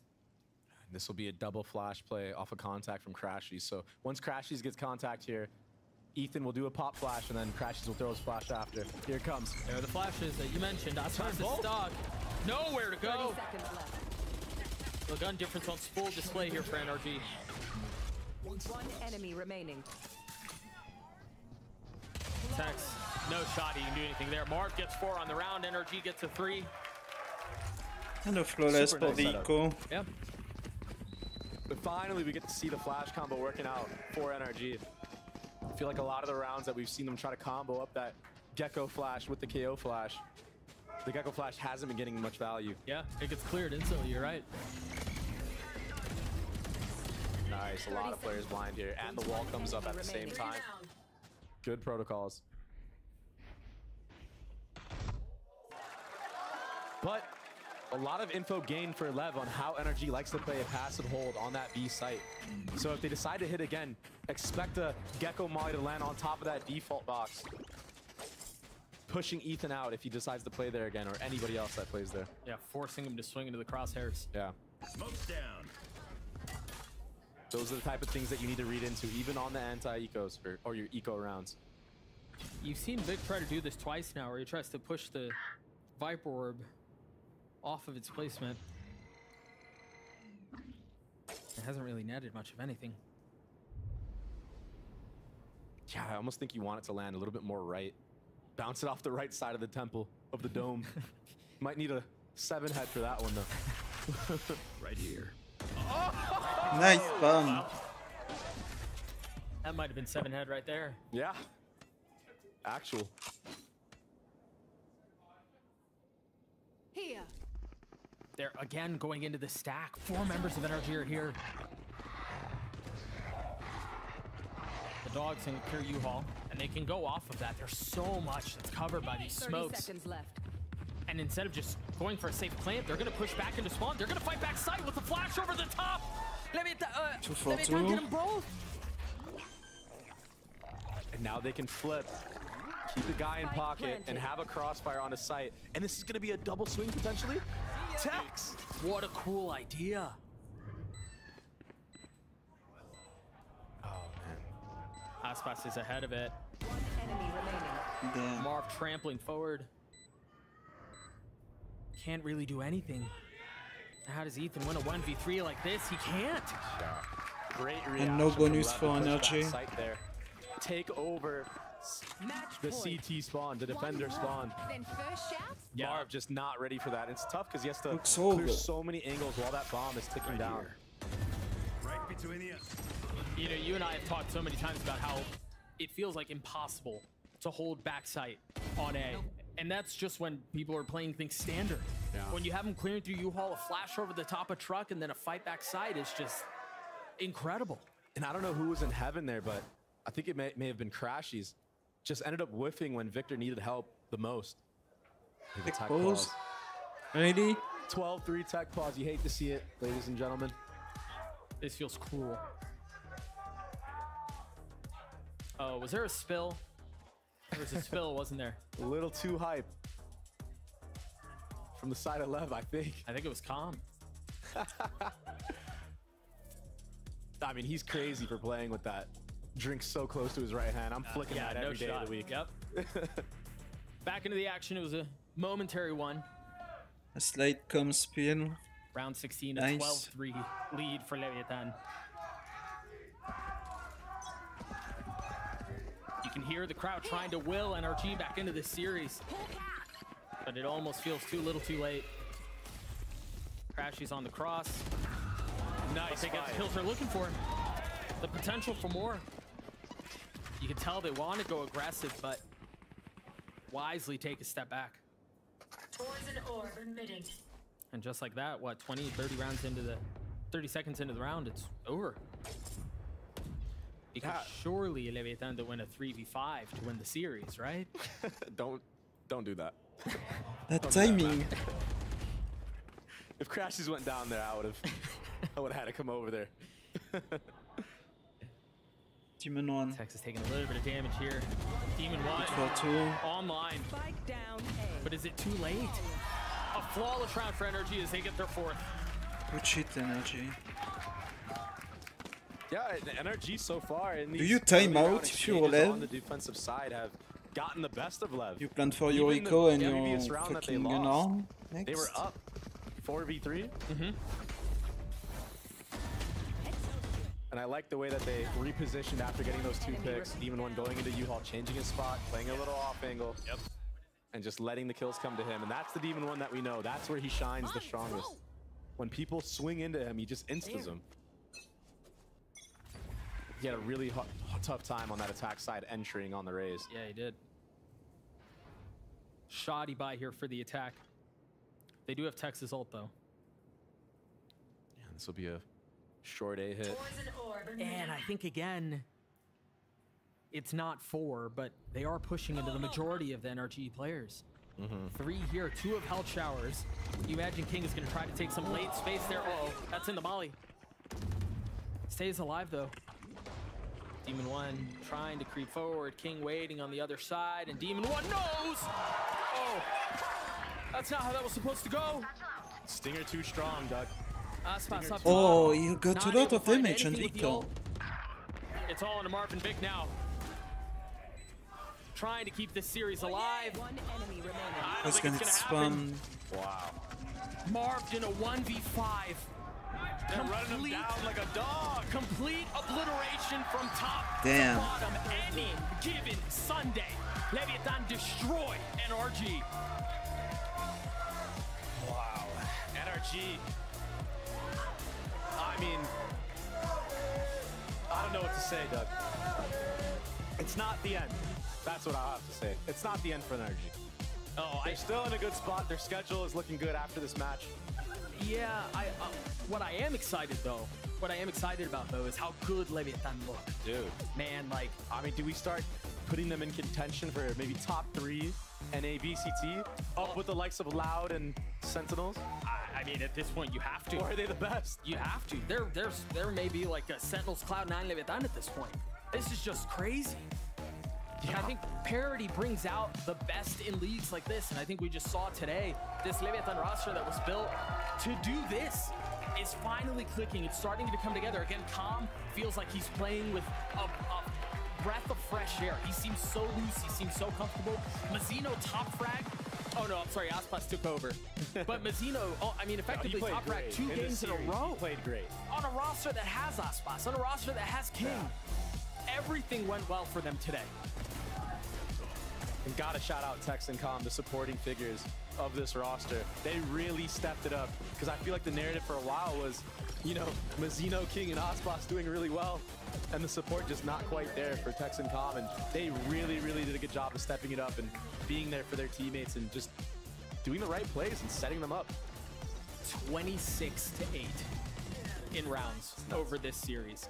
And 26-8. For NRG, the tough thing is when you lose this bad, you don't even know if it was like the strats or if your just aim was bad. You don't actually get genuine feedback from a match like this because you just got blown out. Yeah, where do you start? It's tough.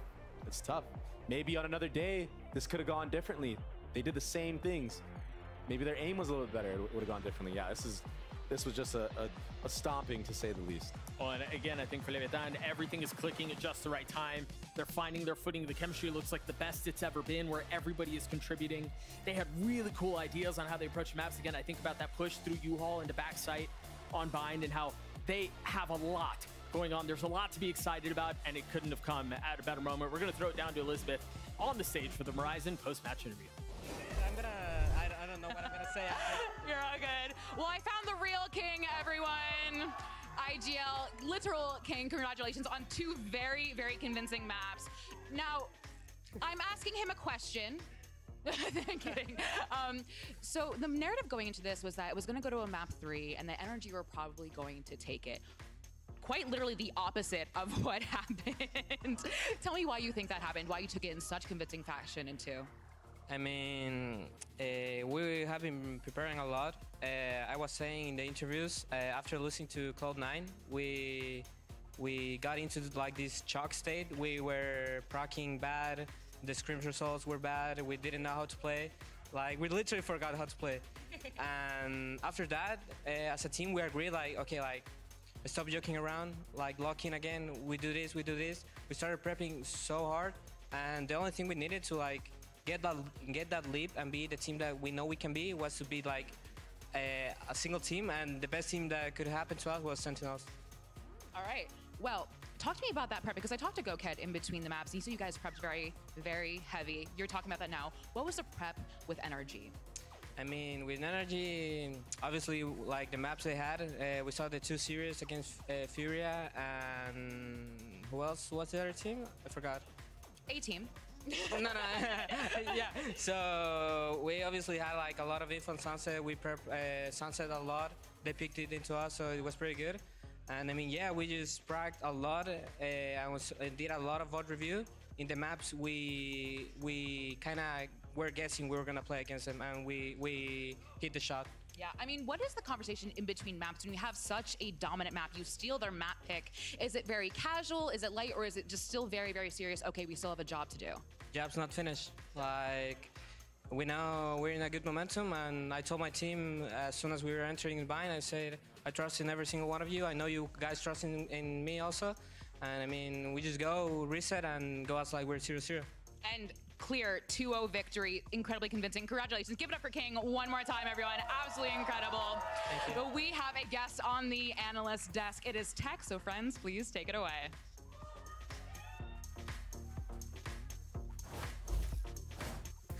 Thank you very much, Elizabeth. Yeah, conceding what, 8 rounds of the course of entire series to NRG. We have Tex here from Leviathan. Thanks for joining us, bro. Thank you. What a showing. I mean, you have now, in this stage 1, and it's only just the start of Super Week, you've gotten through Sentinels, you've gotten through NRG. Obviously, the Cloud9 game, a little rough start, but I mean, to take those 2 games. Yeah, I mean, they were really close to beating Cloud9. Yeah, definitely, definitely happy. They lost the first map. They lost us and like 16-14. It went to like losing to Cloud9 was kind of a wake-up call for us. Okay.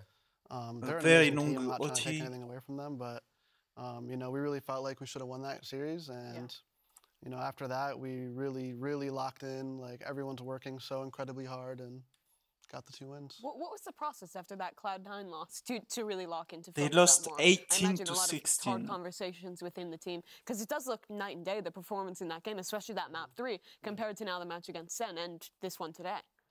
Yeah, so really, we just started doing a lot of the work, and like the boring work, like Sure. a lot of VOD review. Even if we're winning rounds, we're reviewing them because if we're just winning rounds off of hero plays, then like it's not a good round. Right. So like we've really been taking every single round seriously.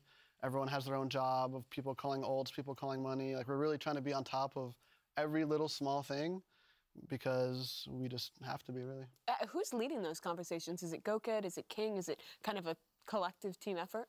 I would say it's really a team effort, but I definitely think the coaching staff takes initiative on that. But yeah, I mean, we really all bring up the hard conversations. Like after C9, we had a long talk in the prac room, and I was just saying like, this is unacceptable for us, and we really need to work harder, and it showed. So since that game versus C9, like how much time, like percentage-wise, was dedicated to actual like scrims and server versus conversations and VOD? Would you say? Yeah, so we added like a VOD reviews throughout our whole prac day. Like we do a VOD review when we first get from the day, and then we do a VOD review in the middle of the day, and then we do a VOD review at the end of the day. When before it wasn't that frequent. Yeah. But yeah, really just trying to get our stamina up as well as a team. Doing a little more scrims, but we try to keep a good balance because we don't want to be burnt out.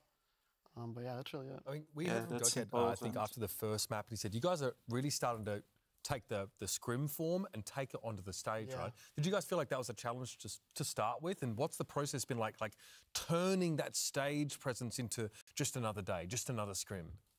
Yeah, at one point we were dominating absolutely every scrim, and we got on the stage and we played very differently as a team. Frustrating, I'm sure. Very frustrating, and we just really had to like trust ourselves, and trust each other. We always trusted each other, but I could like feel a little bit of like I'm not saying self-doubt, but we just weren't really playing to our potential, and we just had to talk about it really. It was a hard conversation. I want to roll back the clock now to the end of last year. You win Ascension with the Guard. You guys are on top of the world, and then the future kind of looks bleak. You don't know if there's going to be an org, and you make the decision to go off and take this risk, join Leviathan. I want to ask, from that moment, winning Ascension, to now, because you're playing a new role, you're with a completely different roster with players that you maybe never would have expected to be playing with. How have you as a player grown from that journey? Yeah, I'm essentially playing the agent that is the exact opposite of Duelist. Yeah.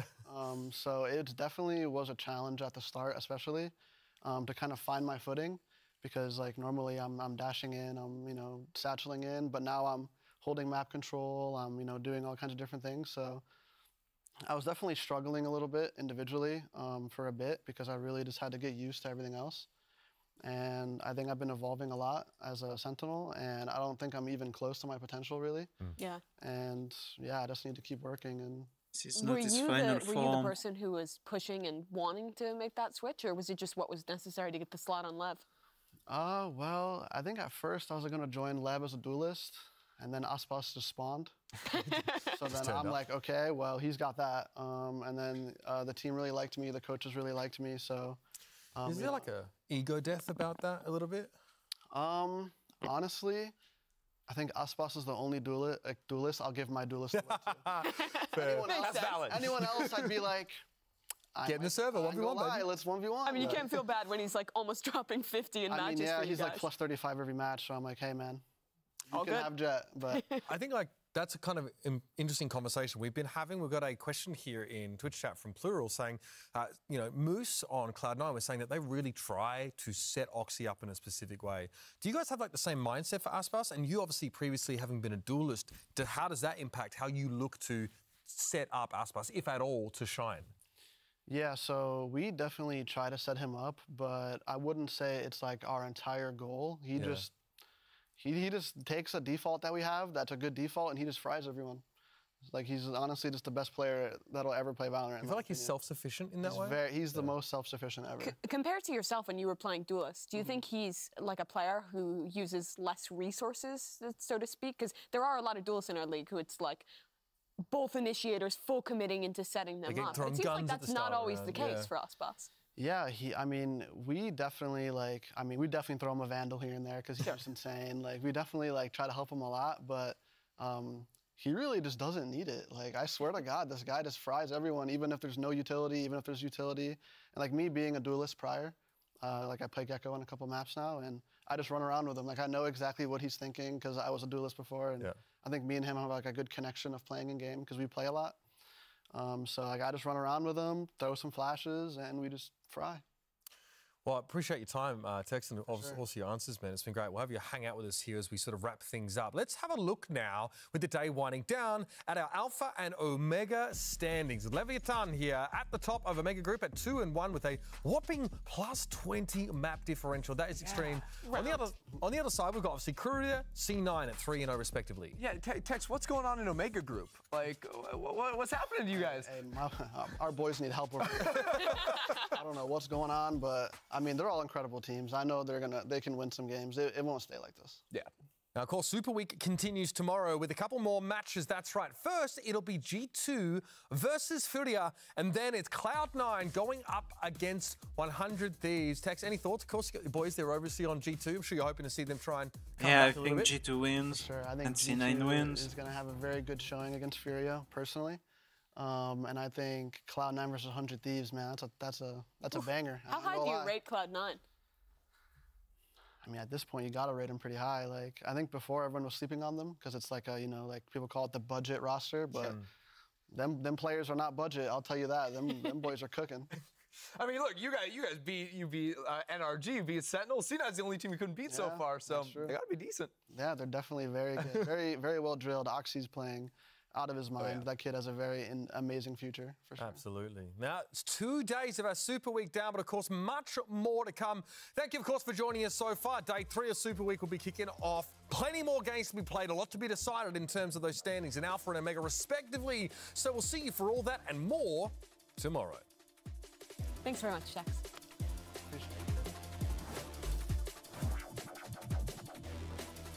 Okay. Well, that's it for VCT. The movement, 7 left, wide in the face. With that weaponry advantage, they've hit on top of it, spraying them all down and through.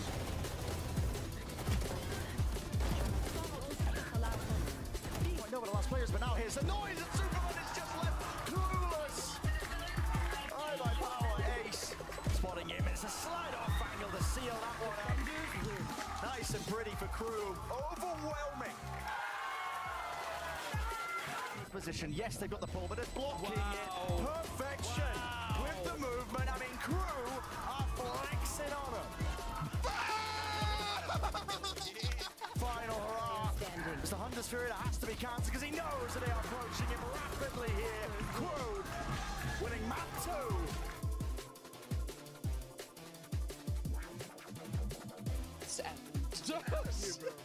Hey, bro, hey. Oh, it's going to be too late now. They're all in the smoke. Wow. Tex gets 2.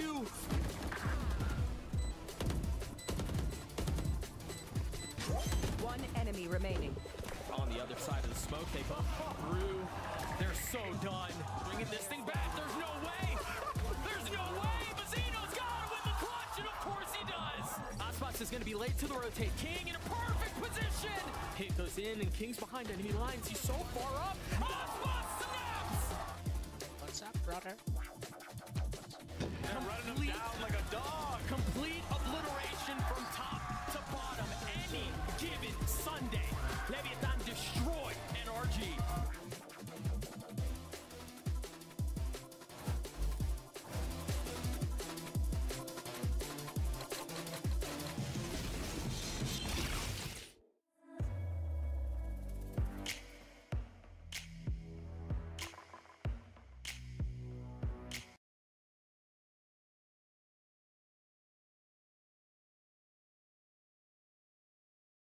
Okay.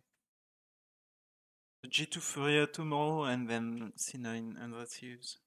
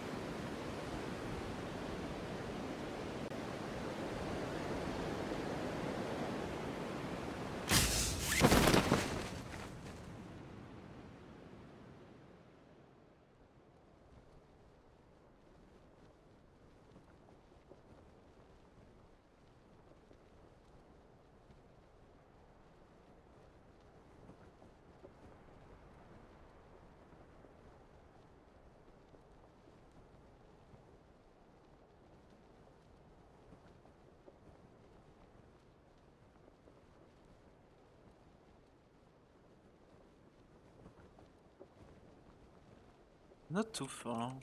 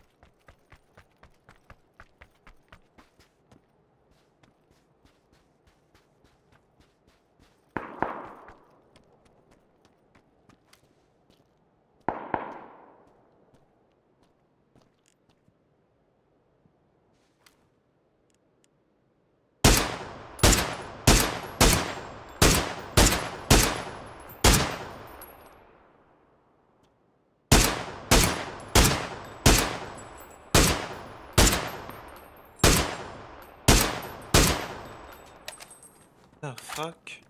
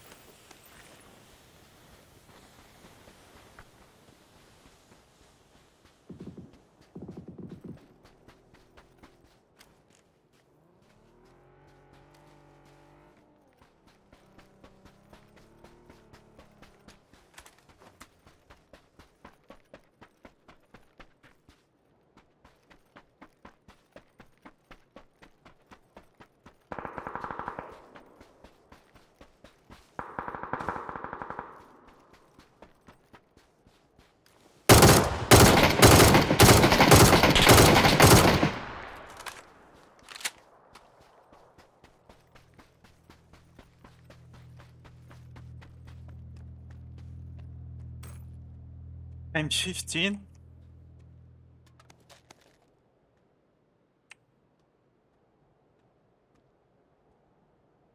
Oh, he's full fucking pack jammer.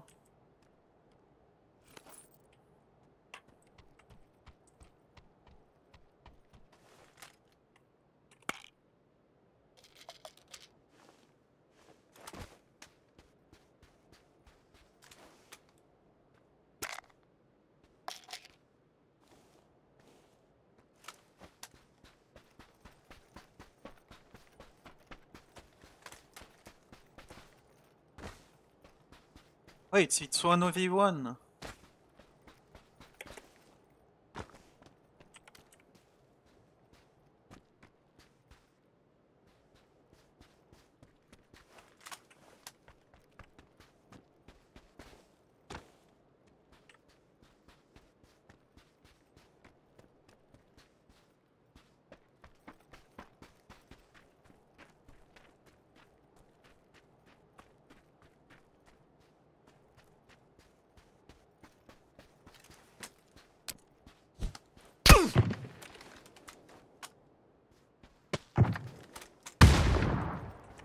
Where is he? What?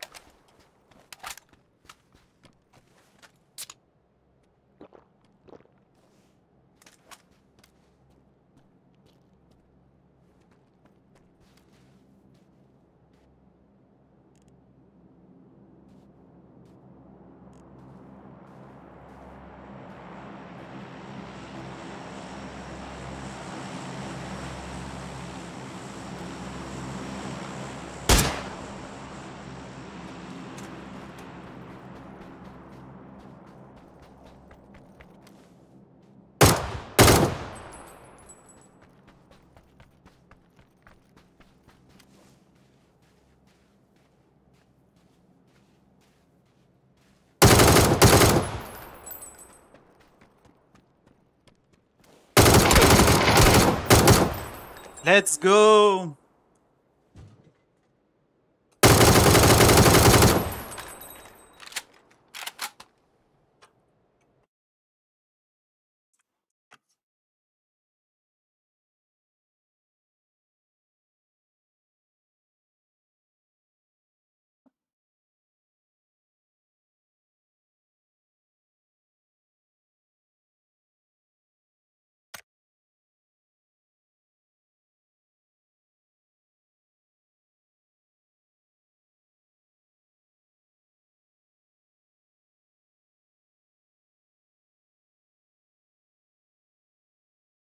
Holy fuck.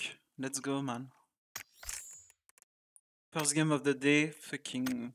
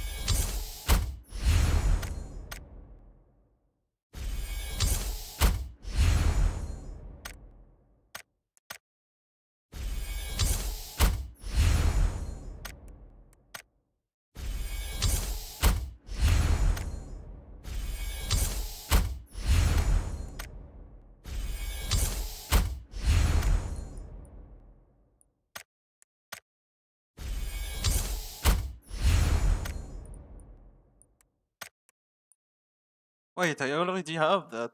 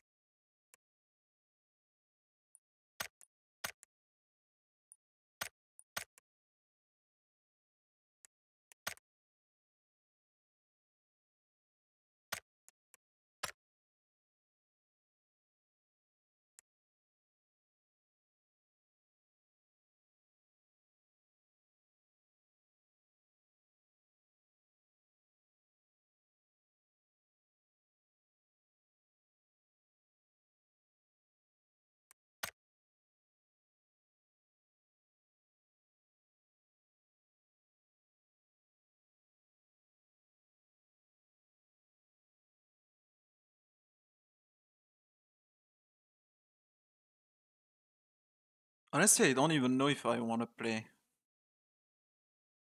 I think I'm gonna call it for today.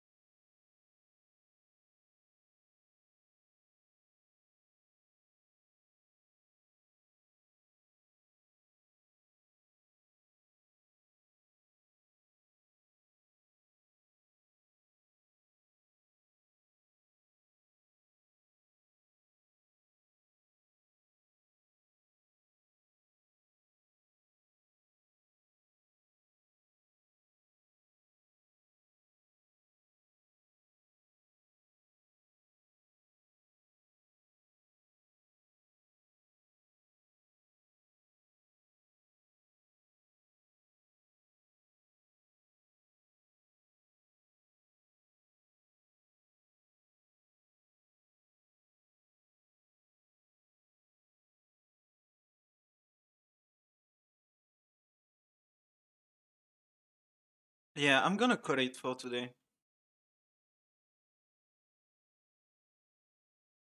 I'll see you tomorrow for the VCT games.